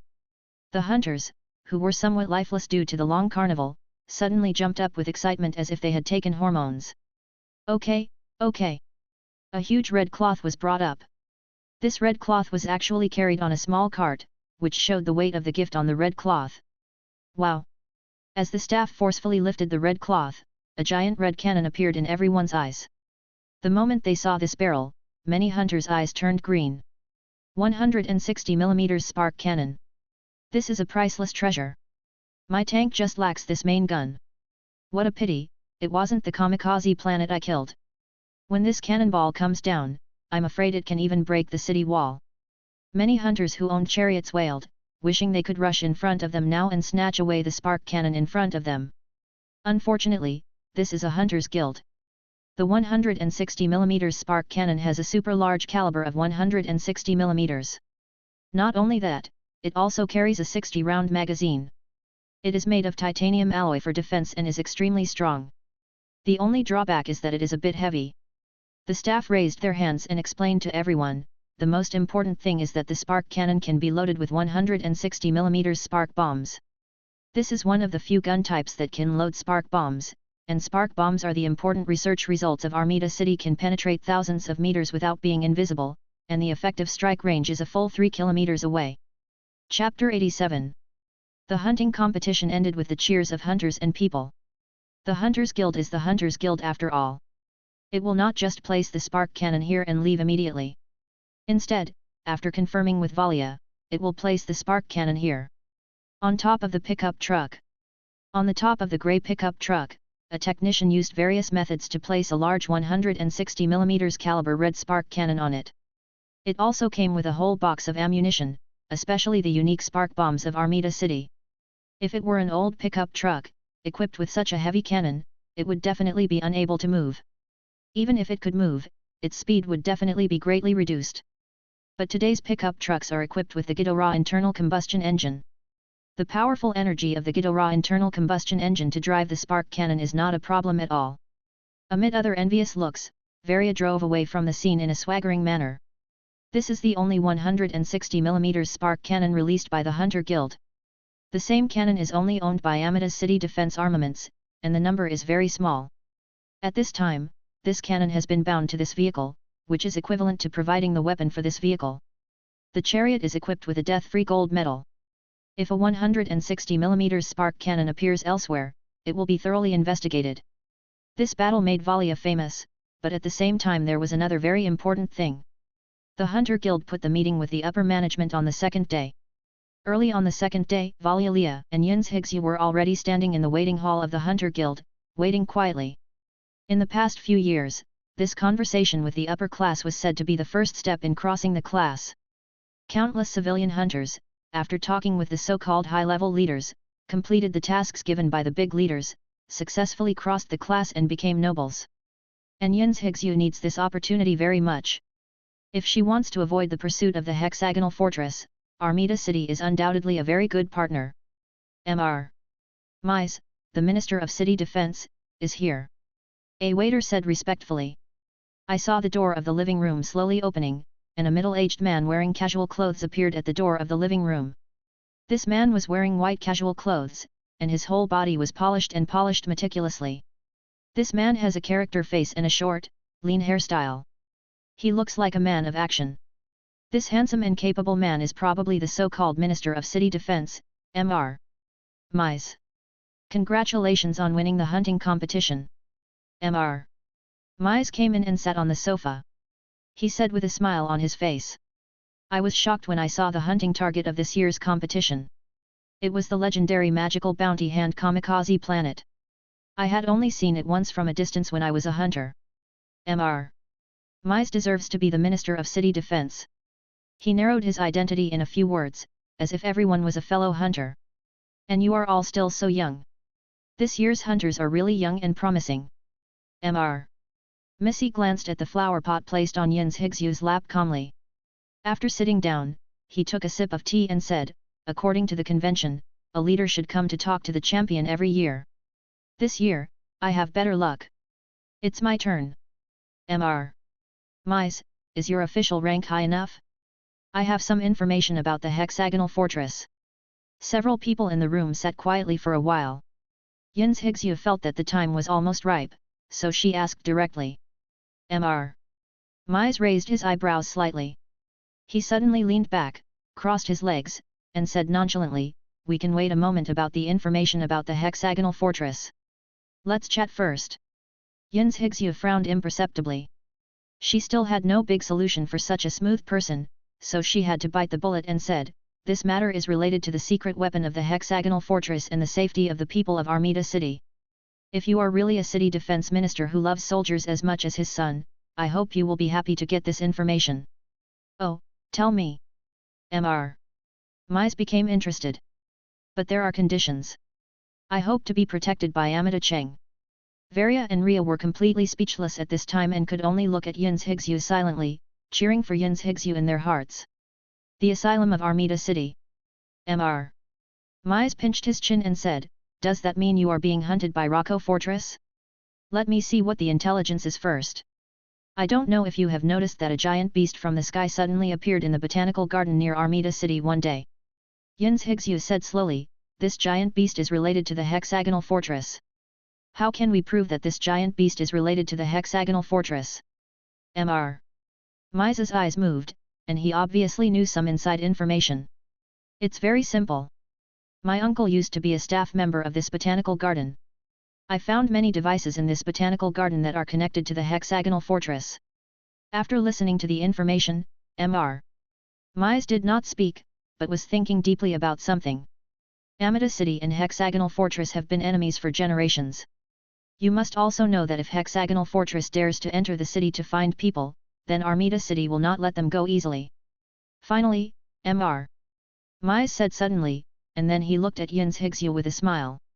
Yun's Higsu was overjoyed and realized that what she meant was that as long as they were inside the Hexagonal Fortress in Amida City, they would never be found. I admire your ability to detect intelligence. To the north of Armida City, you can reach the seaside. To the west of the seaside, there is an island in the middle of the lake. There is only one bridge leading to the island. At this time, Mr. Mise continued, there is a tower on the bridge called Planta, and the Hunter Guild lost a very rare fuel crystal before. It is said to appear in Planta. Since you are the champions of the hunting competition, I hope you can go to Planta to find out. If you can get the fuel crystal back, it would be the best. If you can't get it back, you will be rewarded for providing information. After listening, Yin's Higsu and Valia looked at each other, and then Yin's Higsu was a little worried. She was about to say something. But Miss seemed to see her worries and interrupted her one step ahead. If you can provide information, then Amida City will always be your home port. If you can get the fuel crystal back directly, the gate of Amida City will always be open to you. Behind you is Amida City. This is the ultimate meaning of the hunting competition, providing leaders talks. The champions of the hunting competition are generally powerful hunters, and some difficult tasks are thrown to them. Generally speaking, these tasks can only be completed by hunters. Okay, I accept it. Yin's Higsu thought about it and finally nodded. If she wanted to attack the hexagonal fortress, it was very important to have a huge teammate like Amidaka behind her. Valia and Leia looked at each other, and then Leia nodded heavily. After the meeting, Mize left quickly. He still needed to do something to confirm the information provided by Yin's Higsu. Chapter 88. It was already late at night, so Yin's Higsu and Varia found a hotel together and rented 2 rooms to sleep. Yin's Higsu looked at the stars outside the window and held Wenfeng tightly in her arms, leaving him speechless. Let go quickly, he still wants to rest. Xiadu, our revenge has taken the first step. Sooner or later we will make the hexagonal fortress pay the price. Yin's Higsu said slowly. She had not forgotten that Xiaodu's home was set on fire and destroyed by the hexagonal fortress. Wenfeng raised his head and rubbed Yin's Higsu's hand. Fool, there is no home. Home is where you and I are. Oh, you're so good. Yin's Higsu rubbed Wenfeng's bare head excitedly and received a look of disgust. Tuk tuk tuk. Just then there was a knock on the door. Yin's Higsu stood up in confusion and walked to the door. Just as she was about to ask who was outside, a voice came from outside the door, "It's me." The person who came was none other than Varia. The female warrior had already taken a shower and put on a pair of pajamas.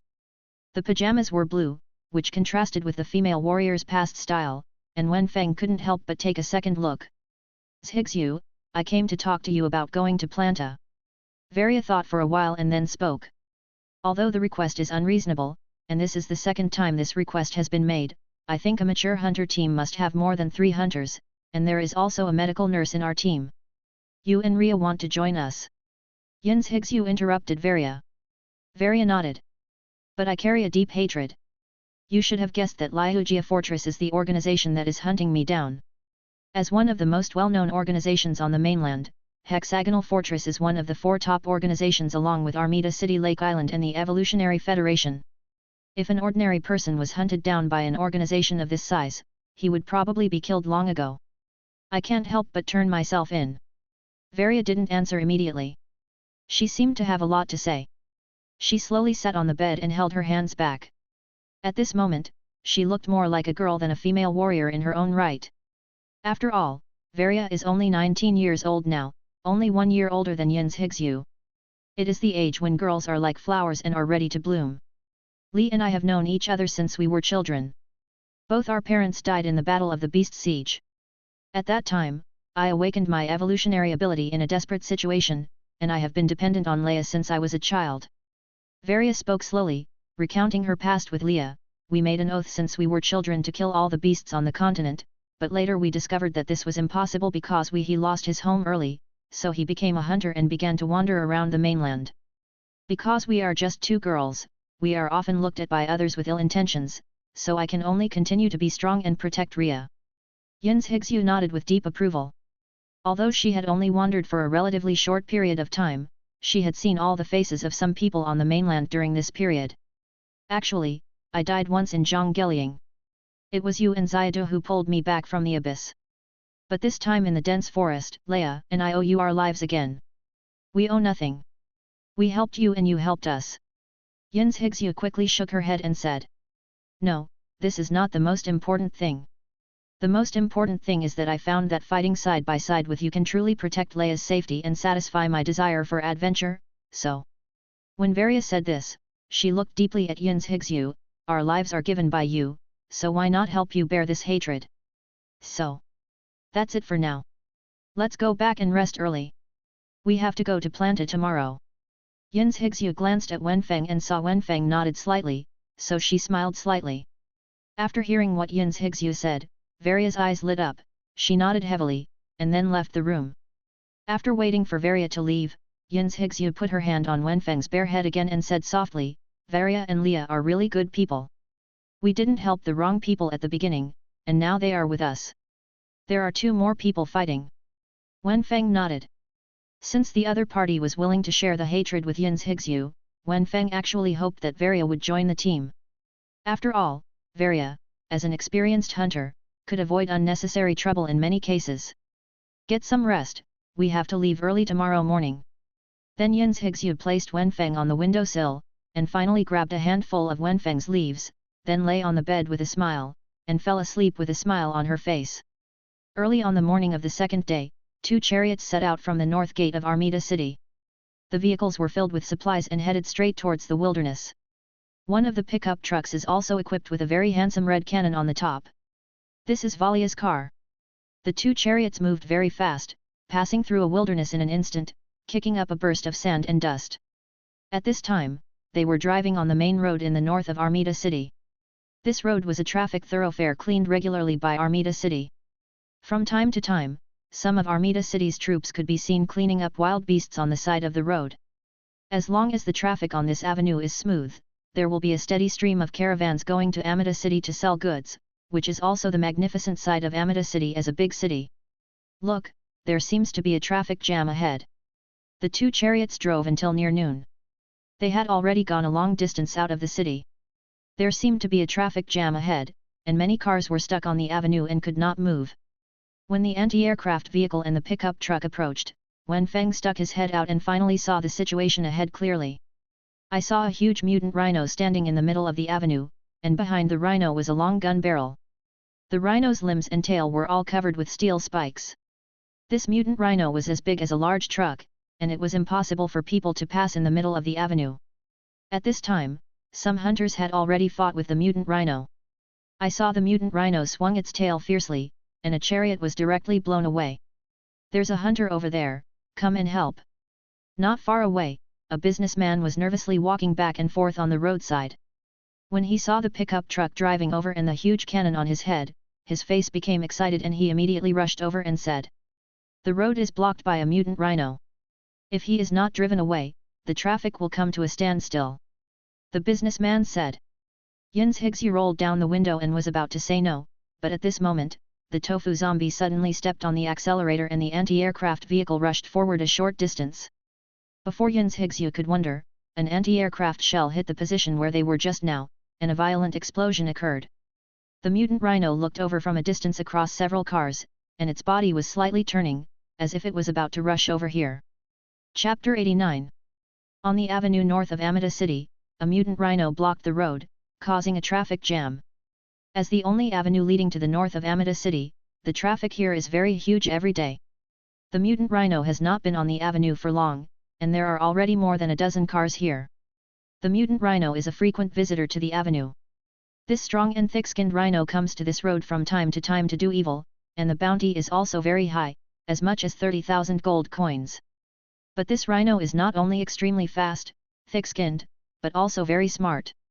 When it sees that the situation is not good, it will run away immediately. Because of this, Amida City is also very troubled. Just when several hunters confronted it, the mutant rhino suddenly turned around and rushed towards the anti-aircraft vehicle. Seeing this, Valia's face changed slightly. There were so many vehicles and hunters in front, why did this mutant rhino directly target them?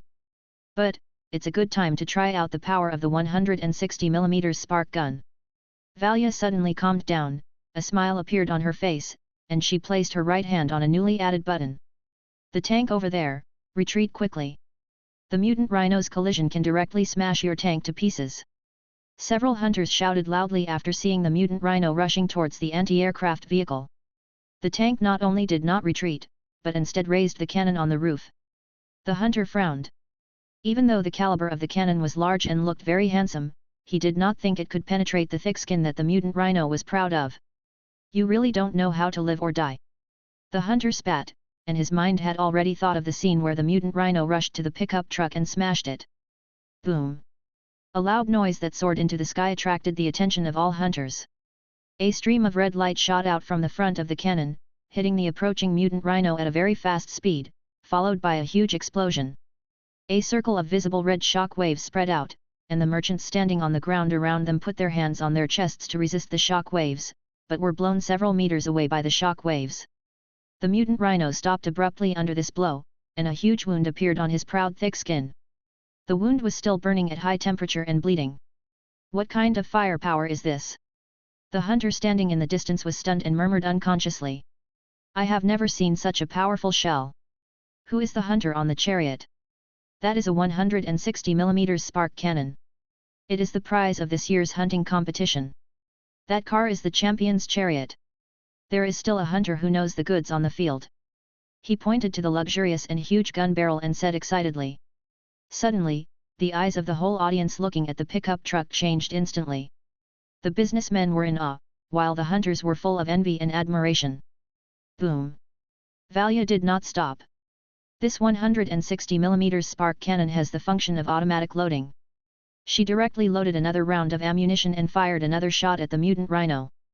The smoke in front of the spark cannon has not completely disappeared, and another red stream of light flew out instantly, hitting the mutant rhino again at a very fast speed. Ah! The rhino howled in pain, and it immediately turned around and prepared to escape, with blood still flowing all over its body. However, how could Valia let it do what it wanted? She loaded another spark bomb and pressed the launch button. Boom! The damage of spark bombs to the thick skin of this creature is simply fatal. The incineration bomb can be continuously compressed in a short period of time, producing extremely strong high temperature and explosion effects, and this effect just happens to completely restrain the thick skin that the mutant rhino is proud of. The last spark bomb directly ended the life of the mutant rhino. The mutant rhino could never have imagined that it would be the last moment of its life just to come out for a leisurely rest. Oh my god, it is worthy of being the champion, it is so terrifying. The other hunters stared at the body of the mutant rhino in a daze. They fought with the mutant rhino for a long time, but they couldn't even break the skin, but it was directly solved by 3 shells. How could this gap not make people have a huge psychological difference? From then on, the power of the 160mm spark cannon was spread more and more, and Valia's name was also played out. After cleaning up the mutant rhino, Yins Higsu and others did not stay and continued to move north. As for the body of the mutant rhino, they left it to the hunters. Anyway, they just needed to take the bounty. So many hunters watched, and it was impossible for anyone to claim their bonus. Soon, another day passed, and finally a large area of wasteland appeared in front of us again. This wasteland was different from the wasteland in the desert. It was directly exposed rocks with few traces of plants on the rocks. The road to the north of Amida City had been disconnected long ago. At this moment, air defense vehicles and pickup trucks were driving on the boulders. After watching the layers of barren boulders for nearly 2 hours, a tower that only reached the sky finally appeared at the end of the field of vision. Such an obvious tower must be the so-called plant tower. Going straight ahead is a cliff with no road, and now you can only go to the right to enter the tower. The tower is located on a separate island, and there is only a narrow sea crossing bridge leading to the island. As long as Planta bombs the bridge, basically no one can reach Planta safely. This location is a natural dangerous place that is easy to defend but difficult to attack. This tower has a full 8 floors. Looking down, each tower has a large area. Looking from top to bottom, the bottom floor occupies the largest area, followed by the second to last floor, which seems to float in the sky. At the top of the tower is a gem that flashes with strange light. The gem keeps rotating, as if it has magic. Below Planta is a small town. Comparing Planta with the houses in the town, it can be seen that a town can be placed inside Planta. This scene made Yins Higsu a little confused. Planta looks very prosperous, so why has she never heard of the news here? Is this Planta? It's really shocking. Valia slowed down and ran parallel to the anti-aircraft vehicle. She rolled down the window and said to Yins Higsu, "There seems to be an inspection ahead. Let's go over and take a look." Because there is only one road leading to Planta, a checkpoint was set up on this road, which can easily stop all the tanks and people who want to go to Planta. Stop the car, the tanks cannot enter the tower. You can enter the tower by parking the tanks in the parking lot over there. The inspection to enter the tower is much easier than expected. As long as the tanks are parked in the parking lot, they can pass through the checkpoint unimpeded. After parking the tank, there was a trace of worry in Valia's eyes. You know, the pickup truck with a 160mm spark gun is a top-level existence in combat power, but when he saw Wenfeng in Yin's Hixu's arms, his concerns were dispelled a lot. Chapter 90. Let's go to the so-called planta to see what's going on. Yin's Hixu said. She stretched and felt sore and backache after sitting in the car for so long. This lazy waist showed the beauty of the girl's body and attracted the attention of a group of people around her. But then their eyes were attracted by a heroic female warrior and a petite and cute loli. When these three women stood together, it seemed as if the world was changing color. It's so beautiful. There are such famous paintings in this world. If I can marry one of them as a mother-in-law, it will be worth it even if I drive a luxury car and live in a villa. Good guy, you can't suffer any loss at all. As Yin's Hixu and the others walked into the pass, this group of talents finally withdrew their gaze. They are hunters, right? What are hunters doing in Planta? Then someone finally noticed the problem. After not driving the chariot, the procedures for entering the tower were very simple. The guards didn't even look at them again and just waved their hands to let them in. I don't know if it was due to carelessness or because the order in Planta was really good. After crossing the long bridge to the island, standing here only realizes how huge this tower is. Looking up from here, you can't even see the top of the tower. There are very few people visible on the tower, and the buildings on the tower are basically in twos and threes. In the town under the tower, there were almost no people visible, and the streets were also very desolate, with only a few strays lying on the roadside. This made Varia frown. Obviously, this was not a suitable place to live, but why was a huge tower built here but there were not many people there? Let's get some information from the Hunters Guild here first. Varia told Yin's Hixu that this was her usual method of gathering intelligence. After all, there was nothing the Hunter Guild didn't understand. Yin's Hixu nodded. She glanced around the town, but frowned. In the wilderness, almost every town will have a Hunters Guild. These Hunters Guilds can not only protect local residents, but most importantly, provide services to hunters, allowing hunters to enjoy hunters' privileges everywhere. Basically, the location of the Hunters Guild is very conspicuous, but here, Varia looked around, but could not see the location of the Hunters Guild, and there were not even a few shops selling weapons and armor in these houses. You must know that many towns rely on selling weapons, armor, and some necessities to earn hunters' gold coins, but this planta goes against the rules, which is very confusing. Varia looked around, walked up to a trafficker, threw out a gold coin, and asked, "Where is the hunter center here?" The tramp's eyes were cloudy, and he was startled when he saw the golden light in his eyes. Then he immediately grabbed the gold coin, but when he saw the appearance of the gold coin clearly, his eyes became disappointed again. At this moment, no one noticed that in the alley not far away, a figure trembled slightly when he heard the hunter center, then leaned against the wall and listened carefully. But even so, Varia's attention was obviously attracted. The homeless man raised his head in disappointment and said, "Hunter center? There is no hunter center here. How come?" Yin's Hixu frowned. Before coming, Mr. Mai said that he could first seek help from the hunter center. You are outsiders, right? Planta is a territory controlled by predators from top to bottom. Even if there is a hunter center, it has probably been eradicated. The tramp threw the gold coins in his hand aside, his eyes became cloudy again, and he responded casually. Then no matter what Varia asked, the tramp refused to answer. This is trouble. Yin's Hixu held Wenfeng's flower pot in her left hand. She squatted down and picked up the gold coins that the homeless man had thrown aside with her right hand.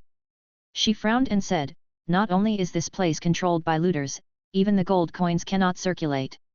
The plunderers were deeply impressed.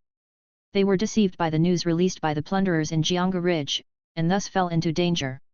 At this moment, they accidentally broke into the hinterland of the predators, which made the situation for several people suddenly become unfavorable.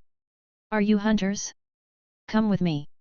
At this moment, a figure suddenly emerged from the alley next to him. This figure was covered in a cloak and a hood. His appearance was unclear. After he finished speaking, he immediately turned around and left. Varia and Yin's Hixu looked at each other, and then immediately pulled Ria to follow. After they left, the homeless man's eyes suddenly changed from cloudy to sharp. He ran to the nearby garbage pile and rummaged through it, and found a communicator. After getting through, he opened his mouth and said, "A hunter is entering the tower. The targets are 3 women, and they seem to be holding a strange mutant plant." 3 women, holding a mutated plant. On the top floor of Planta, a dark figure on the throne frowned. After listening to the report of his subordinates, he waved his hand, "I understand, go down." Then the king of the throne rotated backwards, and the sunlight came in from the outside, illuminating the appearance of the figure on the throne. If Wen Feng stood here, he would definitely scream in surprise, provided that Wen Feng could speak. Because this man was a young man with fiery red hair. Wen Feng had seen him twice. The first time was in the jungle camp, when the powerful flamethrower young man beat up the senior hunter with one hand. The second time was when Wen Feng was killing Benicio. He suddenly jumped out to disrupt the situation, and was then released by Wen Feng. Lavita interferes. The young man frowned slightly, and fiddled with the throne with his right hand for a while, and then a screen lit up. This was the surveillance camera at the entrance of Planta. When he saw the faces of Yin's Hixu and the others, he was slightly stunned. When he saw Wen Feng in Yin's Hixu's hand, his expression changed immediately. The next moment, the furious corners of his eyes suddenly calmed down, and the corners of the young man's mouth suddenly raised a little arc. "I, Brora, have never suffered such a loss. Since you have come to my door in person, I will accompany you to have fun. It just so happens that we can take the opportunity to remove the rats in the sewer together." As they turned left and right in the alley, the mysterious man finally brought Yin's Hixu and the others to a sewer entrance, and then he jumped. Valia followed without hesitation, and then Yin's Hixu and Leia walked down carefully. "Friends, someone is finally here at the headquarters." After the mysterious man walked down, he suddenly couldn't suppress his excitement and said loudly. Then several people immediately jumped out from the surroundings, and Valia recognized at a glance that they were all wearing the uniforms of the Hunter Guild. "Great, can I finally go home?" A young staff member asked with tears in his eyes, but when he saw the Hunter badge on Valia's chest, he was stunned. "You are not here to take over, but a hunter." Chapter 91. Planta was once a veritable industrial area, where many humans lived and studied tanks and weapons. However, with the continuous development of technology, tanks and weapons continued to produce new waste, and the environment here gradually deteriorated. So in order to find a new place, the scientific researchers abandoned this place directly, leaving behind this huge tower that towered into the sky. This giant tower was later developed by some people, but was abandoned due to poor environment or insufficient resources. Until the predators came here, the problem of insufficient resources could be solved through plundering. The environment was harsh, and the predators had long been good at surviving in the wilderness. In this kind of place, the environment was like a fish in water. Because of this, Planta became the garrison of the raiders' base camp, which was on the peninsula behind Planta. The wanderers living near Planta are not so lucky. There are only two ways in front of them. The first is to leave Planta, and the second is to join the predators. The way Planta increases its population is also very simple, that is, to plunder all over the world, and either choose to join the plunderers and invade with them, or be killed. When the number of residents in Planta reaches a certain scale, the Hunter Union will send hunter staff to hold branch meetings here. At the same time, these staff members are tasked with an important mission, which is to spy on intelligence. Although there are basically no hunters in Planta, and the people here are not welcoming to the Hunter Guild, in order to complete their mission, the Hunter Guild still managed to survive in Planta. This work took several years. During these few years, the Hunter Guild continued to work hard in Planta, developed many informants, and investigated a lot of information. But the General Assembly seems to have forgotten them. In the past few years, there have been no hunters or staff coming to change shifts. So when they heard that they were looking for a hunters union, these staff members were so happy, thinking that they could finally leave Planta. After listening to the staff's narration, Ria was moved and wiped the tears from her eyes. But Varia shook her head firmly and said, "We are here with a more important mission." She repeated the mission described by Mr. Mize. After listening to the tasks of several people, the staff fell silent. There were 3 staff present, including 2 young people and 1 middle-aged man. One of the young men thought dully for a while, then suddenly his eyes lit up and he said, "If we get this fuel crystal back, then can we leave here?" "If this fuel crystal is as important as Mr. Mize said, then as long as you retrieve the fuel crystal, you can not only go back, but also get a lot of rewards." Yin's Hixu pondered for a while and said. Several staff members, "You looked at me, I looked at you," and then as if he had made up his mind, he clapped his hands fiercely and said, "In that case, we will definitely do our best to help you find this so-called fuel crystal." Since fuel crystals are called fuel crystals, they most likely provide energy supply. Do you know what supplies energy to Planta? Yin's Higsu nodded and then analyzed. That's the 6th floor. There seem to be a lot of strange energy-generating devices from all over the world gathered on the 6th floor. If the role of fuel crystals is to provide fuel, then there is a high probability that they are located on the 7th floor. The staff here have been working hard for a long time. After hearing what Yin's Higsu said, he immediately responded. Level 6. Varia frowned. You must know that this planta only has 8 floors in total. It is not that simple to climb to the 6th floor. And the 6th floor seems to be heavily guarded. Under normal circumstances, there is almost no way to enter the 6th floor head-on. The young man held his chin and said solemnly. What should we do then? What is the combat capability of this planta? Is there any chance if we force our way through? Varia asked. This planta is the only external communication artery for the Predator's base camp, and it is guarded by Brora, the second king of the Predators. The middle-aged man immediately answered, as for Brola's strength. It's about the level of a 200,000 bounty. How? How much? 200,000. Ria couldn't hold back and exclaimed, knowing that she had never seen so many gold coins in her life. That's right, not to mention the king guarding here, even the captain of a small team is at the level of an intermediate evolver. Brora, the second king of the Predators, is an advanced evolver. Although the strength is divided in this way, Brora's strength can kill most advanced evolvers in an instant. He is one of the handful of advanced evolvers at the top of the world. Brora is a fierce man who can challenge Levita alone. Of course, Wen Feng doesn't know who Brora is, otherwise he would definitely ask Yin's Higsu to give up this task. No wonder the Hunter Guild asked us to carry out this task. I'm afraid it just depends on luck. Hi Sister Yun, let us solve it and everyone will be happy. It doesn't matter if we have bad luck. Anyway, it is within the expectations of the Hunter Guild. At this moment, Varia immediately realized that the Hunter Guild must have known about the situation here, but it still sent them here. Obviously, Armida City itself did not have confidence. Then how should we go to the 6th floor to steal the fuel crystals? We have to try, we can't just give up. Seeing that Yin's Higsu was trying to back down, Varia quickly stopped her. We do have a way. Our Hunter Guild has no funds here, so we can only rely on ourselves to earn funds, so we have a way to contact the higher UPS. The middle-aged hunter pondered for a while, and then he said slowly, many people living in Planta have difficulty in contacting the outside world, and few outside chambers of commerce come here, so we often send people to nearby towns to purchase supplies. Then come here to sell. And it is precisely because this kind of sales requires ordering, and we cannot expose our location, so we all deliver to your door. Hearing what he said, Wen Feng was stunned. Wasn't this the courier in his previous life? You mean we can disguise ourselves as couriers and then sneak into the 6th floor while delivering the goods to them? Wen Feng originally thought that there were no couriers in this world, but he remembered that before the catastrophe, this world was a more technologically advanced world than the Earth, so it was normal to have couriers. Yes, and we happen to have a batch of goods shipped to the 5th floor. We can help you safely deliver the goods to the 5th floor and then you can rely on your own skills. The middle-aged man thought for a while and said, if you don't succeed, you will be successful. Yin's Higsu and Varia looked at each other, and finally nodded at the same time. Chapter 92. I saw 3 smaller figures, one tall and 2 short, wearing black robes, quickly shuttling through the streets of Planta. The streets inside Planta look completely different from the outside.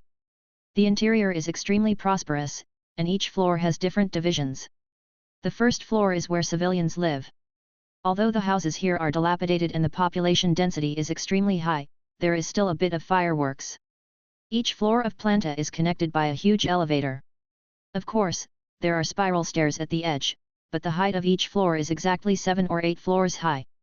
If you climb up by your feet alone, you may die of exhaustion halfway. Of course, with the physical fitness of Valia and Yin's Higsu, it is no problem to walk up the stairs. In order to prevent more trouble at night, there are inspectors in front of each elevator, so Yin's Higsu decided to go up the stairs. Without continuing to observe the situation on the first floor, Yin's Higsu took Valia and Leia closely behind her. The 3 people were wearing black robes, and each of them held a huge cardboard box in their arms. The cardboard box in Yin's Higsu's arms actually contained Wen Feng, and the other 2 held the goods needed by the guests. After a brief explanation by the staff of the Hunter Guild, the three women set off in disguise, transforming into couriers of Planta. The second floor of Planta is a little narrower than the first floor. The second floor seems to be a slum, but most of the people here are well dressed, and there are many commercial streets and snack streets. Many people wearing predator costumes are seen sitting in them and laughing. The third floor seems to be the area where predators live. Most of them are predators wearing predator costumes, and the architectural layout here is different from other places. It is composed of one cabin apartment after another. Obviously, this third floor is the apartment of the predators. Going up, we came to the fourth floor. Unlike the residential area of the first three floors, the fourth floor is composed of various processing plants. This is an industrial area, and it is unknown what is produced here. When we went up to the fifth floor, we encountered obstacles. The stairs leading to the fifth floor were blocked by several guards. Seeing three people in strange clothes, they immediately pointed their guns at Yins Higsu and others and asked loudly, "What are you doing?" "Delivering express. A big shot bought good things from us and entrusted us to deliver them to his door." Since the staff of the Hunter Guild had explained it in advance, Yins Higsu said directly. "Big shot."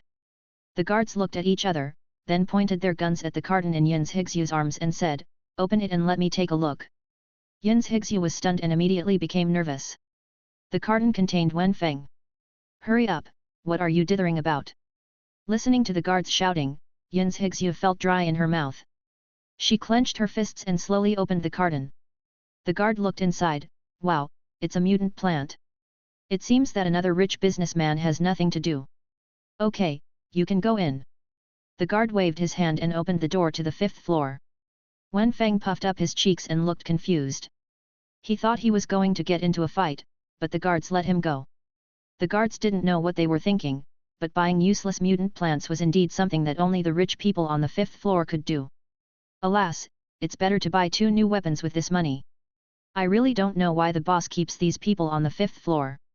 They do nothing every day and just eat, drink and have fun. By chance, Yins Higsu and others dispelled the guards' concerns because of Wenfeng. Walking into the fifth floor, the view suddenly opened up. The walls of the fifth floor are made of translucent glass, which can receive sunlight from outside, so at this moment, even in the tower, it seems that there is sunlight. The height of the fifth floor is obviously much higher than the previous 4 floors.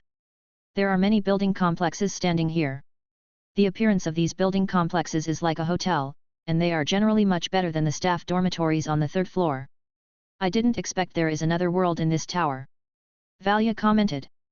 Let's go, deliver it to the person according to the address, and then we will think of a way to see if we can take the opportunity to go to the 6th floor.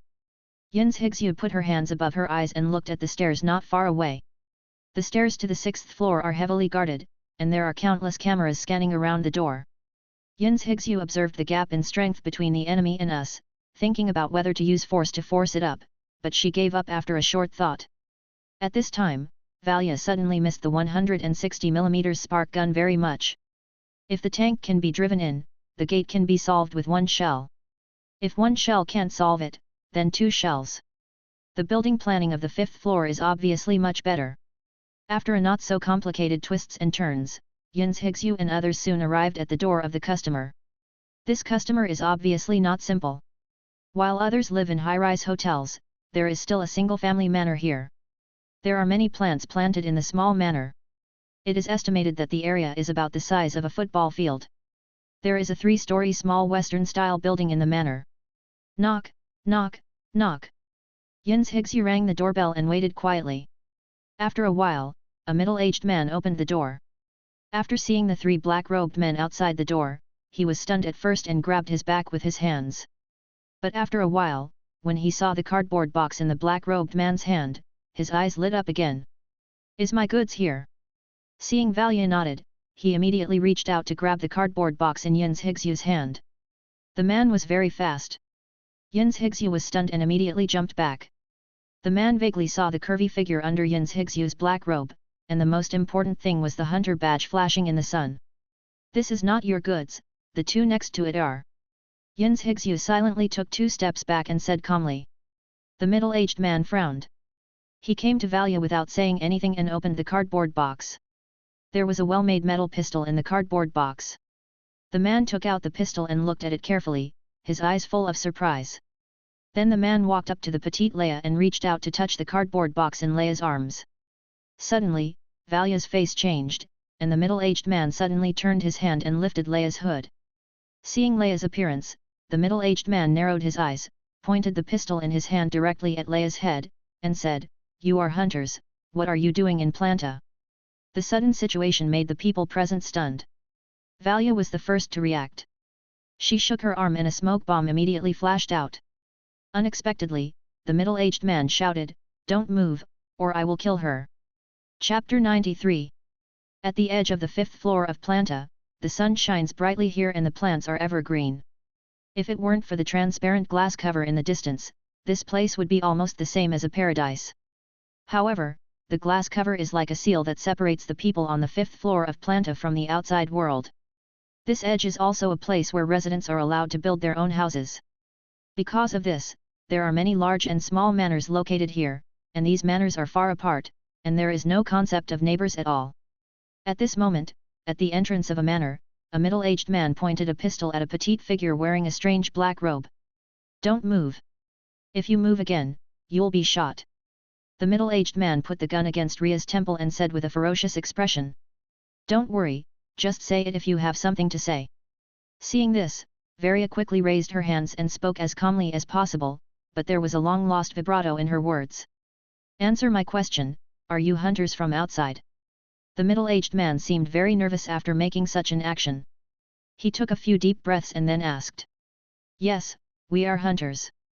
Varia said, her body trembling slightly at this moment, as if she was trying her best to suppress her anger. "Do you know that all of us were robbed and brought to Planta?" The middle-aged man seemed to have been suppressed for a long time. He roared, "Since we came to Planta, we are like animals, squeezed by this group of newborns every day. Now I think about my family and friends far away all the time." After her speaking, the man paused. "So?" Jens Higsu frowned without trace. "Since it was the predator's problem, why take it out on them? I want you to take me away from Planta." The middle-aged man thought about it for a while and finally stated his purpose. "Isn't it nice here? The living conditions here are excellent and it's very safe. Why would you want to leave?" I saw that Wenfeng had reached behind the man at some point. When Jens Higsu saw it, her heart moved and she started to delay time for Wenfeng. "Superior? This is just an illusion. It seems that the living conditions are rich. In fact, there is nothing here. It is just an empty shell. It is just a means to keep us under house arrest." The man said angrily, and at the same time he shook a few times, which made Jens Higsu and various hearts rise to their throats. "How did you get up here? Take me out quickly, or I will kill her." The man seemed to be a little impatient, and he roared angrily. Puff! At this moment, the middle-aged man's eyes suddenly widened, and then he slowly fell forward. This was because Wenfeng had controlled his power. Otherwise, with the middle-aged man's slightly better physique than ordinary people, this shot of peas would have sent him to his death. Ding dong! The pistol fell to the ground, and Ria also sat down on the ground, gasping for air. The feeling of having the gun pressed against her head was really uncomfortable, as if she was walking before the gate of hell. "Hey! Fortunately, Xiaodu is here." Varia breathed a sigh of relief, then her eyes became sharp, and she immediately moved to drag the middle-aged man into the manor. "Come in, let's solve it inside. Although there are not many people here, it would not be justified if others saw it." Jens Higsu looked around, then picked up Wenfeng, walked into the manor, and closed the door behind her. The manor looks ordinary inside and outside. Except for the 3-story small foreign-style building, the other places are full of flowers and trees, but it seems that no one has been taking care of it. Varia opened the small mansion, rummaged around, found a rope from somewhere, and tied the middle-aged man to a chair. Varia then picked up the metal pistol ordered by the man and pointed it at the man's head. "What are you doing?" Ria asked with some confusion. "This person might have a way to get to the 6th floor." Varia rolled her eyes. Although the process was a bit bumpy, they seemed to have found a way to get to the 6th floor. Bang bang bang! Under the crisp sound of a slap, the middle-aged man woke up slowly and saw the black muzzle of the gun in front of him. He was startled and said loudly, "Help! Help! Help! Someone is trying to murder!" "Ah! Varia hit the man's thigh hard with the butt of her gun, and said with an evil look, "I'll kill you if you keep yelling." However, this threat did not calm the man down. Instead, he roared louder. At this moment, he could no longer think, and his mind was filled with the desire to survive. "Let him calm down." Varia looked back at Ria. Ria nodded, took out a sedative from her bag, inserted it directly into the man's body, and then injected it. Under the influence of the tranquilizer, the man calmed down quickly. "Can we talk properly now?" There was a strange smile on Varia's lips. "What do you want me to do?" I don't know if it was because of the sedative, but the middle-aged man seemed very calm at this moment. "Take us to level 6. Varia raised her eyebrows and then said. "I can't take you up." "Ah!" Before the middle-aged man could finish speaking, the metal gun butt immediately hit the back of the middle-aged man's hand. The severe pain caused him to scream with a distorted face. "Take us to level 6 and use all your methods." Compared to the threat from the middle-aged man before, Valia seemed much more professional at this moment. I'll take you." The middle man seemed to have never experienced such a scene before, and he looked very scared at this moment. Then under Valia's interrogation, the middle-aged man gradually revealed his identity. It turned out that most of the people on the 5th floor were robbed by predators, some of whom were wealthy and powerful businessmen, and some were technicians like the middle-aged man. Coincidentally, the middle-aged man happened to be one of the technicians on the 6th floor, and he was responsible for the energy in the tower. According to the middle-aged man, there are a total of 4 energy crystals in this tower, all in different locations on the 6th floor. The energy crystal he was responsible for was not a fuel crystal, but a crystal of a mutant monster, but he seemed to know where the fuel crystal was. "Don't you want to leave? As long as you cooperate with us well and take us to the 6th floor smoothly, it would be best if there is no movement, and get the fuel crystal, then we will take you away from here." Valia thought about it and said. "If you only go to the 6th floor, it is still very difficult to steal the fuel crystals, but if there are technicians like the middle-aged man who work on the 6th floor all year round, the probability of success may be greatly increased." The middle-aged man rolled his eyes slightly, and then said with a convinced look, "Okay, I have no choice. As long as you can take me out, I will do my best to help you." After listening to him, Leia showed a surprised expression. She didn't expect that she could get unexpected gains from just delivering a simple courier. Chapter 94. How are you going to take us to the 6th floor? In a while. In a while it will be my working time. As long as you follow me, I can take you up. The middle-aged man said. How can I be sure that you want to take us up, not to inform on us? Valia frowned, and did not trust the man because of his few words. I swear. The middle-aged man said hurriedly, his expression sincere. Is there a small path from the 5th floor to the 6th floor? Valia glanced at him, did not respond, but asked back. No.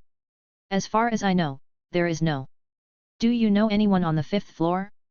Call him over. The middle-aged man was about to shake his head, but he saw Valia slowly pulling the trigger. Click. It was empty, the pistol had no magazine at all. But this action still scared the man, and the man quickly said, I have a coworker, his home is next door, not far away. Ask him to come over. Valia glanced around and saw something that looked like a communication tool in the room, so she took it and put it in front of the man. This is the prop you use to communicate, how do you use it? Under the man's instructions, he finally dialed the phone. Hey, Jean, why are you interested in calling me? A middle-aged man's voice came from the phone. Valia stared at him, constantly fiddling with a sharp dagger in her hand, and the dagger reflected the sun's light and looked extremely dazzling. Clive, I miss you recently. Can you come to my house? I have prepared a sumptuous dinner here and I am waiting for you. The middle-aged man called Jean thought for a while and then said. Good boy, did you buy good things from outside again? Wait, I'll be here soon. Clive seemed to be a frequent visitor here, and he hung up the phone immediately without too much doubt. After a while, the door of the manor was knocked. When Clive walked in and saw Jean tied to a chair, his face changed and he wanted to run away. But when he looked back, he saw that the door had been blocked by a strange humanoid creature with a weird appearance. Who are you? Why did you kidnap Jean? Clive seemed to be surprised that someone dared to be so bold in Planta, a gathering place for predators. It's okay, I just want to ask, is the path leading to the 6th floor last time still passable? The dagger rotated on Valia's fingertips, and she showed a playful smile and asked Clive. After asking, Clive and Jean's faces changed slightly. But Clive's face was even more horrified, and he said in a trembling voice, "How did you know? Are you sent by the predators to punish us?" Hearing him say this, Jean's face suddenly darkened, and he thought to himself that it was not good. "Oh, it seems you really have a little path." Valia turned her head to look at Jean again, and stabbed the dagger in her hand into the chair. Jean looked ashen, so he had to lower his head. Yin's Higsu gave Valia a thumbs up. Valia was better at interrogation. After a while, Jean finally told him where the little path was. After that, Jean looked nervous and looked at the women in front of him, but none of them made any movements, which made him feel uneasy. Clive seemed to know that he had said the wrong thing, and sat silently on the chair at the door. In this way, no one on the field made any movement. As time passed, Jim's heart became more uneasy, and he raised his head in a panic. Clive found something unusual, and saw that the strange green humanoid creature guarding the gate had disappeared at some point. After a while, Jim's heart was constantly tormented, and when he felt that his spirit was a little broken, Yin's Higsu finally spoke. "No problem." Valia nodded, she waved her hand and cut the rope around Jim, then said with a warning look, "Nothing happened today."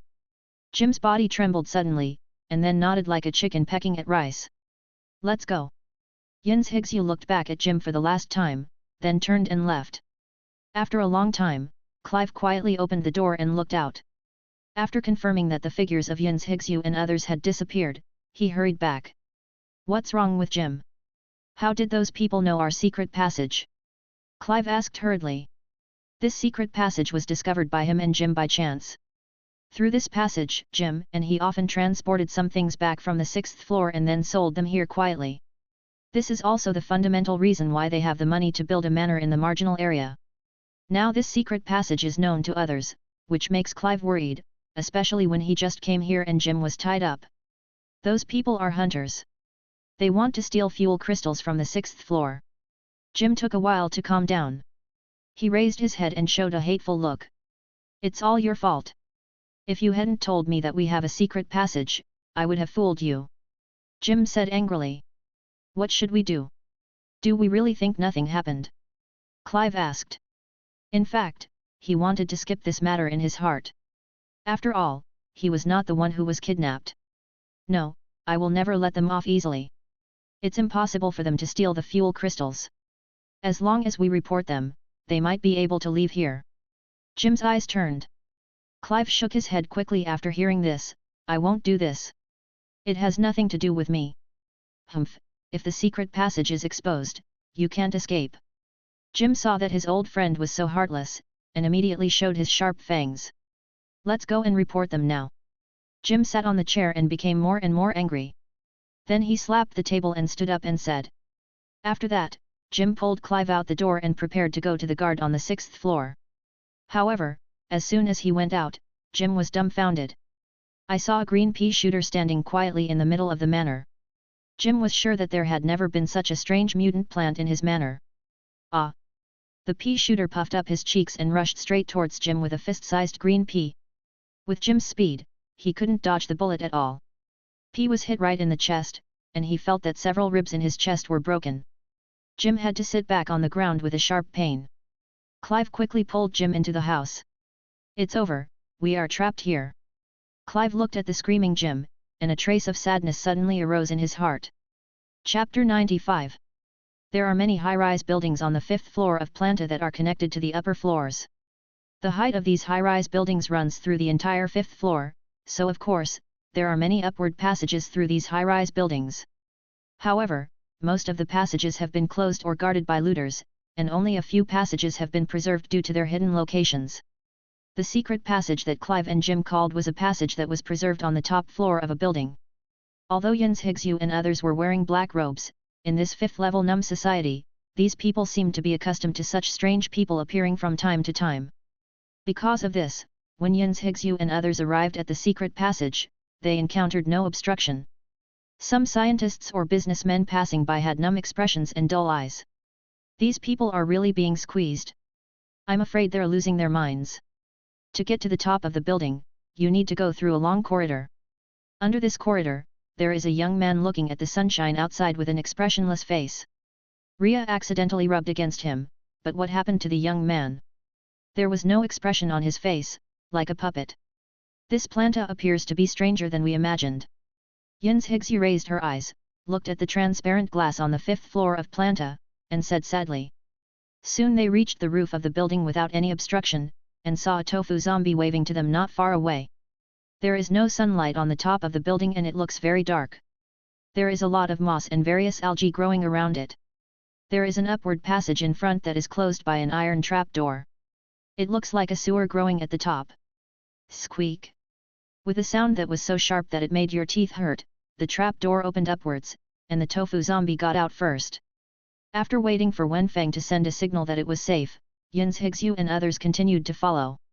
When you come out, you will see a dark sewer, but this sewer has long been abandoned. There is no foul-smelling water, but it is dry, like a bomb shelter. Walking all the way out along the sewer, they soon saw the light again. After waiting for the tofu zombie to signal that it was safe, a few people stuck their heads out. Then he was shocked to the spot by the scene in front of him. I saw that the 6th floor in front of me was not connected to the outside world, but was illuminated by a large artificial sun in the center. Surrounded by countless various steel buildings like steel behemoths, each steel building is connected by an overpass, looking like a sophisticated and complex instrument. The position they occupy is at the bottom of the 6th floor. There are countless upward chains. This chain seems to be the road leading to the 6th floor. Some of the chains are guarded by guards, while others are hanging in the air. According to Jim's previous description, there are a total of 5 energy supply devices stored on the 6th floor. They are located on the 6th floor, in the 4 directions of southeast, northwest, and the artificial sun in the middle. The fuel crystal is located due north of the 6th floor, and their passage just leads to the south of the 6th floor. In other words, if they want to obtain the fuel crystal, they must traverse the entire 6th floor. Fortunately, only after reaching the 6th floor did a few people understand why various guards strictly guarded the passage from the 5th floor to the 6th floor. Underneath the 6th floor are various trees and plants. These trees and plants form a natural barrier and are almost undetectable when walking among them. Several people immediately left the place and rushed towards the north. They didn't know it yet, but Jim was already being guarded by the Ps summoned by Wenfeng. They just wanted to reach the fuel quickly before Jim reported their whereabouts. Where the crystal is, steal the fuel crystal. I saw Varia carrying Leia on her back, and Yin's Higsu holding Wenfeng walking quickly one after the other. Suddenly, there was a strange noise from the woods ahead. The moment she heard the strange noise, Varia immediately stopped and crouched in the bushes nearby. Not long after, I saw 3 guards holding flintlock guns slowly walking out of the woods. I really don't know what's the point of patrolling here every day. Is it more comfortable to go out and plunder supplies? That's right, there are already so many guards, but there are still so many people patrolling back and forth. I really don't know what the boss is thinking. There was a sister in the village we robbed last time who was really cool. I can't forget her. After the patrol is over, I must go to the prison to pamper her. Oh, you know that the true meaning of robbery for women is money. Several predators were chatting in unison, completely unaware that several people in the distance were already staring at them. After listening to what the predator said, Varia clenched her fists tightly. These predators regard human life as nothing, and it is precisely because of them that they have destroyed countless harmonious families. Ding! Varia did not discuss it with Yin's Higsu, she believed that Yin's Higsu would definitely agree with her approach. A smoke bomb was quietly thrown out and landed at the feet of the 3 people. Who? What? A predator reacted immediately and kicked away the smoke bomb at his feet. However, the smoke spread quickly and soon enveloped several people. Oops, there's an enemy attack. Get out of the smoke. A marauder immediately rushed out. Ah ah ah ah. With a scream, the predator who rushed out was hit on the back of his head by a fist-sized green pea, and his eyes went black. When the other 2 predators heard the sound, they stopped walking and dared not move. Who are you? How dare you be so arrogant in Planta? A predator shouted, even if you kill us, don't think about leaving here alive. However, what was waiting for him was a shock bomb. After the shock bomb exploded, the remaining 2 predators' minds were instantly in chaos, swaying left and right. Valia rushed up with a dagger in hand, and soon, the 2 predators fell in a pool of blood. And the remaining predator was easily solved by Yin's Higsu because he had been knocked unconscious by Wen Feng. Put the bodies of the 3 predators together, find a place without plants, and set them on fire. Yin's Higsu stuffed 3 intermediate evolution crystals into Wen Feng's mouth. Yin's Higsu had explained this matter to Valia a long time ago, so the 2 women did not show any strange reactions when they saw it. I didn't expect that any guard here is at the level of an ultimate evolver. Although it was easy for them to deal with these 3 guards, you have to know that they are equivalent to 4 intermediate evolvers, plus sneak attacks and other elements. After dealing with the bodies of the guards, Valia glanced at the traces of burning, her face suddenly changed, and she immediately shouted, "Go! They have locators on them." Chapter 96. Planta's guards all have a special locator on them. As long as the guard dies or actively triggers these locators, the effect will be activated. So after they killed these 3 guards, the news of the death of these 3 guards was immediately uploaded.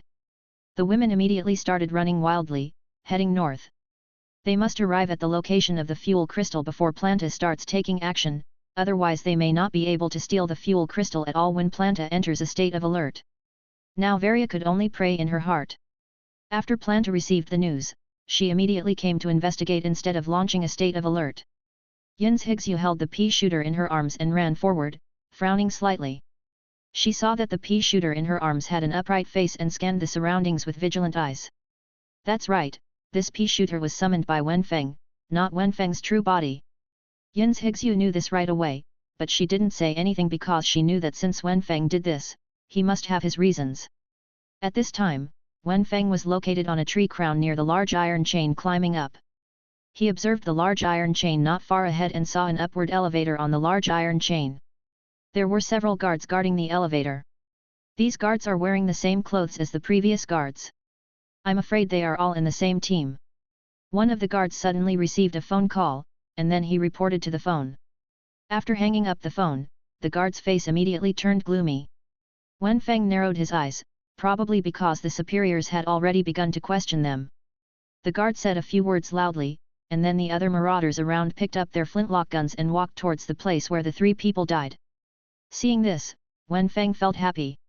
This group of people went to investigate the cause of death of the 3 guards, which was enough to reduce the intensity of the guards. As several guards walked towards the woods, there were only 2 guards left to watch. One of the guards seemed to be cursing something. After a while, he sat on a chair and counted the leaves of the plants in front of him in boredom. Puff! At this moment, a green pea the size of a fist hit him directly in the face. Ah! The severe pain directly shattered the bones on his forehead, and he suddenly screamed. When the guard next to him saw this, his expression changed and he stood up. But then another fist-sized green pea flew from the other side. The 2 men screamed immediately after being hit. One of the guards pressed the button on his waist, and the alarm bell sounded loudly. This alarm bell spreads very far, and every time it travels to a certain distance, the alarm bell will be heard immediately. Wen Feng jumped to the top of the tree and glanced into the distance, only to see the guards who had left in the distance rushing back quickly, while guards from other places further away were also rushing towards this direction. Wen Feng immediately jumped down from the bushes, came to the elevator, jumped up and pressed the elevator button. The 2 predators had not yet recovered from being hit by peas, and did not notice the pea shooter who had already gotten into the elevator. With the sound of chains and gears turning, the elevator began to move upwards. After a while, a plunderer finally came to his senses. He rubbed his eyes, found a bunker with a flintlock gun in his hand, and then looked around vigilantly for the enemy's position. The enemy is missing. The plunderer was a little confused, and looked around to see that there was no sign of any enemies at all. Idiot, that person is up. The predators next to them saw the running elevator at a glance. Since the elevator was not a technological product left by the predators at all, they could not stop the elevator at all. The plunderer immediately dialed the phone and said loudly, "There is a strange person up there. Be alert." Then another person roared on the phone, "What are you doing? How can you let people go up with so many people?" After cursing, the man also hung up the phone, leaving the predator behind, gritting his teeth and staring at the upward elevator. Soon the elevator reached the top, and the elevator door slowly opened. Outside the door were 2 predators holding shotguns. The moment the elevator door opened, they frantically pulled the triggers inside. Bang bang bang! However, there was nothing in the elevator. The two predators looked at each other and quickly entered the elevator. Above their heads, Wenfeng was hanging from the top of the elevator by his own roots. After the predator entered the elevator, he immediately jumped down and quickly left outside.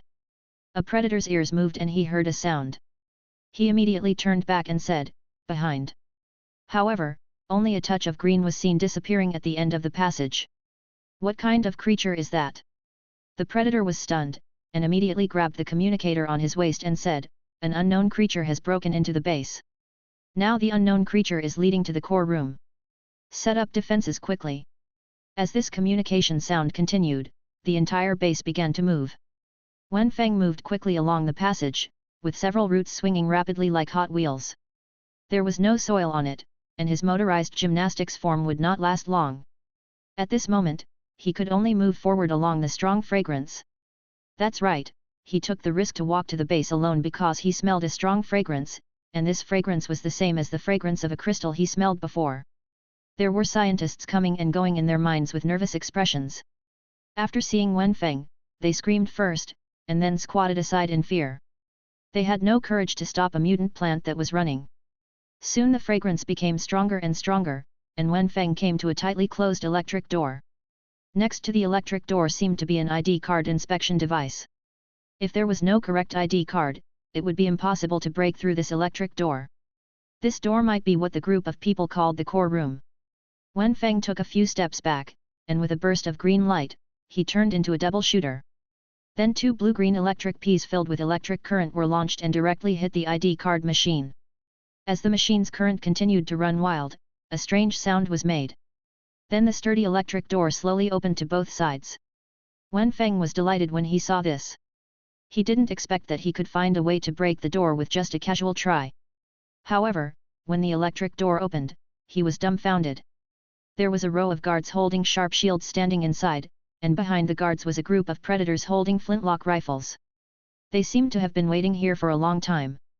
After seeing a green mutant plant outside the door, several people were stunned for a moment, and then a guard who looked like a commander took a step forward and shouted, "Who sent you? Give you 3 seconds to answer. After 3 seconds, we will open fire."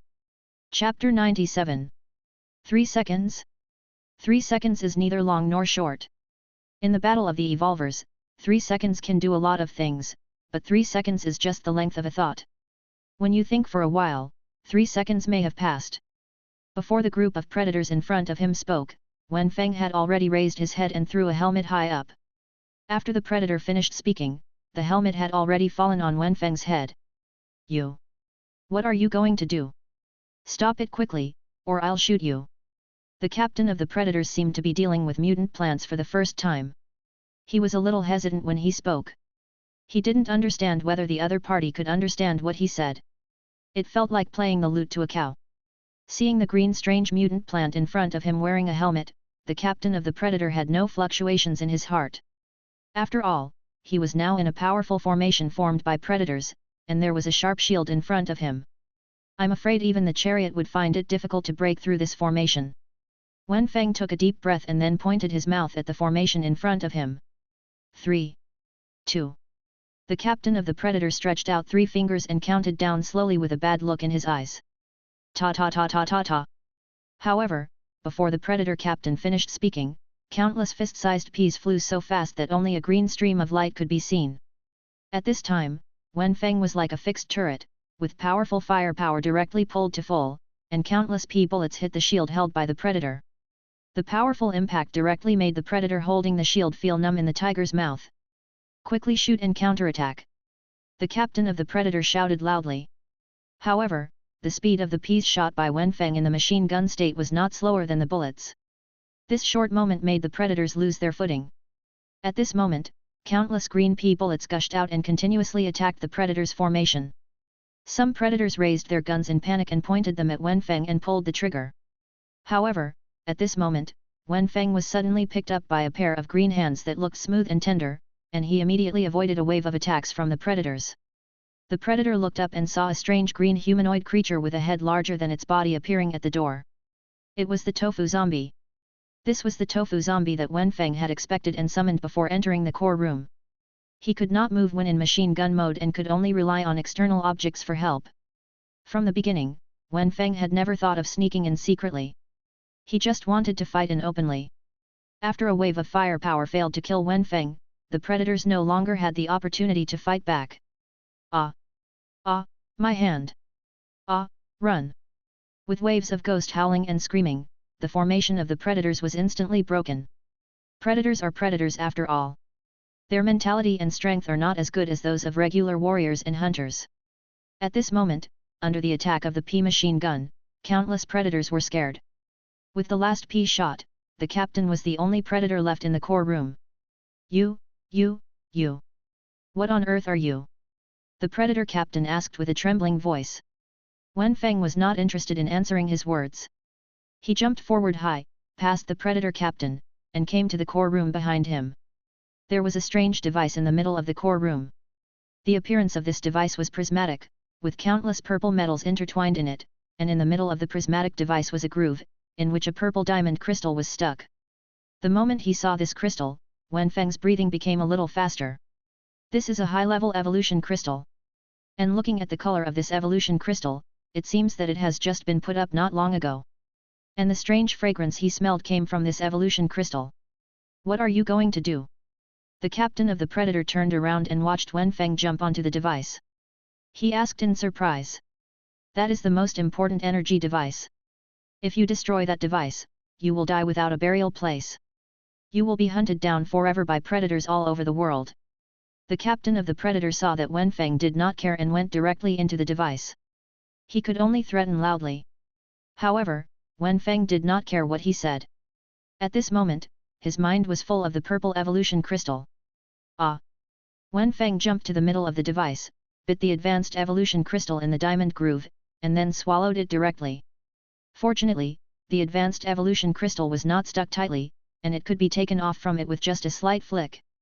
Since Wen Feng only ate the advanced evolution crystal, the captain of the predator breathed a sigh of relief. Although the advanced evolution crystal was very rare, for Planta, the difficulty of obtaining an advanced evolution crystal was always much simpler than remaking this device that could utilize the energy in the evolution crystal. However, in the next second, the captain of the plunderers widened his eyes. Wen Feng jumped to the ground, then turned around and spit out a fist-sized green pea, which hit the strange diamond-shaped device fiercely. Crack! No wonder so many defenses were deployed to protect this core room. This diamond-shaped device was too fragile. It was smashed to pieces by just one pea. Wen Feng shook his head and complained helplessly. Then he ignored the shocked expression on the face of the plunderer captain, turned around and left quickly, with countless roots swinging rapidly like the legs of an octopus. It's over, it's all over. The plunderer captain's legs softened, and he couldn't help but kneel down. You know, he is the captain responsible for guarding this place. When something happens here, he will take all the responsibility. When the energy utilization device broke down, he seemed to have seen how he would die, and even forgot to stop Wen Feng. Wen Feng rushed to the outside of the building unimpeded. This sixth floor is worthy of being the place responsible for energy. Countless wires and tubes are arranged either exposed or hidden, leading energy to various places. After Wen Feng destroyed the diamond device, the energy in the nearby power pipeline was slowly dissipating, visible to the naked eye. And this speed soon spread to the entire southern part of the sixth floor. Large areas of lights suddenly lost power, as if the entire southern part of the sixth floor was controlled by the device here. But soon Wen Feng discovered something unusual, and the shop assistants from other directions quickly came over here. Not long after, the entire sixth floor returned to its original appearance, as if nothing had happened. At this moment, Wen Feng turned his vision to the summoned P, and suddenly he seemed to be possessed by the summoned P, and immediately had the vision of the P. At this time, Yun's Higsu and others seemed to have arrived at the location where the fuel crystal was placed. This was a huge square platform. In the center of the platform was a fiery red crystal tied by 4 strange iron chains, and under the platform was rolling lava. What attracted Wen Feng the most was a young man not far from Yun's Higsu and others. The young man's face made him very familiar. Chapter 98. The straight line distance to the 6th floor of Planta is actually not very far. Yun's Higsu and Valia ran with all their strength and reached the due north of the 6th floor in only about half an hour. Yun's Higsu looked up at the huge brown fortress in the sky, where Jim said the fuel crystals were stored.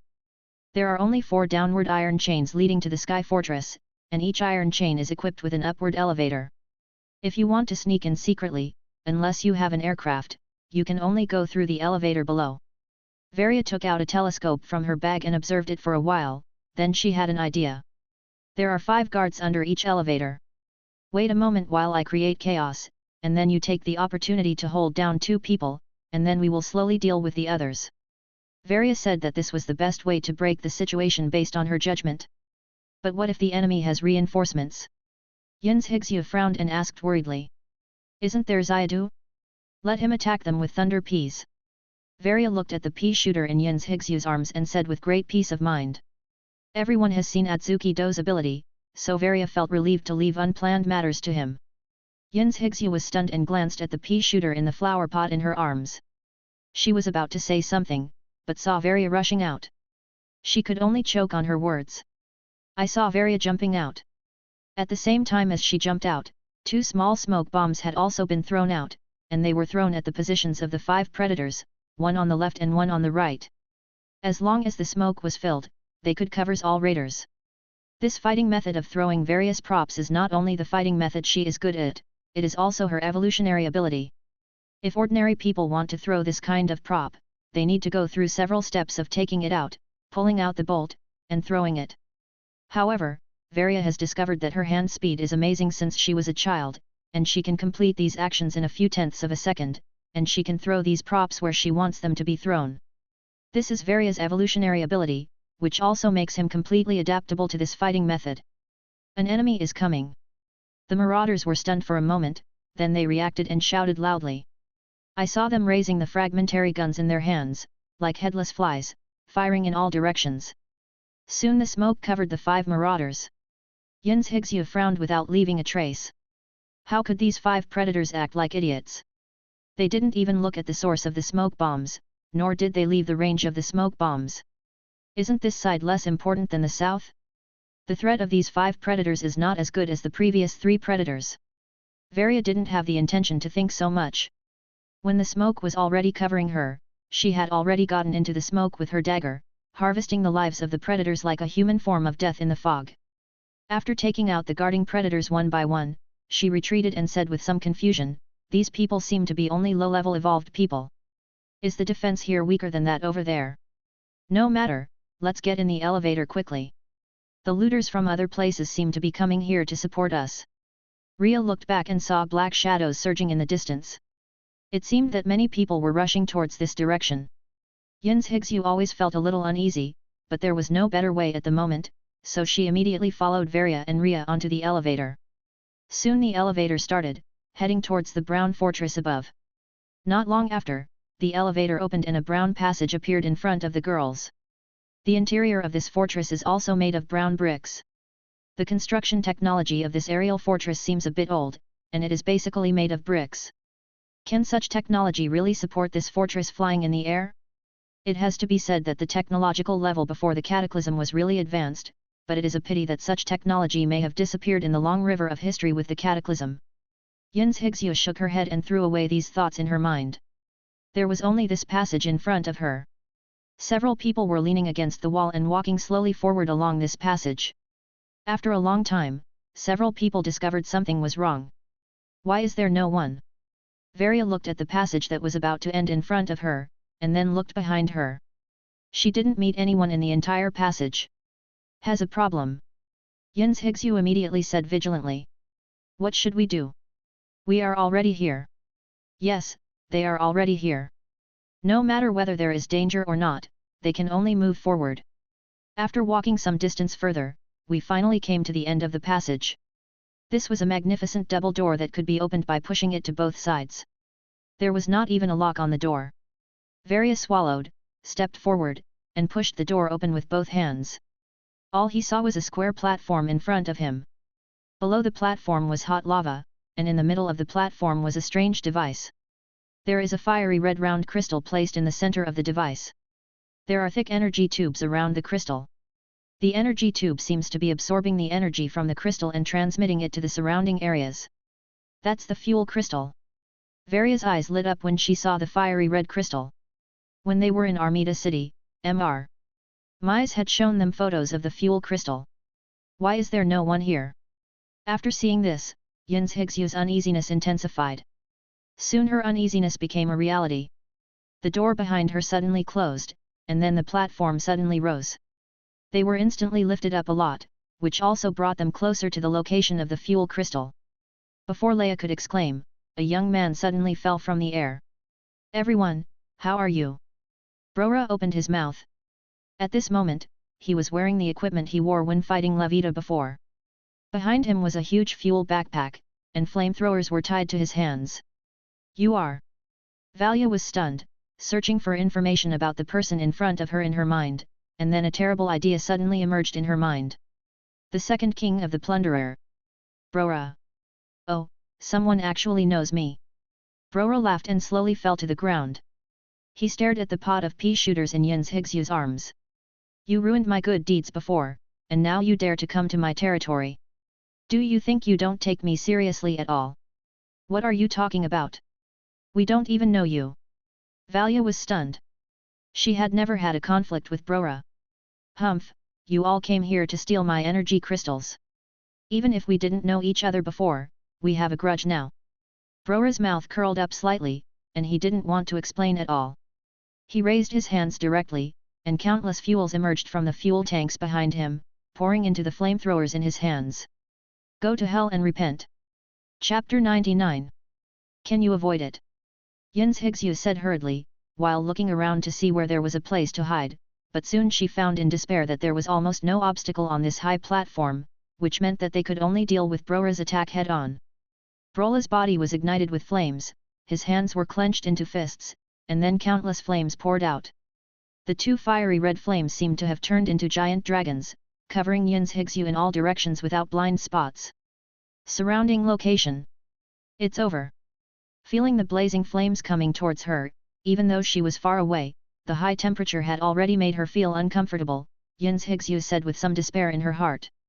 Unexpectedly, before the revenge was completed, he would die in the hands of predators. Fortunately, the pea shooter in his arms was not Xiadu, and Xiadu could still survive.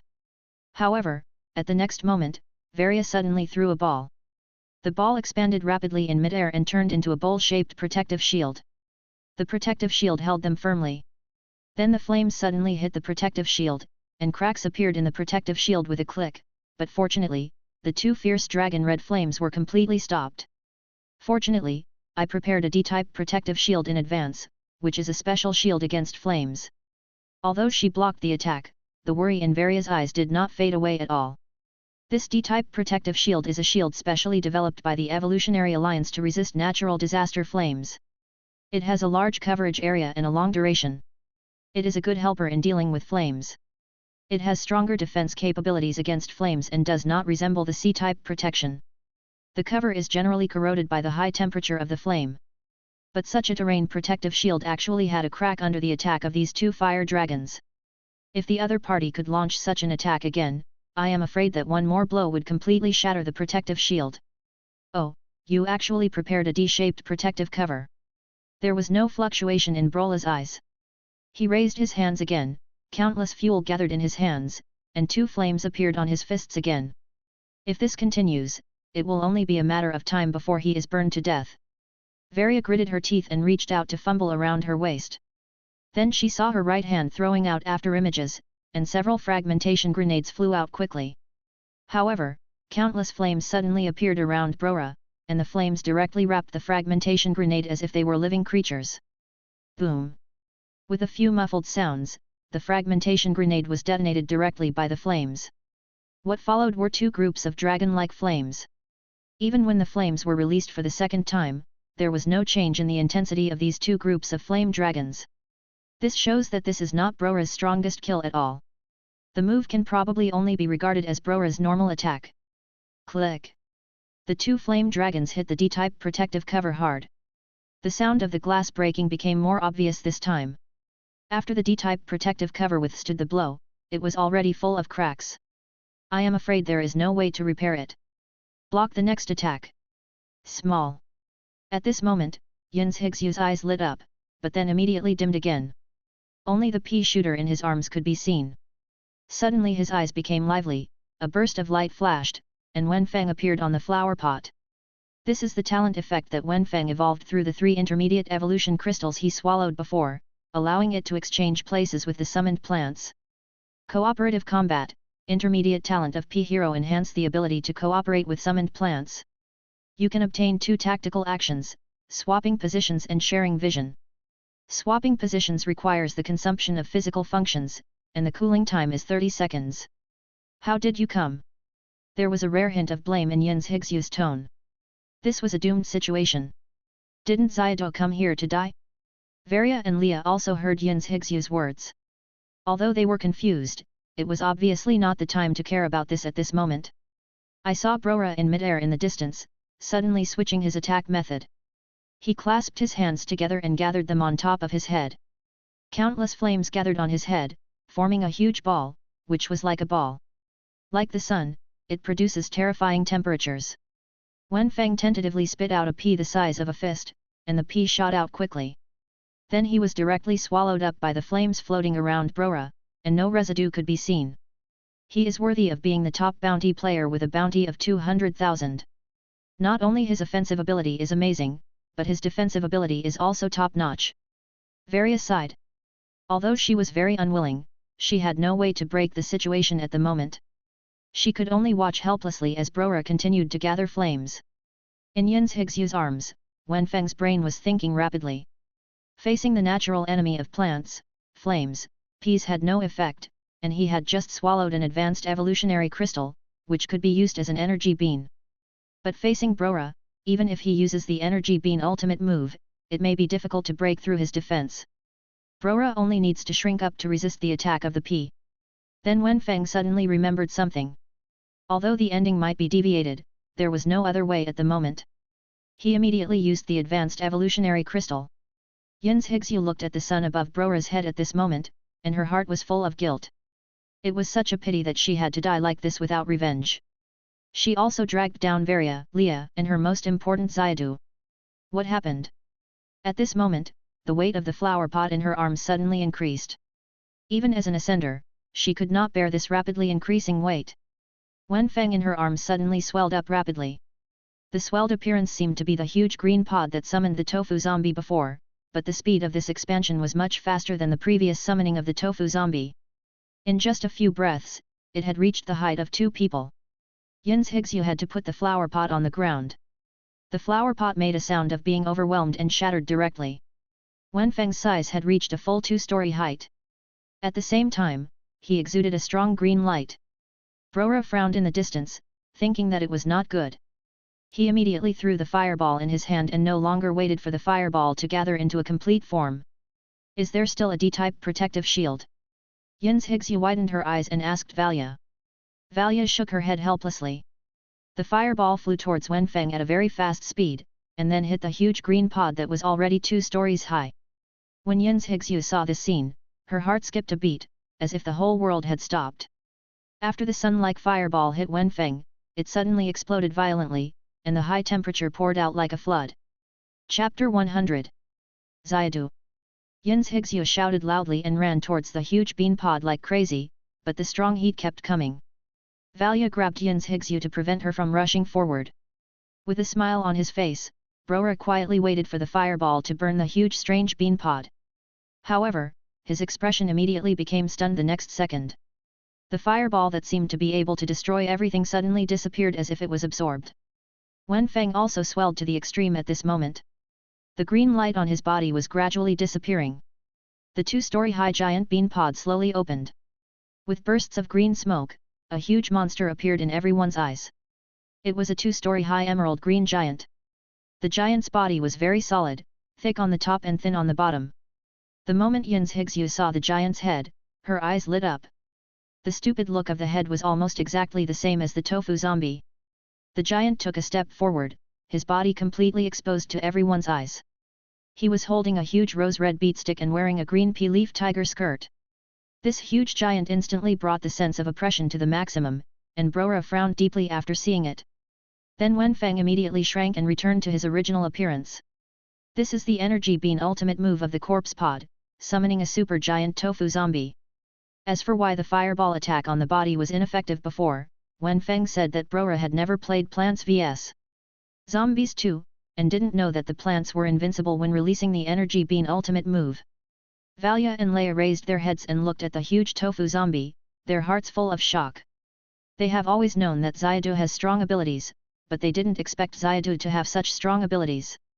It belongs to the kind of surprise that can give them different surprises every once in a while.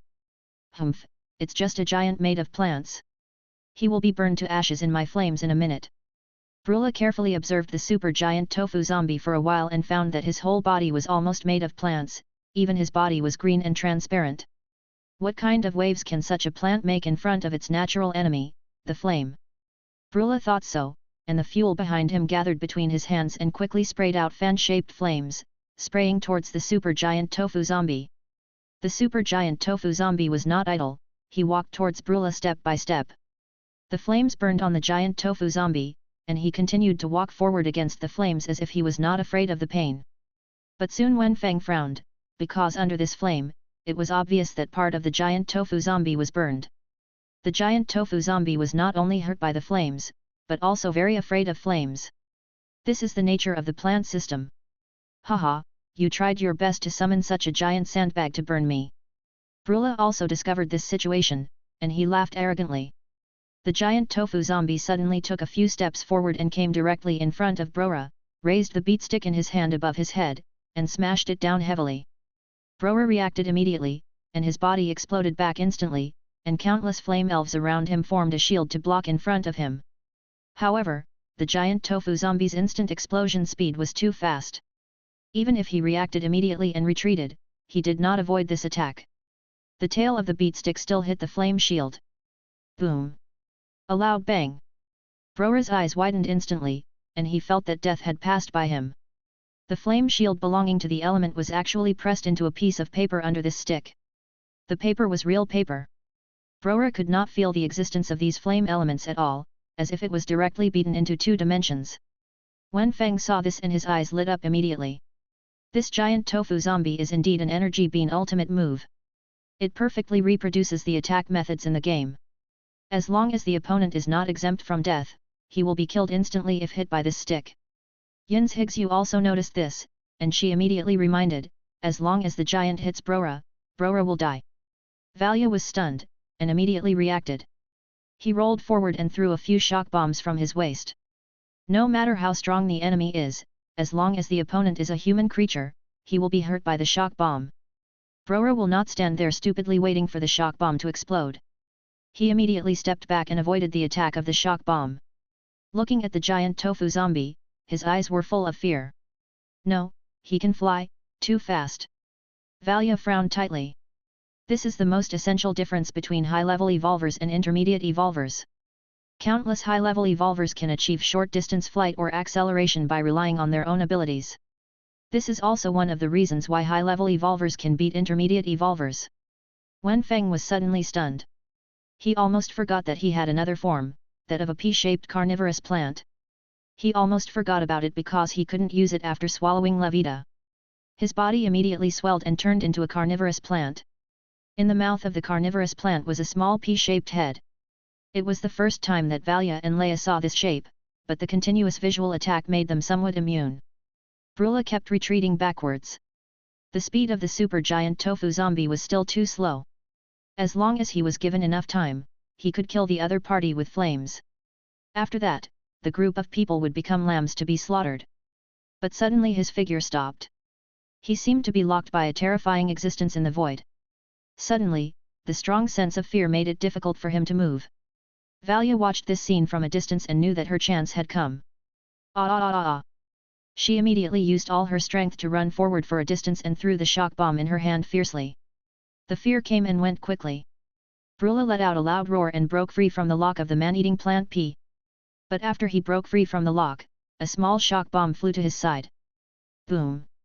The shock bomb exploded beside him. Brula suddenly felt that his eyes went black and his ears began to tinnitus violently. At such a close distance, the exploding shock bomb directly made him temporarily incapable of action. In just a moment, the super giant tofu zombie had already walked in front of him, raising the beatstick in his hand high. Boom! The beatstick smashed down heavily, hitting Brora from midair to the ground, raising a puff of smoke. The women suddenly widened their eyes and carefully observed Brora on the ground, and then they were stunned. Brora didn't turn into a paper man in this blow. He was covered with horrible wounds and kept spitting blood from his mouth, but he survived. Chapter 101. As the second king of the plunderers, Brora has never felt so frustrated as today. This feeling of being defeated by the opponent with some special means despite knowing that the opponent is not strong, made him feel unprecedented frustration and anger. But at this moment, seeing the green giant raise the beatstick in his hand again, a fear of death instantly filled his body. Brora knew that if he took this blow again, he would definitely die without a complete body. At this point, he could only use that thing. Brora gritted his teeth and took out a blue ball from a specially made bag on his waist. It was called a ball, but it was actually an irregular polyhedron. Wenfeng frowned, and he immediately locked Brora. As long as he did not swallow other contents in his body, he could lock the target again. The people in the distance were stunned when they saw this. They had never seen such a prop before. But soon they knew the use of this prop. Brora crushed the polyhedron with force, and then there were waves of space fluctuations. The next second, the beatstick smashed down fiercely, but Brora disappeared. Damn it! Seeing this, Valia smashed her arm fiercely and said with some annoyance, he still ran away.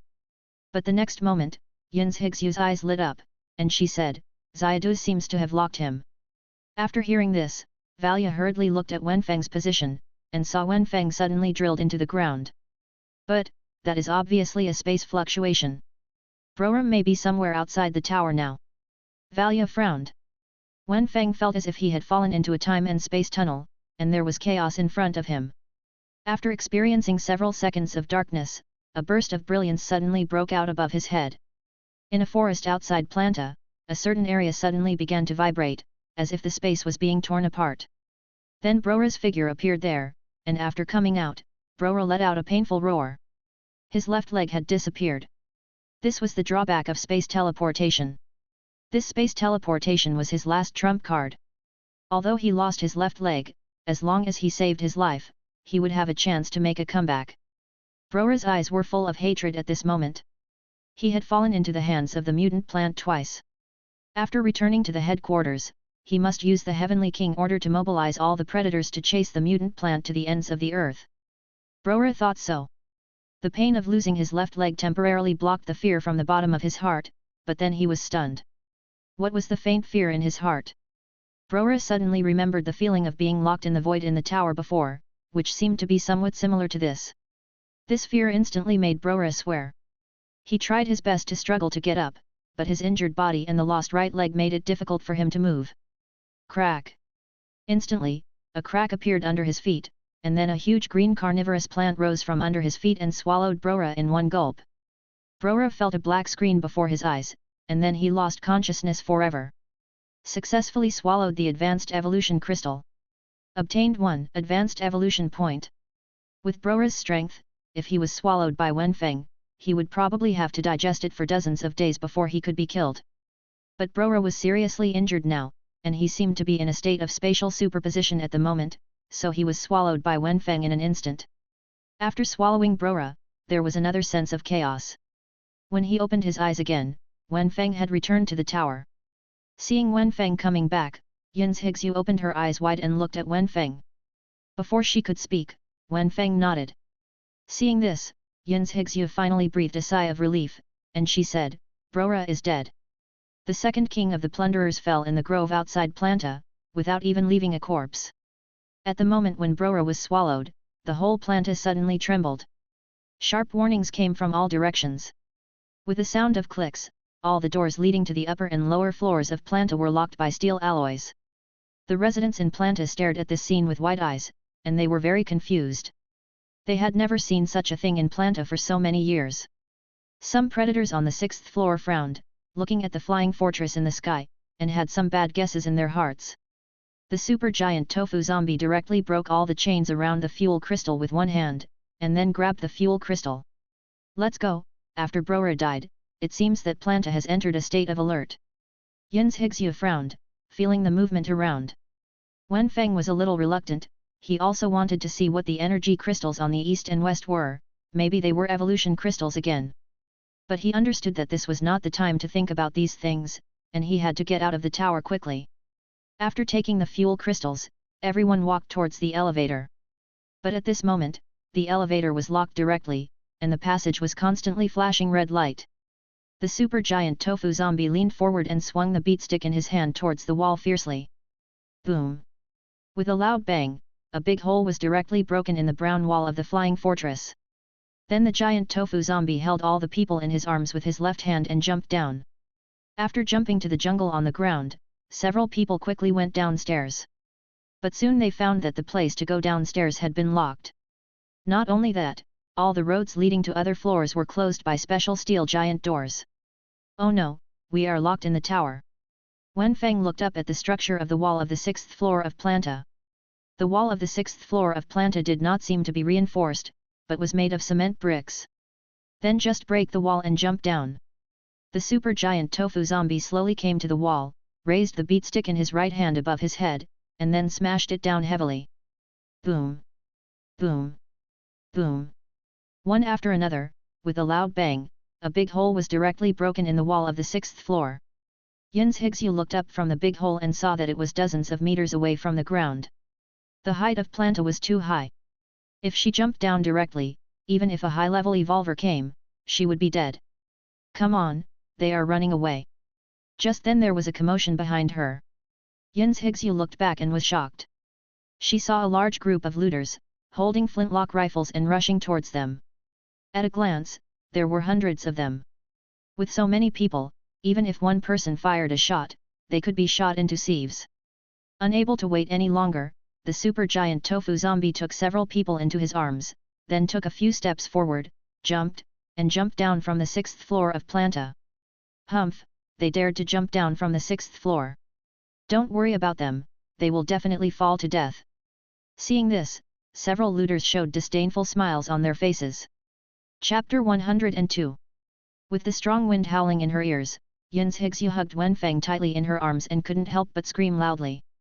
The fall time is said to be fast, but in fact it is very fast, but as a few people who have experienced it, it feels like an unknown amount of time has passed.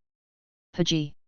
Yin's Higsu only felt her whole body shake, as if she had fallen into a sticky tofu block. With a crunching sound, the super-giant tofu zombie fell directly into tofu cubes, ending its short life. Fortunately, the body of the super-giant tofu zombie was very soft, so a few people only felt a tightness in their chests and were not injured. Climbing out from the corpse of the super-giant tofu zombie, Rhea saw that the shining super-giant tofu zombie had turned into tofu residue on the ground. She couldn't hold back the tears and squeezed out tears from her eyes. It's dead. Weev. As the last creature Wenfeng summoned to save them from danger, it would be a lie to say that he has no feelings. After all, the final appearance of the super-giant tofu zombie really doesn't look like a tool. Varia was also a little sad, but she was sad that such a big killer died like this. Yin's Higsu looked at Wenfeng, who looked indifferent and understood something in her heart. Then she clapped her hands and comforted, "It's okay, this tofu giant just left us temporarily." Hearing this, Leia raised her head and asked expectantly, "Can Xiaodu still summon it again?"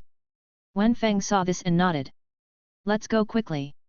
Things here will spread soon. The sooner we return to Armida City, the safer it will be," Varia said, taking out the intact fuel crystal from the tofu pieces that were shattered on the ground. Then several people quickly walked towards the only bridge in Planta. Varia held the few remaining fragmentation grenades tightly in her hands, waiting to find a way to break through if someone blocked them. But what is surprising is that the marauders guarding the bridge did not seem to receive the message and directly let them go.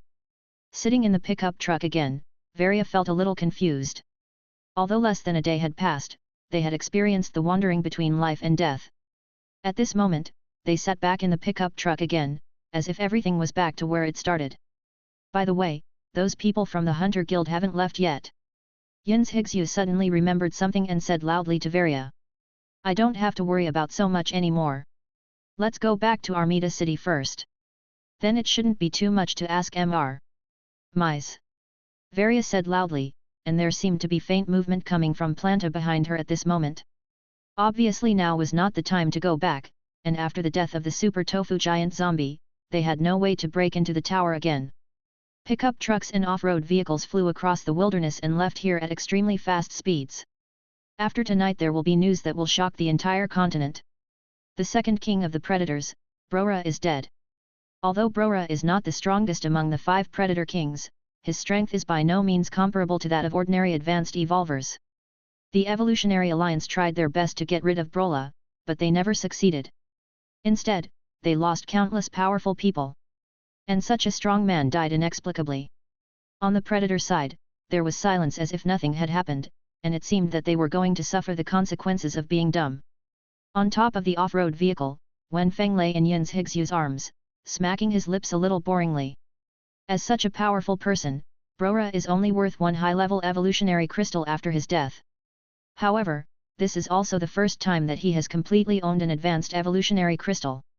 The first 2 advanced evolutionary crystals were used to solve emergencies and were used as energy beans. Now he can finally check out the advanced evolution route of Extreme Shooter. You must know that he has been attracted to many of these abilities for a long time before, but he never had the chance to evolve. Wenfeng looked at the advanced evolution route with excitement on his face. After pondering for a long time, he finally used the advanced evolution points on the Extreme Shooter line. Successfully obtained the advanced evolution talent of Extreme Shooter, Sniper P. Sniper P, the ultimate P shooter, you can store 1 Sniper P at 12 o'clock every day. The Sniper P can cause great damage, and the effective attack distance is 1200 m. 1800 m. Watching the description of Sniper P, Wenfeng's eyes lit up.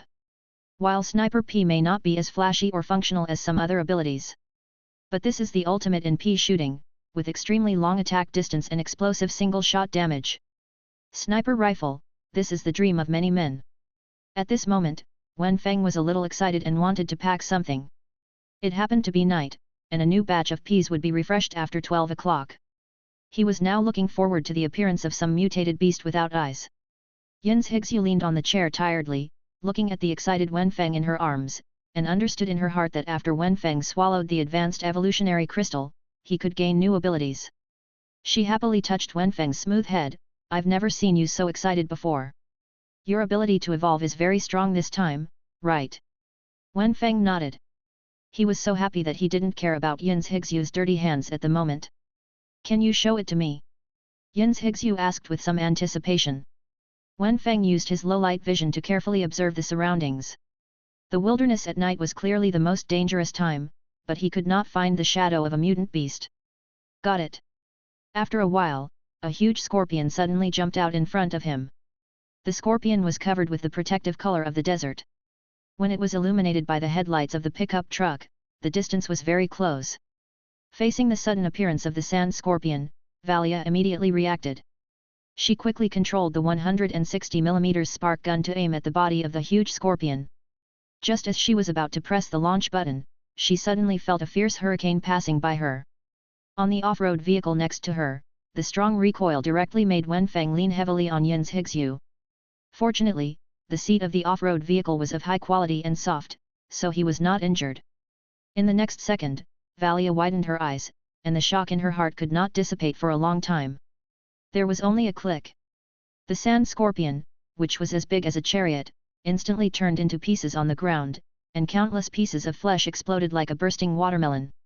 You know, the shell of the scorpion is very hard, and even bullets may find it difficult to penetrate it.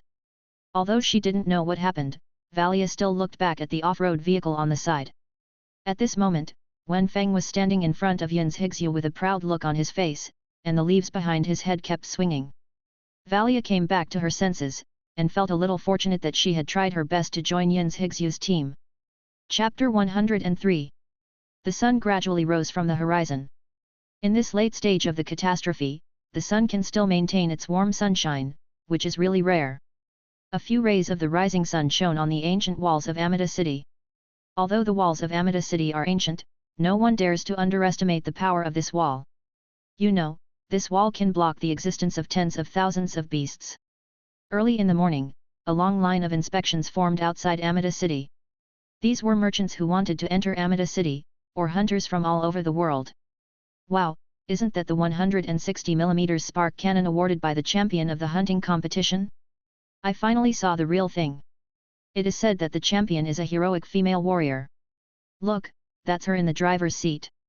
The pickup truck with its huge 160mm fiery red barrel is a very outstanding existence wherever it goes. Valia drove the pickup truck to the end of the convoy and prepared to line up for inspection.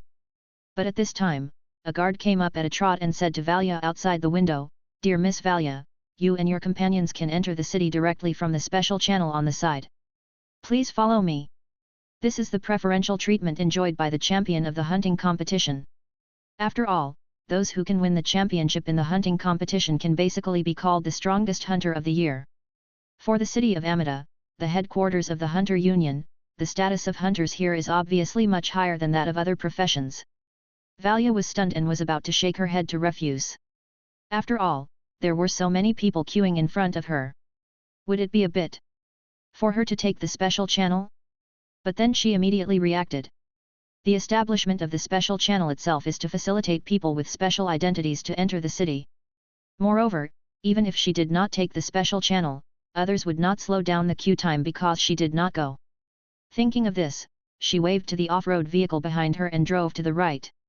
The guards led the way in front, and the pickup trucks and off-road vehicles followed behind. They entered the city in a swaggering manner under the gazes of the people queuing next to them. As the champions of the hunting competition, the guards simply glanced at their hunter badges and let them go.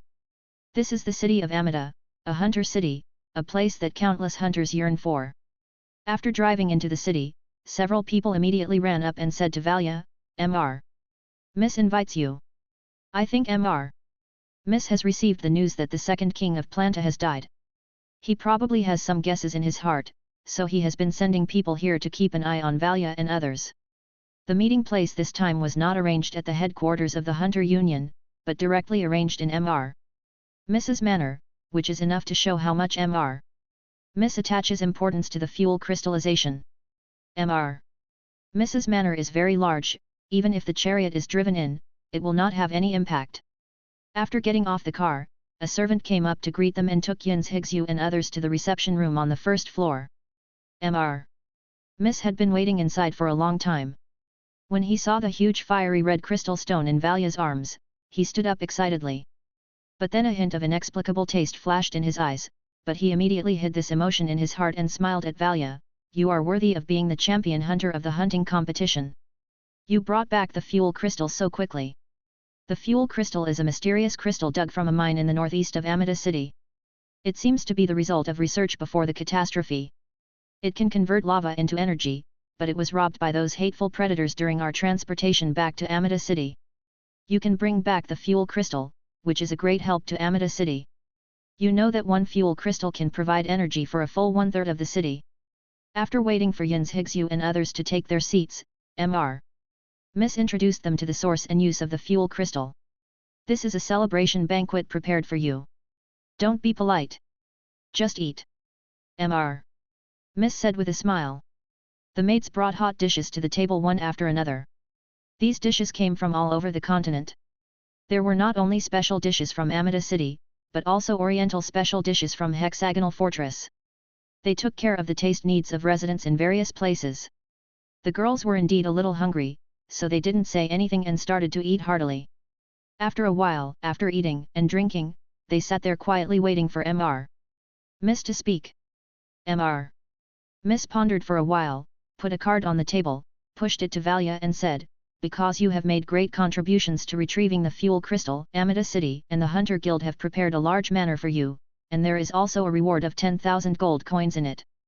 Valia's eyes lit up and took the card. But then the eyes of several people became wrong. After Mr. Miss finished speaking, he didn't mean to say anything else, and ate the steak slowly. After a while, Leia finally couldn't sit still anymore. She asked, "Mr. Miss, what about the shelter you promised us before? Does providing a house mean shelter? You have to know how easy it is for Hexagonal Fortress, which is also a top force, to assassinate someone. Just providing a house to live in is not enough to guarantee their safety." Mr. Miss raised his head. He was silent for a moment, and then said, "Hexagonal Fortress seems to have made some experimental results recently. Now the strength of Hexagonal Fortress is slightly beyond that of Amida City and the Evolutionary Alliance. At this critical juncture, the top leaders of Amida City do not want to offend Hexagonal Fortress." "What do you mean?" Valia slammed the table and stood up. She asked loudly, "Why, as the Minister of City Defense, can't you even keep your word?" Mr. Miss seemed a little embarrassed, but he still said lightly, "I can't influence the decision of the higher UPS. After all, I am just a Minister of City Defense." Yin's Higsu pondered for a moment. At this moment, she was naturally angry, but she knew that this matter could not be let go. She said, "In this case, can you provide us with some combat power?" "Combat power?" Mr. Miss was stunned, and then reacted.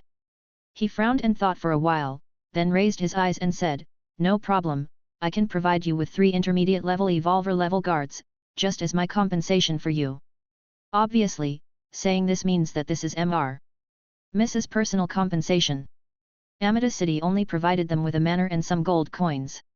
After hearing this, Yin's Higsu's brows relaxed a little, but she still understood that they were being used by Amida City. Amida City, after all, is still unreliable. Chapter 104. After leaving Mr. Mrs. Manor, Yin's Higsu and others came to the manor indicated by the card. This manor is located on the edge of Amida City, and not far away is the tall city wall. If the wall of Amida City is really breached by the tide one day, this area will be the first to bear the brunt. The people in Amida City are really stingy. It's funny to say that it is a hunter city, but the management is a hateful capitalist. Not only did they fail to fulfill their promise, but they also chose such a remote place to send them the manor. I'm afraid it's just a property that some rich man doesn't want. However, the interior decoration of the manor is quite luxurious, and it seems that it has not been built for a long time, which still makes Yin's Higsu somewhat satisfied.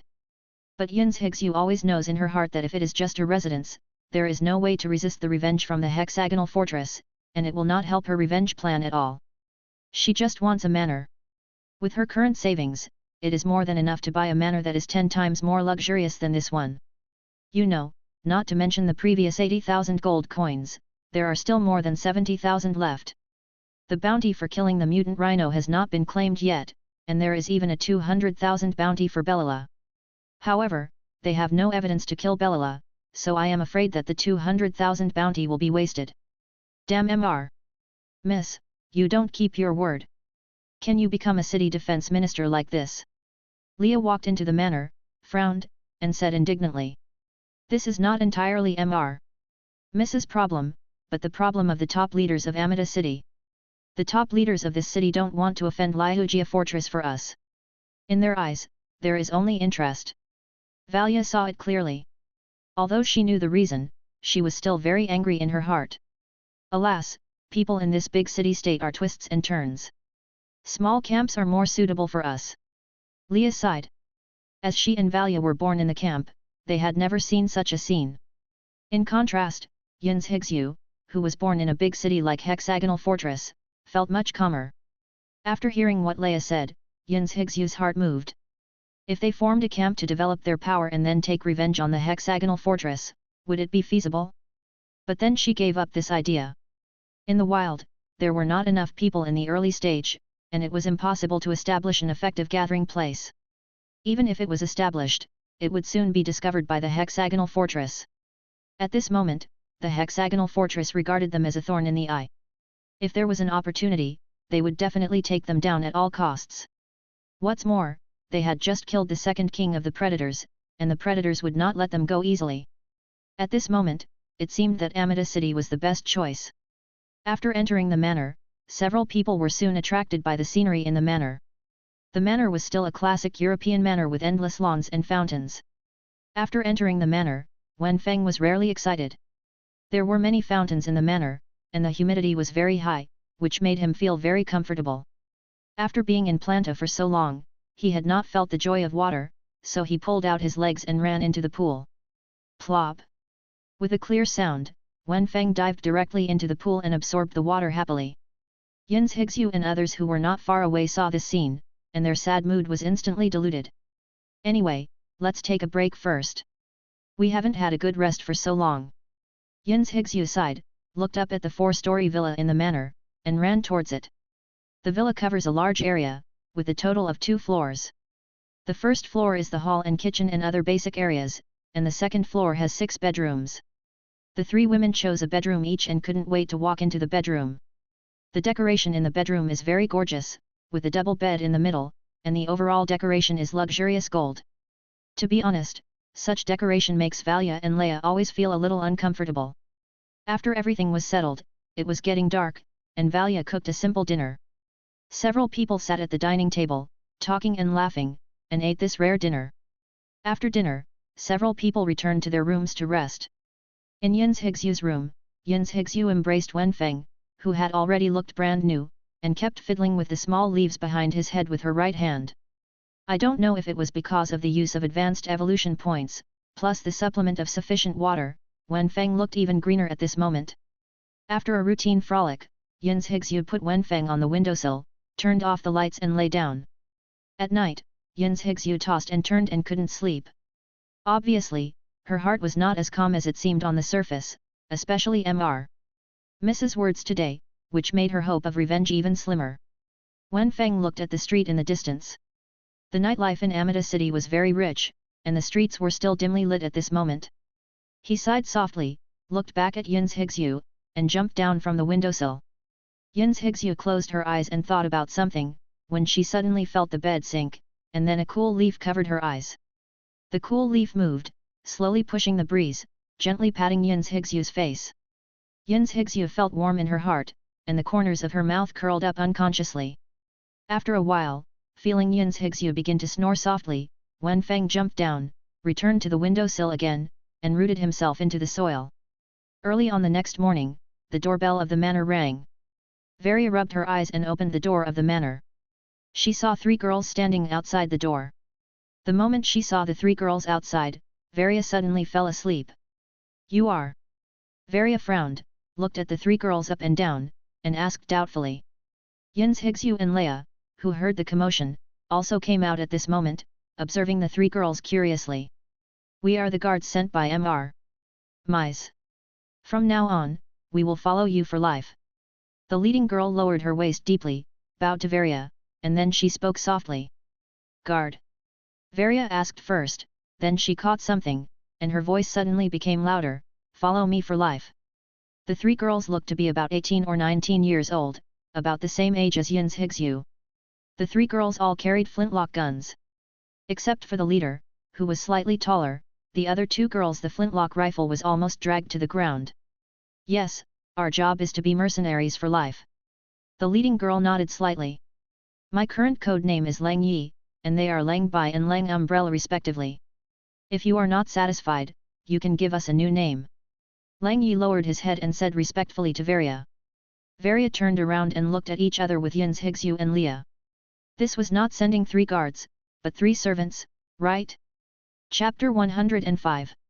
The area of Amida City away from the outermost part of the city wall is considered a suburb. Although it is a suburb, it is also divided into 3 levels according to residents and buildings.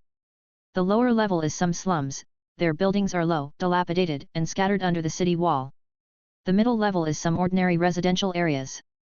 The housing here is relatively cheap, and it is a good choice for ordinary families. The upper level is different. Although they are also located in this area, they are relatively far away from the city wall, and the environment here is very good. There are many large manors standing. This is also the location of the manor given by Amida City to Yin's Hixu and others. At this moment, outside a manor, 3 girls wearing grey soldier uniforms stood at the door, each carrying a long flintlock behind them.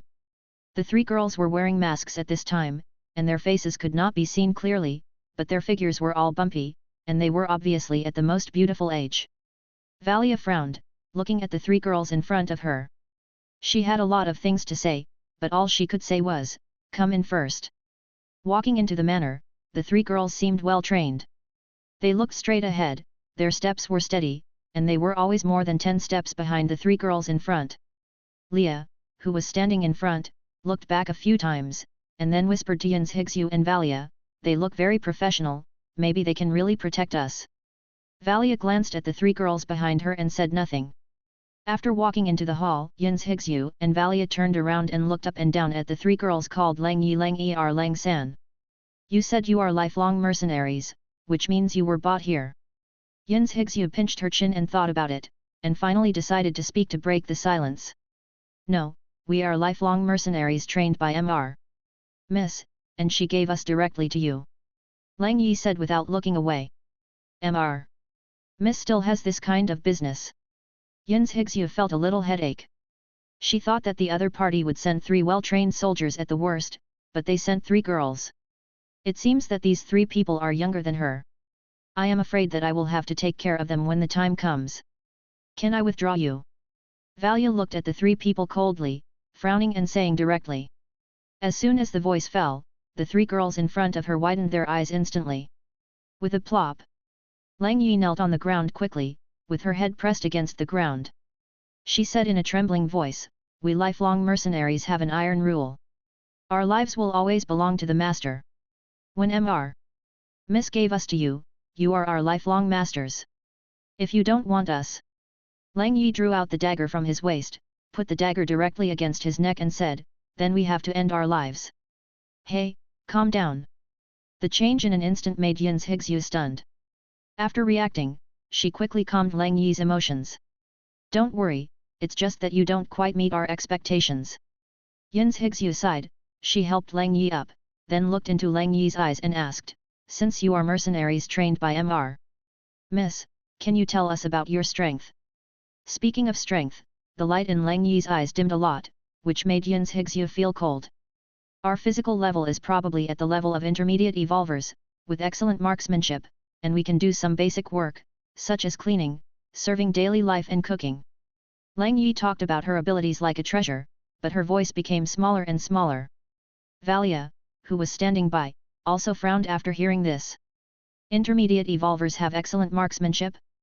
You have to know that those who can become intermediate hunters, which one does not meet this condition, plus they have their own evolutionary abilities to assist in combat, as well as strong wilderness experience. In the end, Lang Yi did not introduce what her evolutionary ability was, which means that her evolutionary ability is not worth mentioning at all. "What is your evolutionary ability?" Yin's Hixue still asked this question after listening. After hearing this, Lang Yi was silent for a while, but finally she bowed her head and said, "We 3 sisters are triplets, so our evolutionary ability is the same, which is plant alienation." Plant alienation. Hearing these 4 words, Yin's Hixue, Valia, and Leia's eyes lit up. But the girls who bowed their heads did not notice their expressions. Lang Yi immediately replied, "Our ability is to help plants grow, provide nutrients for plant growth, and speed up plant growth." The more Lang Yi spoke, the less confident she became. In this wasteland full of mutant beasts, this ability can almost be said to be useless. For the already mature planting industry, they don't need human evolutionary ability to speed up plant growth. They only need some nutrient solution to do this. In this era, cultivating some people from childhood and imparting knowledge to them for free, although there are benefits, the cost is also very high. Such dead men are generally the personal guards of some big men. For this reason, Mr. Miss did not hesitate to give the 3 sisters of the Lang family to Yin's Hixue and others. After hearing Lang Yi's words, Valia immediately turned her head to look at Wenfeng, who was basking in the warm sun on the windowsill. Wenfeng, who felt the gaze, looked over in confusion. After listening to Lang Yi's words, Yin's Hixue suddenly patted Lang Yi's shoulder and said, "Welcome to join us. We will be companions in the future." Lang Yi looked up at Yin's Hixue in surprise, only to see Yin's Hixue looking at her with a smile, and Valia on the side no longer had that hostility. This surprised Lang Yi very much. "You know, Mr. Miss cultivated them, in fact, the main purpose is to sell them for money, but every time someone asked about them, they heard that they were plant-related evolutionary abilities, and there was a special reason why they were not bought. This also made Mr. Miss very angry. This time, there was a chance to send them out, which was equivalent to helping Mr. Miss, not only allowing them to play their value, but also returning a favor. By the way, do you have luggage?"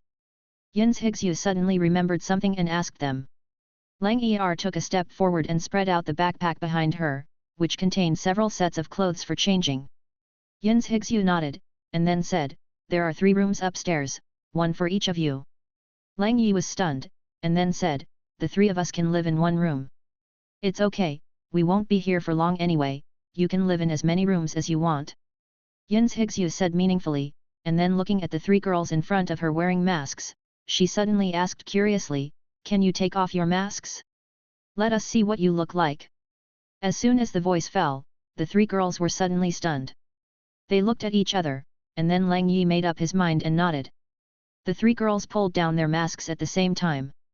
When they saw the appearance of the three girls, Yin's Higsu and Valia took a breath. Chapter 106. I saw three girls who were very delicate on the upper half of their cheeks, but the lower half looked like black coal. Their faces seemed to have been poured with concentrated sulfuric acid, with wrinkles and horrific scars all over them. Seeing this scene, Varia was stunned. She thought it was caused by fire at first, but she immediately understood that with current medical technology, even after being burned by flames, it could be restored to its original state. Therefore, the looks on the faces of these three girls are most likely caused by humans. The three sisters of the Lang family seemed to have been accustomed to their reactions. They lowered their heads and dared not speak, waiting for Yin's Higsu's words. According to the usual practice, at this moment, it is probably harsh sarcasm and disgusting words. If not, they are probably output in the heart. How did your faces become like this? Yin's Higsu did not say sarcastic words as they thought, but moved forward with some palpitations and carefully observed the girl's cheeks. Are not you afraid? Lang Yi said, because the trembling of his facial muscles made his face look even more ferocious and terrifying. What's there to be afraid of? Yin's Higsu was stunned and asked with some doubts.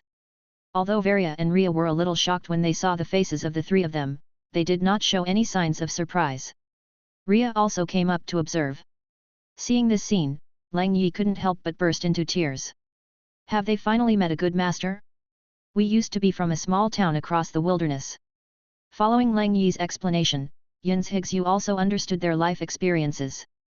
Lang Yi, Lang Er Lang Umbrella, whose surname is Lang, were originally the daughters of the mayor of a small town across the wilderness. However, when the mayor of the small town was a hunter, he offended too many enemies and was brutally retaliated against. The entire mayor's mansion they were all massacred. And they were also given some industrial poisons, which caused permanent erosion on their faces. They were only 6 or 7 years old at the time. Just when the group of people wanted to kill them, Mr. Miss passed by and felt that they had evolved ability, so they were saved.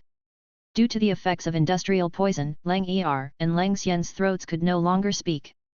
Only Lang Yi could still speak, so Lang Yi was always communicating with them. Suddenly, Yin's Higsu felt some empathy. She felt a little distressed and stretched out her hand to touch Lang Yi's cheek, but then realized that it was impolite to do so, so she retracted her hand. It's okay. We will be a family from now on. If you have any difficulties, just tell us. So Lang Yi Lang Er Lang Xian settled down in the manor, and they consciously took charge of cleaning the manor and cooking food. Yin's Higsu and Varia stood next to Wenfeng on the windowsill, feeling a little emotional. Looking at Lang Yi who was cleaning, Yin's Higsu smiled and said, although there are not 3 powerful guards, it is not bad to have 3 maids who can help. Varia nodded, at least in the future, the vigil time can be shorter in the wilderness. Master, is this your plant companion? Lang Yi noticed Wenfeng on the balcony and came over curiously and asked. Don't be so formal, just call me Higsu. Seeing Lang Yi talking about Wenfeng, Yin's Higsu said excitedly, his name is Xiadu, and he is my plant partner. It's so cute. This is the first time I've seen such a cute plant companion. Right. Yin's Higsu responded happily. Wenfeng lazily opened his eyes and shook the leaves on his head in response.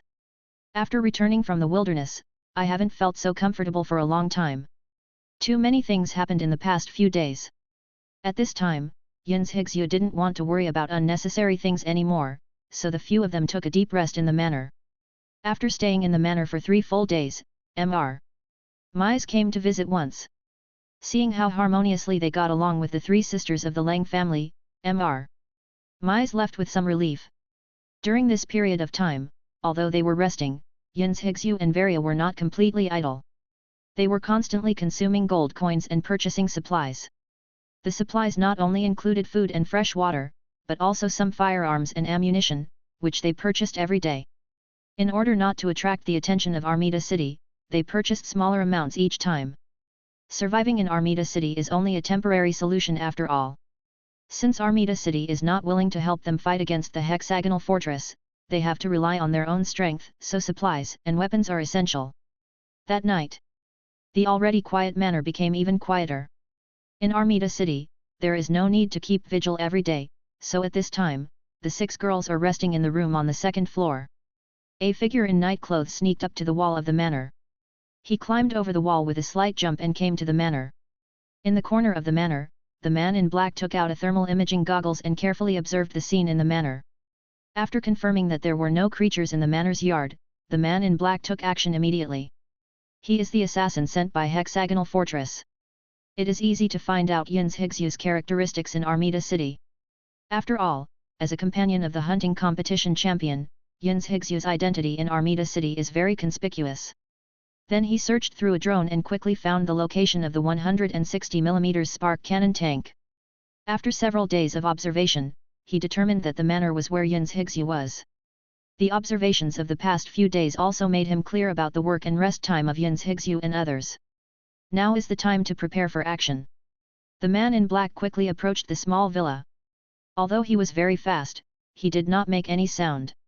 He thought he was perfect, but he did not know that at this moment, a pair of big dark eyes were quietly watching him on the windowsill on the 2nd floor. The man in black crouched in the corner of the villa. He reached out and took out a suction glove from his pocket. As long as he put on this glove, he could easily climb to the 2nd floor. He had confirmed the location of Yin's Higsyu's room. He just needed to go in and kill her. Then the man in black put on the gloves and prepared to climb the wall. At this moment, there was a sound of footsteps behind him. The man in black tensed up and turned around and threw a shuriken. The shuriken burst out. In this dark night, the thermal imaging goggles clearly saw a strange figure, swaying towards him. But the figure did not have any heat, as if it was a corpse. The shuriken brushed past the figure, but the figure seemed not to feel it and continued to walk towards him at a constant pace. Seeing this, the man in black's heart began to beat fast. What was going on? Why was there such a weirdo here? Chapter 107. As one of the safest city-states on the mainland, Amida City has a very rich nightlife. Even late at night, the streets are still brightly lit. Of course, there is no such performance in the suburbs of Armida City. Most of the suburbs are occupied by civilians and some nobles raising mistresses, so there are no lights here early. At this moment, in a manor in the suburbs, a senior assassin from the Hexagonal Fortress was doubting his life. The humanoid creature in front of him without heat sensing made him feel very scared. Even a mutated beast would have heat. However, this humanoid creature showed no signs under the thermal imaging goggles, as if it were a corpse. The strange humanoid creature swayed towards him. The man in black showed a trace of determination in his eyes. He took out the dagger from his waist and thrust it straight towards the humanoid creature. Wen Feng stood on the balcony on the 2nd floor, squinting his eyes and spitting out a pea. The fist-sized pea directly hit the man in black's body, but strangely, the man in black evolved into a burst of black mist and disappeared in place. However, if he were a normal person, he would probably have been deceived by this little cleverness. But Wen Feng had low light vision and could clearly see that the man in black was still in his original position, but a strange shadow appeared, covering him. It seems that this is the evolutionary ability of the man in black. It is obvious that he will not be an ordinary person to become an assassin sent by Hexagonal Fortress. The man in black frowned. What happened just now happened too fast. In addition, it was very dark and the thermal imaging goggles did not show anything special. So he had no idea what was happening to his shadow clone. Things are destroyed.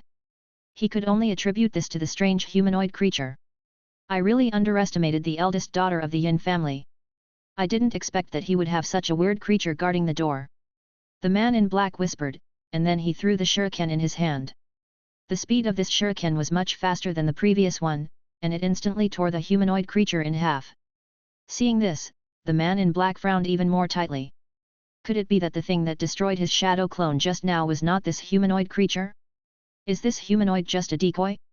Thinking of the man in black, he immediately disappeared, and sure enough, the next second, a green stream of light hit the place where he was standing just now. Now the man in black saw clearly the direction of the source of the damage, which was at the pool in the center of the yard. He looked with the thermal imaging goggles, but there was still no one there. The man in black took off the thermal imaging goggles and shined a strong flashlight on the central pool. He saw a mutated plant standing in the center, staring at him with a wary expression. The man in black's eyes lit up when he saw the mutated plant. He quietly took out a mini photo from his pocket. After taking a look, he suddenly became excited. Isn't this the prototype? It really took no effort at all. In that case, let's talk about killing Miss Yin next time. The man in black knew very well that killing Yin's Higsu was just a casual matter, and the main purpose was to retrieve the prototype body. Thinking of this, he rushed forward instantly, and suddenly 3 identical men in black rushed towards the pea shooter in the center of the pool from 3 directions. Wen Feng, who was standing on the windowsill on the 2nd floor, turned to look at the clock. The clock was now past 11 o'clock, and it would not reach 12 o'clock in a while. It would be refreshed when it was almost finished. Wen Feng suddenly puffed up his mouth, and then starting from his stem, a ball with a faint green light slowly approached his throat, and soon the ball entered his throat. Under low light vision, it can be seen that the 3 men in black are not the man in black. At this moment, the man in black is squatting and supporting the pea shooter who is slowly approaching the center of the pool from one side. At this moment, the man in black's hair stood up coldly, and cold sweat poured down his back. His powerful 6th sense told him that he had been locked at this moment. So the man in black immediately threw a ball. The ball expanded in an instant and became a round protective cover. It was a useful C-type protective cover. Puff! For just a moment, the man in black's eyes widened. He lowered his head in disbelief and saw a hole the size of a fist appeared in his heart. The protective armor that the hexagonal fortress was proud of lost its effect in front of this P. And the C-shaped protective cover turned into fragments all over the sky in just an instant. The next second, the man in black fell down with a look of death, and his 3 shadow clones also turned into black mist in an instant. When the pea shooter on the pool saw the enemy disappear, he immediately went into hibernation again. Wen Feng looked at the body of the man in black from a distance, and then glanced at the body of the tofu zombie that had been divided into 2 halves. Forget it, he was too lazy to deal with it. He would wait until Yin's Higsu and the others found it tomorrow morning. Wen Feng looked back at Yin's Higsu, who was sleeping. At this moment, Yin's Higsu seemed to have dreamed of something interesting, with a smile on her lips. He smiled and shook his head. This family would have to break up without him. Just after Wen Feng withdrew his gaze, he was suddenly stunned and stuck his head out again. The door of the villa suddenly opened, and a petite figure poked his head out from inside. At this time, the strong flashlight of the man in black was still on. The figure held a flintlock gun and cautiously approached the man in black. Then after seeing the body of the man in black, she was stunned and looked up at the pea shooter in the middle of the pool. Wen Feng glanced twice and it seemed that the 3 sisters of the Lang family still fulfilled their guarding duties, but the strength of the 3 sisters of the Lang family was not strong enough. When they found out, the assassin was almost done. Then Wen Feng retracted his gaze and stopped checking. He began to rest on the windowsill. Soon the sun shone on him through the window, and the warm feeling made Wen Feng open his eyes. He looked back and saw that there was no one on Yin's Higsu's bed at this moment. Looking back again, he saw several people standing on the manor at this time, seemingly discussing something. This is the protective suit of the hexagonal fortress. Yin's Higsu touched the steel protective suit with a big hole, looked up and down, and then said with certainty. I didn't expect that the hexagonal fortress really sent an assassin. Valia frowned, she took a few steps forward, checked the assassin's wound, and knew in her heart that the assassin was killed by Xiadu. Leia was a little scared. She looked around the layout of the manor and whispered, the wall of our manor is too low. A normal person can climb over it. Valia patted Leia's head gently. She said with some self-blame, it's all my fault that I didn't keep a good enough watch. I actually gave this assassin an opportunity to take advantage of me. Lang Yi, who was standing aside, suddenly turned around and looked at Lang Er, and shouted, weren't you on guard yesterday? How could you not find the assassin? Chapter 108. At this time, in the manor, the 3 sisters of the Lang family, Yin's Higsu and others were all standing next to the assassin's body. Lang Yi directly faced Lang Er and scolded her loudly. Although they were biological sisters, this dereliction of duty obviously made Lang Yi very angry. Lang Er didn't speak, but lowered his head slightly, as if accepting Lang Yi's scolding. Seeing her like this, Lang Yi became even more angry and scolded her even louder. Yin's Higsu stood aside and frowned. Of course she could see that Lang Yi was just showing it to her. After all, it was their dereliction of duty. As long as Lang Yi scolded her loudly enough, it might make Yin's Higsu and others feel better. Varia looked at the 3 sisters of the Lang family, and for some reason she suddenly felt resentful in her heart. She took 2 steps forward, preparing to stop Lang Yi's farce. At this moment, she stopped, because not far away, a cute pea shooter was walking slowly and swaying. Instantly attracting the attention of Yun's Higsu and Varia, Wen Feng ran behind Lenger, suddenly jumped onto Lenger's shoulder, and gently patted Lenger's cheek with a leaf. With the ability of the assassin last night, it was normal for Lang Er not to notice. Lang Er had dutifully guarded the whole night, so he couldn't scold her just for this matter. When Yun's Higsu saw this, something suddenly became clear in her heart. She took 2 steps forward and said to Lang Yi, "Don't be like this. It's just that the assassin's method is very clever. You can't blame Lang Er for this kind of thing." Lang Yi felt happy when she saw this, but she remained calm and scolded Lang Er again. At the same time, Lang Yi secretly thought in her heart that this mutant plant could actually walk without the soil. Not only that, it seemed that these owners had great respect for this mutant plant, which made her couldn't help but look at the pea shooter in front of her. Wen Feng shook his head helplessly. When will the relationship between these people get better? He always felt that the 3 sisters of the Lang family could not fit into the relationship between Yun's Higsu and others. After experiencing this incident, Yun's Higsu purchased some anti-theft equipment, such as surveillance probes, thermal imaging detectors and other props, and placed defenses around the manor. Varia also started to keep vigil in person. Of course, she also discovered during the vigil that the 3 sisters of the Lang family actually kept vigil every day. This matter was not actually ordered by Yun's Higsu and others, but came from the heart of the 3 sisters. Because of this, Varia's impression of the 3 Lang sisters has also changed. At the same time, Yun's Higsu accelerated the purchase of supplies. The pickup trucks and off-road vehicles were filled with various supplies, and many supplies were placed in the basement of the villa.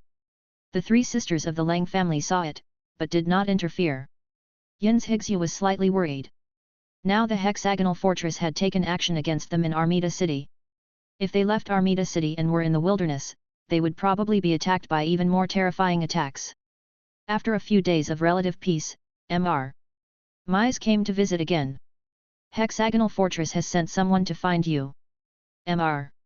Mize walked into the hall and said straight to the point. Hearing this, Yun's Higsu's heart tightened, and she asked cautiously, "Will Amida City help us?" "I can't help. Hexagonal Fortress said that you stole their military secrets, so they put a lot of pressure on you, and they also gave the top management a lot of benefits. For my sake, they did not directly provide you with your location, but this is just a delaying measure. As long as you give enough money, you can easily pry open the mouths of those high-level officials." Mr. Mize said with a serious face. He did not wait for Yun's Higsu and others to answer, but said again, "Now in Armida City, there seems to be a tide of beasts gathering at the north gate, so I will be too busy during this period. The 3 sisters of the Lang family will be your best assistants. I hope you can escape far enough." Hearing Mr. Mize say these words, Yun's Higsu was suddenly shocked. Varia also came closer. She frowned tightly and asked, "Is it possible that a huge Armida city can do nothing against the hexagonal fortress?" "There's none. You have to understand that the actual people in power in Armida City are a group of capitalists and businessmen. In their eyes, interests are far more important than morality. What's more, the strength of the hexagonal fortress is much stronger than before. Armida, in order to protect itself, the city will donate you sooner or later, which will also give the hexagonal fortress a favor." Mr. Mize said. After finishing speaking, he thought for a moment, "I will help you one last time. I have a secret passage here that can help you get out of the city quietly. After that, you have to rely on yourself." After saying that, Mr. Mize left in a hurry. It seemed that he was able to come here only under tremendous pressure. The hexagonal fortress competition is so sharp, it seems we are about to start an escape in the wilderness. Yun's Higsu thought for a long time and finally said. Varia and Ria nodded. They were hunters in the wilderness and naturally had no objections to this matter. "It's just the 3 sisters of the Lang family." Yun's Higsu raised her head and looked at Lang Yi, who nodded without hesitation and said, "The master's safety is our safety. Then it's decided, let's set off tonight and stay away from Armida City." "Then where are we going?" Varia asked. Since he was leaving the city, there must be a destination. "Go to the wilderness of Moth." Yun's Higsu seemed to have thought about it. She said directly, "If we go north, there is the base camp of the predators, which is not good for us. If we go west, it is closer to the sea and the city of Amida, and it is easy to be discovered by the hexagonal fortress. In the Damas wilderness, even if the hexagonal fortress knows we are here, it will not be able to find us in the first time. And if we encounter a powerful mutant beast, we can get rid of it in time with the speed of our car. Hearing Yun's Higsyu's analysis, Valia nodded and gave her a thumbs up. After being fully prepared, at night, the two cars drove on the path provided by Mr. Miss and quietly left the city. The driver of the pickup truck was Valia, and Leia, Lang and Lang San were sitting in the car. The driver of the off-road vehicle was Tofu Zombie, and Yun's Higsu had not yet fully learned to drive. The off-road vehicle was carrying Yun's Higsu, Wenfeng, and Lang Yi. The off-road vehicle and pickup truck soon drove onto the main road and sped towards the Damas wilderness. After many days, they crossed the wilderness and came to Amida city, and now they were going back to the wilderness again. Shortly after the off-road vehicle and pickup truck left the city-state, a group of people suddenly surrounded a manor in Amida city. "Miss Yin, the hexagonal fortress invites you." A middle-aged man outside the door knocked politely on the door of the manor, and then said loudly. After a long time without a response, he frowned, waved his hand, and the men next to him violently broke open the door of the manor and rushed in. However, after a search, the men frowned and said, "They have left. They left not long ago, and there are still traces of action, but all the supplies have been taken away, and it is obvious that they will not come back." Chapter 109. The entire continent is divided into the east and west sides of the continent by a huge crack. There are three top forces on the west side, namely the headquarters of the Hunter Guild, Amida City, the Evolutionary Alliance, and the last one, the Predator Base Camp, which is not recognized by anyone on the continent, but is at the top of the strength. On the east side of the continent, there are large areas of desert and swamps, with only one basin with a relatively beautiful environment, and the fourth top force on the continent, the hexagonal fortress, is located on this flat land. The east and west sides of the continent are separated by a huge crack in a Mediterranean Sea. If you want to go from the east to the west, or from the west to the east, there are only two ways to go. The first is the waterway, which is to take a boat from the waterway, but the waters are full of terrifying mutant creatures. At present, a safe route has not been explored. Maybe some lucky hunters can cross the ocean by boat by chance, but more people will die without a complete body. The second way, that is, the Damas wilderness, this huge stone wilderness, is the only way for almost everyone to come to the west. Although it is still dangerous here, it seems much safer than the waterway where there is no way to survive. Of course, even the Damas wilderness is still a restricted area that many humans cannot explore, so most people have never been to the other side of the continent in their lives. Yun's Higsu and others are now driving on the top of the Damas wilderness.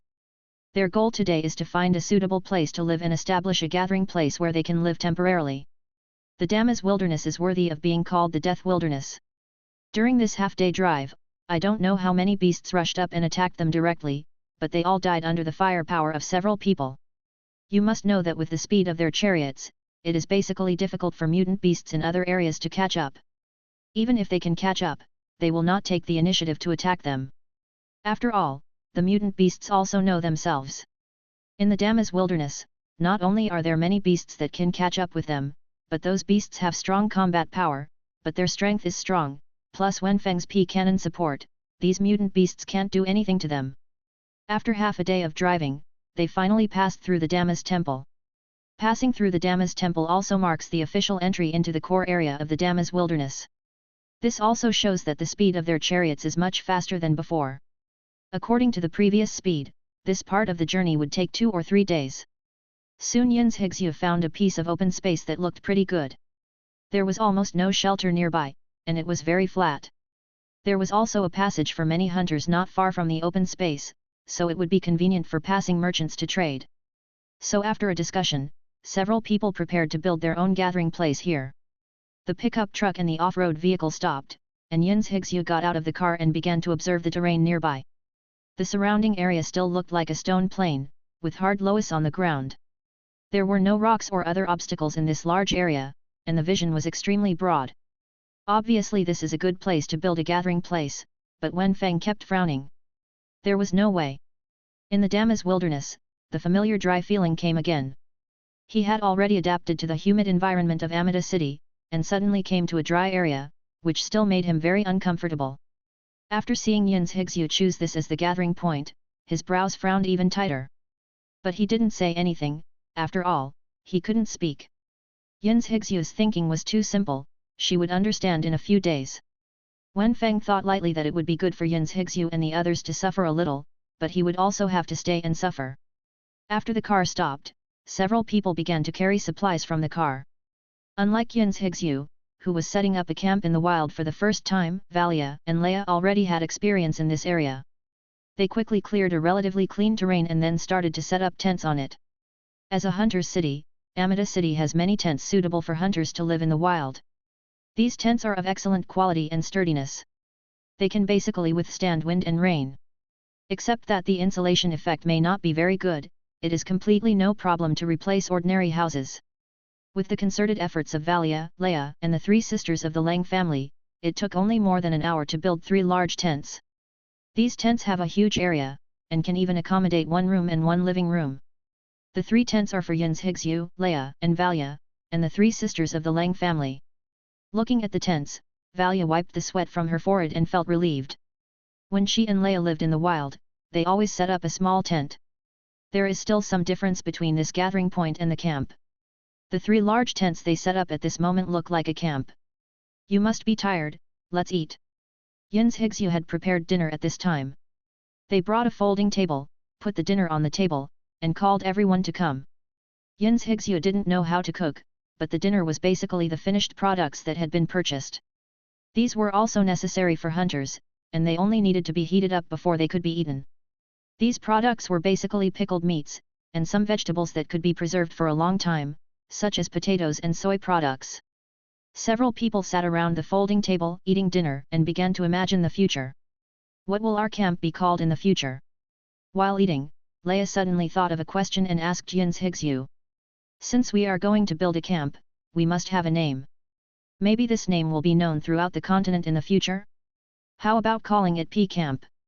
Yin's Higsu pinched her chin and thought about it, still exerting her powerful naming ability. Okay, I think it's okay. Unexpectedly, Leia was the first to raise her hand in agreement. Valia thought about it and nodded, then looked at the 3 sisters of the Lang family. The 3 sisters of the Lang family were even less likely to have any objections, so without asking Wenfeng, the person involved, for his opinion, the camp was hastily named P Camp. Then's Higsu will be the camp leader of our camp. Valia swallowed the food in her mouth and suddenly said. Yin's Higsu was stunned when she heard what Valia said, then smiled and shook her head. There is no such thing as a camp leader in our camp, everyone's status is equal. No, of course it's a different matter between us, but don't forget, as a camp, we will definitely recruit new members in the future. Valia said to Yin's Higsu very seriously, she didn't mean to joke, our camp must have a person in charge, I think you are a suitable candidate. Chapter 110. Okay, since I'm the camp leader, you're all elders. Yin's Higsu thought about it and found that it was true, so she said to everyone with a smile. Elder. What benefits do elders have? Leia asked with a smile after hearing it. You'll be rewarded for working as a laborer to build the camp with us. Ha ha ha ha ha ha. Everyone laughed and talked, and even Lang Yi couldn't help but curl up her lips in this atmosphere. Soon it got dark, and in order to prevent wild beasts from invading, a huge bonfire was lit in the camp. These firewoods were prepared in advance by them, and the firewood was sufficient for them to burn for 10 days and half a month. If it was not enough, they could just buy some from the passing caravan. If Wenfeng knew Yin's Higsu's plan, he would definitely shake his head in disappointment.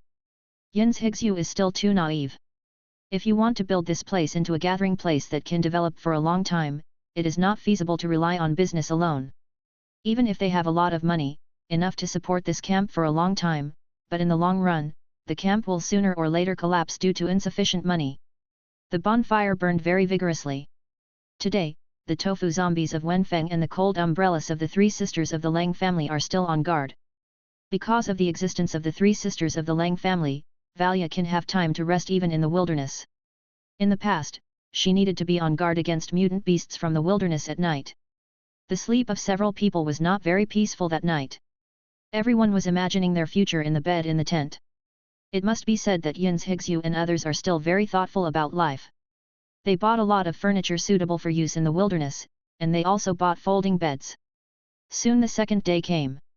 In the early morning of the Dama's wilderness, the scorching sun shone directly on the tent. Soon, the temperature in the tent gradually increased, and Wen Feng was directly awakened by the strong heat. He looked at his shriveled leaves, then at Yun's Hixu who was still sleeping soundly in bed, and shook his head helplessly. I don't know how long this kind of life will last. Wen Feng stood up from the flower pot with a click, ran out, and asked the tofu zombie to water him. Lang San, who was on night watch, was sitting by the extinguished campfire at this time. Seeing Wen Feng running out, a trace of surprise flashed in her eyes. Wen Feng nodded gently at her, which was an affirmation of her night watch. Soon, the other people woke up one after another. After the other people woke up, Lang San returned to the tent and it was her rest time. After eating a breakfast that was still made of finished products, the few people started today's work. To build a camp, it is not enough to just set up a few tents. First of all, the sanitation inside the camp must be done well. Every time Yun's Hixu took a step forward, she could stir up a cloud of dust on the ground. Living in such a camp, I am afraid that she will have lung problems in a few days. So Yun's Hixu and Leia each took a broom and sprayed water to sweep away all the dust. And Valia began to patrol around the camp, checking the living habits and distribution of wild animals near the camp, so as to effectively prevent wild animals from invading the camp. And Lang Yi and Lang Er sisters began to put some folding furniture in place. Yun's Hixu swept the floor and looked at the busy people, and a sense of pride rose in her heart. This feeling of building a gathering place from scratch made her feel a little happy. The camp is developing well. After everything is stable, she can start recruiting mercenaries and then launch a counterattack against Liujia fortress. Yun's Hixu thought well, but she soon found a problem. There is no fence in the camp. The 3 tents are directly facing the wilderness. If there is an enemy attack, there are points that can be attacked and broken through in all directions. They have no means of protection at all. The firewood used as fuel is really dry and fragile. If it is used to build a fence, it will be easily destroyed. And if all the firewood is used to build a fence, then they will have no materials for a campfire. While waiting for Valia to return from reconnaissance outside, Yun's Hixu asked her this question. Valia thought about it and shook her head helplessly. There is a more important question to tell you. The resources here are too poor, there are almost no wild animal nests nearby, and I walked to one side for a long time and didn't see any plants on the road. Hearing this, Yun's Hixu suddenly remembered that yes, there is no water resource nearby. Although they brought a lot of fresh water, they probably couldn't last long to provide daily use for so many people. You can't run to Amida City to buy water every time you don't have water, right? As for buying water from a passing caravan, first of all, not to mention how often the caravan passes by, the most important problem is that the caravan is probably short of water when it comes here, and it's good that they don't buy water from the camp. Are these the only finished foods we eat? Leia frowned and walked up and said, if we keep eating these finished products and lack vegetables and fruits to supplement, our bodies will have problems. Watching them throw out questions one after another, Yun's Hixu felt that her head was big. Indeed, setting up a camp here seemed to be a lack of consideration. If one wants to build a camp, the most important thing is water resources, and in the Dama's wilderness, water resources happen to be the most scarce commodity. Look again, isn't there vegetation covering the south? Maybe there will be fresh water resources there. Yun's Hixu rubbed her temples, then pointed to the green in the south. Valia looked and nodded. After lunch, Valia and Yun's Hixu went to the vegetation together. But not long after, they came back with dark faces. Seeing Yun's Hixu's expression, Wen Feng shook his head helplessly in the camp. The so-called vegetation over there is very scarce, and these vegetation are because the Dama's wilderness happened to experience a rare rainy period before, so these plants grew up, and soon, these vegetation will die. After discovering many problems, the enthusiasm of several people has decreased a lot. Yun's Hixu pondered for a long time, and finally clapped her hands and decided, let's change a place. This place is really not suitable. Several people nodded. If they forced to survive here, they can indeed survive for a long time, but if they are not for a long time, many problems will definitely arise. But now it was dark, and after collecting some supplies in the car, they decided to pack up the tent and set off tomorrow. At this time, just a few hours away from their camp, a long convoy stopped here to rest. We brought back a lot of good things when we came to Amida City this time, but unfortunately we didn't find the prototype. A middle-aged man at the front of the convoy said with a smile. Rest in the wilderness is too tiring, why don't we go forward and see if we can find a camp? Okay, let's go forward for a while. Chapter 111. I remember when we passed through the Damas wilderness, we didn't see any campsites on the road. In the convoy returning to the hexagonal fortress, the middle-aged man at the head asked his men. Indeed not, but maybe a passing businessman or hunter has set up a temporary camp near here. The subordinate said respectfully, but he actually just wanted to travel a little longer. His son's birthday was coming soon. If he continued at this speed, he would definitely not be able to catch up with his son's birthday, so he could rest a little later. The middle-aged man frowned, but he still nodded, then let's walk forward for a while. If we can't find the camp when it gets completely dark, we can repair it nearby. The convoy moved slowly. As a convoy sent by Hexagonal Fortress to trade with Armida City, it could confidently pass through the Damas wilderness. Its strength must not be underestimated. There were a total of 3 advanced evolvers in the convoy, and the other members were at least they are also evolvers. With such a luxurious lineup, even if they encounter the 3 bounty leaders known as the 3 bad guys in the wilderness, they still have the confidence to give it a try. So they are not worried about wild beasts and safety issues, but as people who come from a big city like Hexagonal Fortress, they still pursue sleep comfort. So from the bottom of his heart he wanted to find a campsite where he could sleep on a soft bed. Report, there is a small camp ahead. Not long after, a hunter who was exploring the road ahead quickly ran back and said to the middle-aged man. Oh? There really is a camp. You are lucky. Then the convoy of the Hexagonal Fortress moved forward in a mighty manner towards the camp with only 3 large tents. In the camp, since it was almost dark, Yins Higsu and Varia piled firewood into the open space in front of the tent and prepared to light a bonfire. Yins Higsu accidentally glanced at the dark wilderness, but suddenly found a ray of light in the distance. This highlights the benefits of their location selection. Although there is no water source or resources, the view is really wide, and the lights of the motorcade can be seen far away. It seems like someone is coming over there. Yins Higsu pointed to the light in the distance, turned back to Varia and said. Varia also stood over and looked from a distance. She took out a telescope from her waist, put it in front of her eyes, and said while looking, "Oh, it seems to be a motorcade, it seems to be coming towards us. Let me see." Yins Higsu took the telescope and looked at it. Varia looked happy on the side and said, "It seems that we are about to have our first business. These people seem to be coming to our place to rest. Not good." Yins Higsu's expression suddenly changed as she watched. She saw a hexagram pattern on the car at the front of the motorcade, which was the exclusive pattern of the Hexagonal Fortress. That's the Hexagonal Fortress's convoy. What? The Hexagonal Fortress's convoy actually pursued us here. Varia suddenly looked surprised.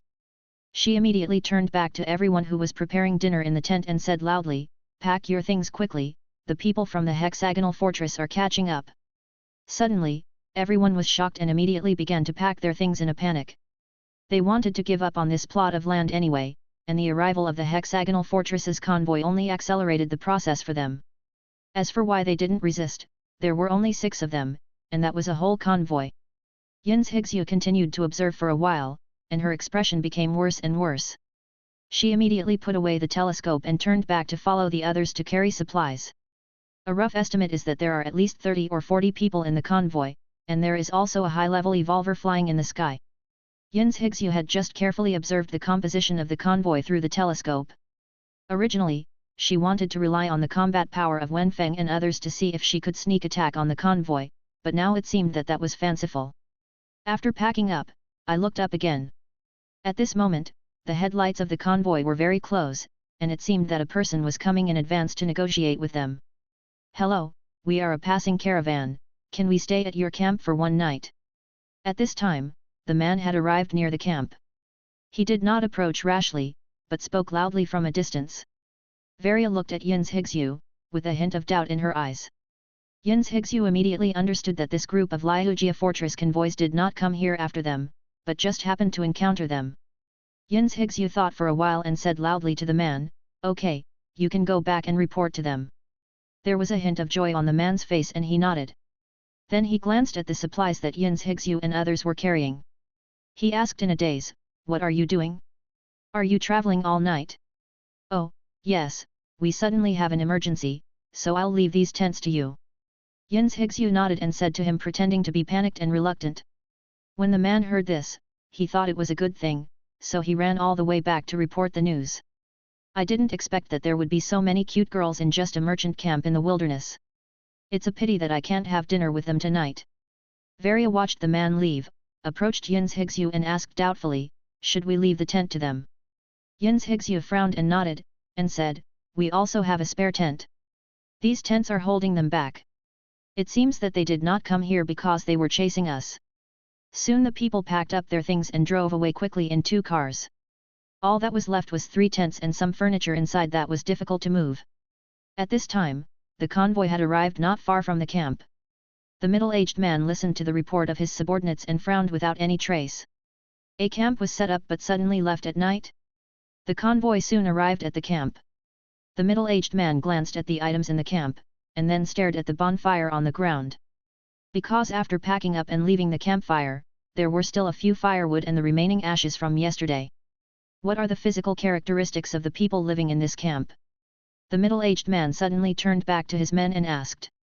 Oh, there seemed to be a few very beautiful girls. They were carrying their luggage eagerly. I'm afraid there was something urgent. As a man, he always has a good imagination about the opposite sex, so his subordinates never thought about anything wrong with this matter. They had stayed here for 1 night last night and were planning to continue living here tonight, but because they saw us, they decided to leave. The middle-aged man gently held his chin with his hand. He thought for a while, then turned around and shouted, Chen Song, use your ability to see the appearance and characteristics of the group of people in front of you. A tall and lanky man named Chen Song walked out of the convoy. His evolutionary ability is ultra-long distance vision. The field of vision of the naked eye can be comparable to that of a telescope. However, activating this ability consumes a lot of energy, so he can only use it when needed. Only then will he start. I saw him standing up, his eyes glowing green, and he immediately saw the appearance of the 2 cars in front of him clearly. The vehicle on the left is a pickup truck carrying a 160mm spark cannon. Chen Song said. Snapped. After listening to what Chen Song said, the middle-aged man turned around and gave his subordinate a loud slap in the face. That's Miss Yin's companion's car, you loser. Chapter 112. MOSI, hurry up and catch up. After the middle-aged man calmed down, he shouted loudly. MOSI is one of the 3 high-level evolvers in the team, and he is a high-level evolver of the speed system. He is often responsible for detecting the dangers on the road ahead. Most people in the hexagonal fortress have names, which is also a feature of the hexagonal fortress. After hearing this, MOC's whole body lit up with green light, and then he pushed his feet hard on the ground, and instantly launched like a missile. In front of him, the Mercedes pickup truck and SUV were already running at full speed. Even though MOSI was very fast, it would still take time to catch up. Yin's Higsu in front glanced at the rearview mirror and found that a shining green stream of light was approaching them at high speed. Oh no, an evolver is catching up. Yin's Higsu frowned and shouted to the people in the car next to her. Then she looked down at Wenfeng in her arms and said, Xiadu, can you deal with him? Wenfeng did not nod immediately. He stood up from the flower pot and stretched his head to look at the high-speed flying light behind him. Sniper P has never been used on high-level evolvers. Based on his understanding of the high-level evolvers he has met so far, most of them have powerful means of saving their lives. Wenfeng took a deep breath and stared at the high-speed flying light in the air. Then a green light began to slowly swim from his stem upwards. Puff! Instantly, a fist-sized pea shot out, so fast that it even produced bursts of sonic booms. The pea almost instantly hit the high-speed flying green light, and the green light dissipated directly as if it had hit something. Yin's Higsu was delighted when she saw this. She happily lifted Wenfeng high above her head and said with a smile, Xiadu is still good at this. Wenfeng also nodded with some joy. He didn't expect that the power of the Sniper P was so strong that it could directly kill a high-level evolver. Then it would not be so difficult to obtain high-level evolution crystals in the future. But he still had some doubts in his heart, so he looked back and used the dim light vision to see the figure in the night clearly.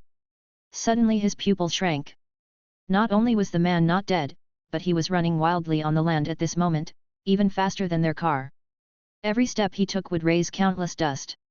As the forward in the team, MOSI was not only responsible for speed, but also a rare protective evolver.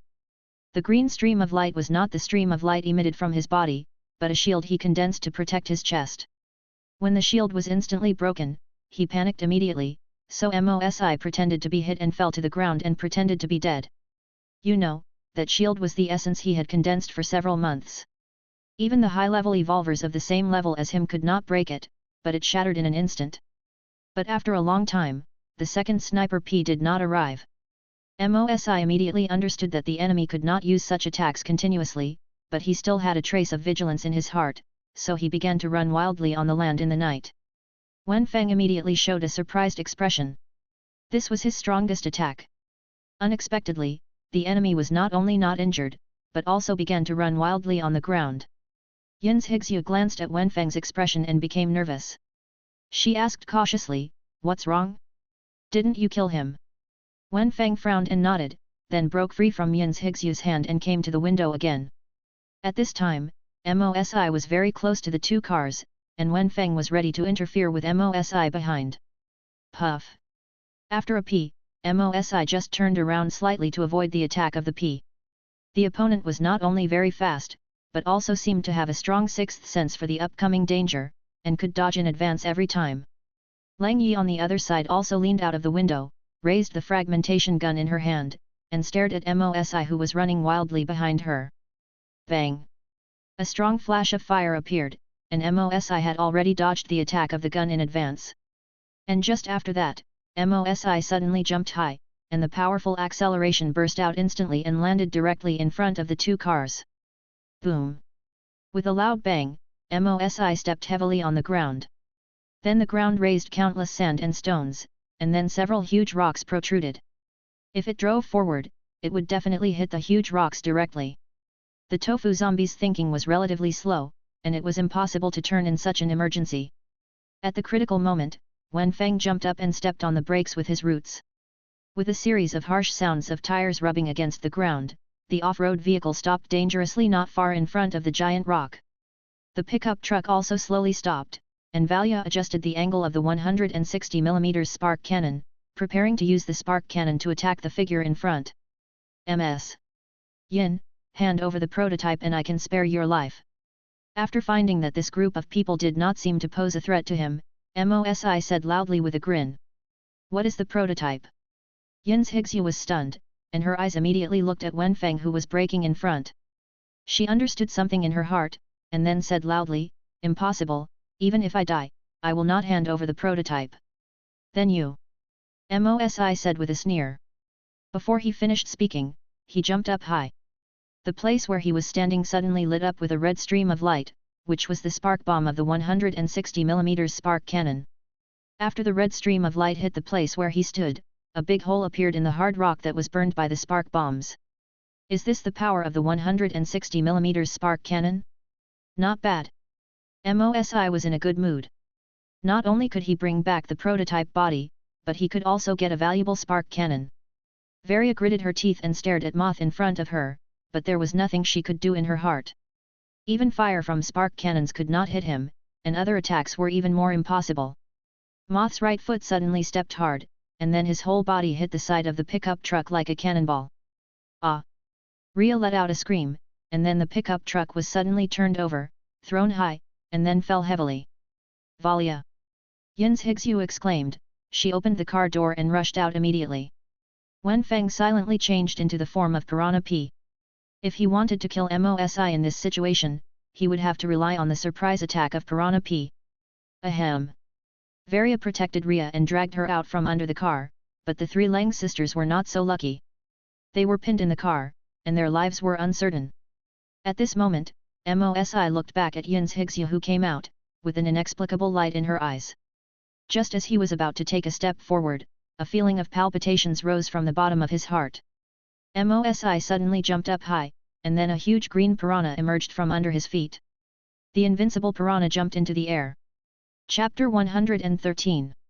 The night in the Damas wilderness was very quiet, but under this silence there was a turbulent undercurrent. Today's Damas wilderness seemed a little different, with loud noises coming from the ground. Mosi stepped heavily on the ground, and then countless sharp stones protruded from the ground. Valia hugged Leia and tried her best to jump, and barely avoided the huge rock protruding from the ground. Mosi didn't seem to be ready to kill Yin's Higsu directly. You know, Yin's Higsu's appearance is one of the best on this road. At the beginning of the hexagonal fortress, countless people fell in love with Yin's Higsu. As long as he brought back the prototype, it seemed that taking Yin's Higsu back as a concubine was also a good choice. Wenfeng frowned tightly not far away, and a green light flashed, and he had already turned into a double shooter. But this was not enough. If the machine gun P hit Mosi, then Mosi would definitely die on the spot, but the premise was that he could hit him at Mosi's speed. Electric Ps are even more impossible.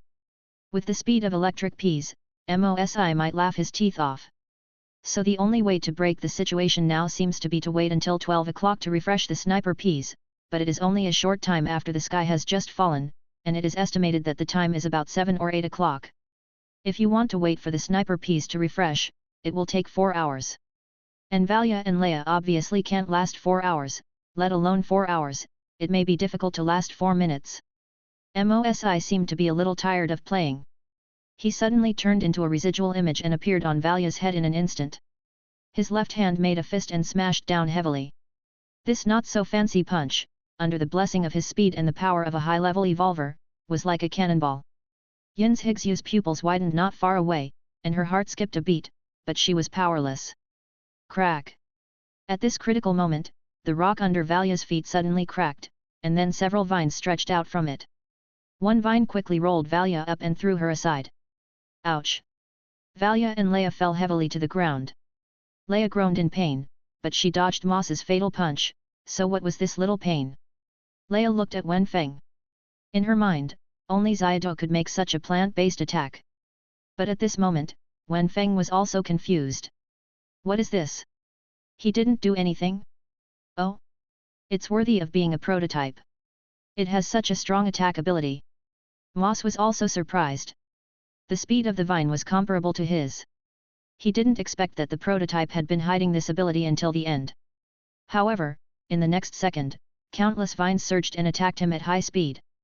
Moc's mouth curled up slightly, and then he turned over to avoid the attack of the vines. He was seen rioting among countless vines, and he walked out of the vines unscathed. Comparing speed with me. Mosi smiled slightly. On this continent, he had never seen anyone faster than him. Yin's Higsu saw the vines coming out of the ground, and she was also slightly stunned. Then she looked at Wenfeng.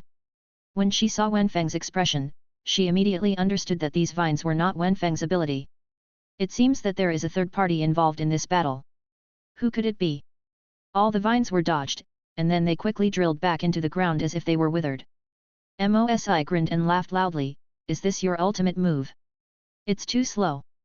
Mosi shouted loudly, and then his right foot suddenly kicked the ground, and the hard ground shattered under the reaction force. His speed turned into a shadow in an instant, and he appeared in front of Valia in a blink of an eye, with his right fist, smashing down heavily. Die, this farce should end.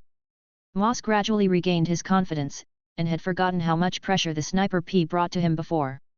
At this moment, he was in high spirits. Snap!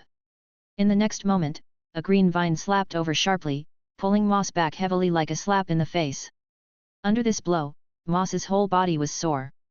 He slowly got up from the ground with great anger in his eyes. Boom boom boom! At this moment, the sound of engines suddenly sounded from all directions, and then countless green-skinned zombies riding motorcycles suddenly appeared from all directions. These zombies held shotguns. After approaching Moss to a certain attack range, they pulled the trigger at Moss without hesitation. Bang bang bang! Moss's strong sixth sense allowed him to dodge bullets, but this was a shotgun. The shotgun attacks of more than a dozen zombie knights instantly turned Mosi into a sieve. But the physique of a high-level evolver was there, and even though his body was covered with blood holes, he still stood there. Mosi only felt pain all over his body at this moment, and the constantly losing physical strength made him realize that if he continued to stay, he would probably die here. He couldn't figure out why so many zombie riders suddenly appeared, and what were those strange vines. Moreover, these zombie riders were obviously on Yin's Higsu's side. Yin's Higsu and others on the side were staring at these zombie riders at this moment, but no zombie rider attacked them. Boom! Mosi ran away. Facing the temptation of the prototype, it was more important to save his life. If the mission failed, the worst thing would be a criticism, but if he died here, there would be no future. With MOC's speed, it was very easy to break through the encirclement of the zombie knights. He rushed out of the encirclement in just a moment. However, in the next second, the ground in front of him suddenly cracked, and a huge green carnivorous plant rose up in an instant. Before MOSI could open his eyes wide, he saw that the carnivorous plant was full of sharp teeth inside, and opened its mouth wide, as if to welcome him and swallow him in. At this moment, a strong desire to survive suddenly rose in MOC's heart. He gritted his teeth and the blood in his body continued to burst out. Boom! Countless blood mists exploded in the air, and the stamens of the carnivorous plant burst, and the green substance fell like rain. MOSI was covered in blood and fell from the air. He struggled to support himself from the ground, and then laughed, "I didn't expect it, MOSI, I will never die here." Ahem! A mouthful of blood spit out from MOC's mouth. Yins Higsu and others who saw this scene from a distance were completely shocked. Why can someone survive so well? Is this still the way to let him go? Crack! At this moment, the ground beneath MOC's feet cracked again. MOC's eyes widened. No way, it's coming again? The next second, a green piranha plant that was smaller than the previous one and didn't look as scary emerged from the ground. Ah! In the last second of being swallowed by the piranha plant, MOSI was still thinking, are there piranha plants buried underground here? Chapter 114. Successfully devoured the high-level evolver, obtained high-level evolution point ×1. After seeing the system prompt, Wenfeng finally breathed a sigh of relief. Yins Higsu looked back at Wenfeng, who had turned back into a pea, and silently took 2 steps towards him. The reason was simple. Seeing that the target was dead, the zombie knights turned their attention to them and surrounded them on motorcycles. Although she was afraid, she immediately looked up to find the figures of Valia and Leia, but was suddenly surprised to find that Valia and Leia were bandaging their wounds as if they had turned a blind eye. Then Yins Higsu looked down at Wenfeng, but Wenfeng's eyes swayed left and right, as if he was looking for something. Suddenly, Yins Higsu's heart surged with an inexplicable emotion. Why did it feel that these people knew everything, but she was kept in the dark? Yins Higsu thought with a frustrated face. Not long after, 2 familiar figures appeared. On the left was the brown zombie knight commander who had changed into a silver armor, and on the right was the sweet-looking tofu zombie Yuli, who was wearing a white skirt and was green and flawless. "Master, long time no see." Even though they were far apart, Yuli's voice rang in her heart. Wenfeng stared at the knight commander on the side with some curiosity. The knight commander was in a stable mood at this time. He slowly approached them and walked to the side of Valia and Leia without showing too much expression on his face. Why, can the knight commander control his emotions now? Yuli was still feeling a little proud of herself for arriving in time, and suddenly a cute boy's voice rang from the bottom of her heart. Immediately she understood that it was Wenfeng's voice, so she smiled and nodded and replied. When the zombies can eat their fill, they will no longer be hostile to humans. I see. Wenfeng nodded. It turned out that these zombies wanted to attack humans when they saw them before because they were hungry. The knight commander nodded to Wenfeng, and then he and Yuli bowed together to signal. Yins Higsu looked at Yuli suspiciously, and then looked at Wenfeng who was interacting with them, and was very confused. The communication between Wenfeng and Yuli was a spiritual communication. Except for the knight commander who could feel the general meaning, no one else knew what they talked about. The tofu zombie Yuli in front of them was the female zombie that Wenfeng was caught by the knight commander and treated in the karaoke house when they crossed the wilderness. It can't be said to be treated, it would be better to change the word transformation. Yuli accepted Wenfeng's plant transformation and successfully transformed into a tofu zombie. Yins Higsu was still in a coma at the time, so she didn't know these things. Valia and Leia chased all the way to the karaoke house at the time. Knowing that these zombies were not hostile to Wenfeng, they didn't show too much surprise at this time. After they finished healing, they hurried to the bottom of the pickup truck, and then tried their best to turn the pickup truck over. At this time, the 3 sisters of the Lang family were lying inside with blood on their faces. Leia played her role as a medical evolver at this time. Her hands flew so fast that after images were left on the bodies of the 3 sisters of the Lang family, and she used various medicines and bandages to treat them. On the other side, Yuli told Wenfeng about her experiences during this period. After Yuli's narration, Wenfeng understood why Yuli was here at this moment. After Yuli turned into a plant, she found that she was very capable, so she helped the Knight Commander to expand the territory and find food in the Dama's wilderness. With Yuli's help, they found an oasis, and then the zombie knights began to build a karaoke in the oasis, and with Yuli's help, they began to hunt mutant beasts everywhere. Then yesterday, Yuli suddenly felt the breath of Wenfeng. In order to thank Wenfeng for the changes he brought to her, she ran over with the zombie knights and the Knight Commander. As soon as they came over, they found that Moss was attacking them, so there was the scene just now. After Yuli finished speaking, the Knight Commander clapped his hands. The motorcycles of the zombie knights were tied with boxes of different sizes. The zombies of the zombie knights unloaded the boxes and piled them in front of Yun's Higsu and Wenfeng. These are the gifts we brought to thank the master. A zombie opened the box on the top, and saw a lot of gold coins inside. As the boxes were opened one after another, there were various weapons and props inside, and even fertilizers that Yuli collected specifically for Wenfeng. What is this? Yun's Higsu looked at the scene in front of her with a confused face. At this moment, she seemed to be deceived by the world and could only stare blankly at the operation of these creatures. Then Valia walked to Yun's Higsu's ear and whispered to her for a while. Yun's Higsu then understood the cause and effect of the matter. Yun's Higsu was terrified while listening. She didn't expect so many things to happen during her coma, so she reached out and grabbed Valia, and said seriously, "When we rest tonight, you must tell me in detail what happened during my coma. By the way, Master, you are going to cross the wilderness, let the zombie knights escort you." Yuli suddenly said, and the Knight Commander nodded. "No, we are going to set up a camp in the wilderness."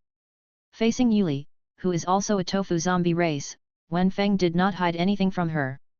Set up a camp? Yuli was stunned, and then she looked at the Knight Commander. The Knight Commander understood what she meant and nodded to her. "Then how about you come to our side to set up a camp? Our gathering point has abundant water sources and it is an oasis." Yuli said excitedly that her and the Knight Commander's goal was to conquer this wilderness, but she and the Knight Commander could no longer reproduce, and the zombies of the zombie knights could not reproduce either, so their personnel were dying one less.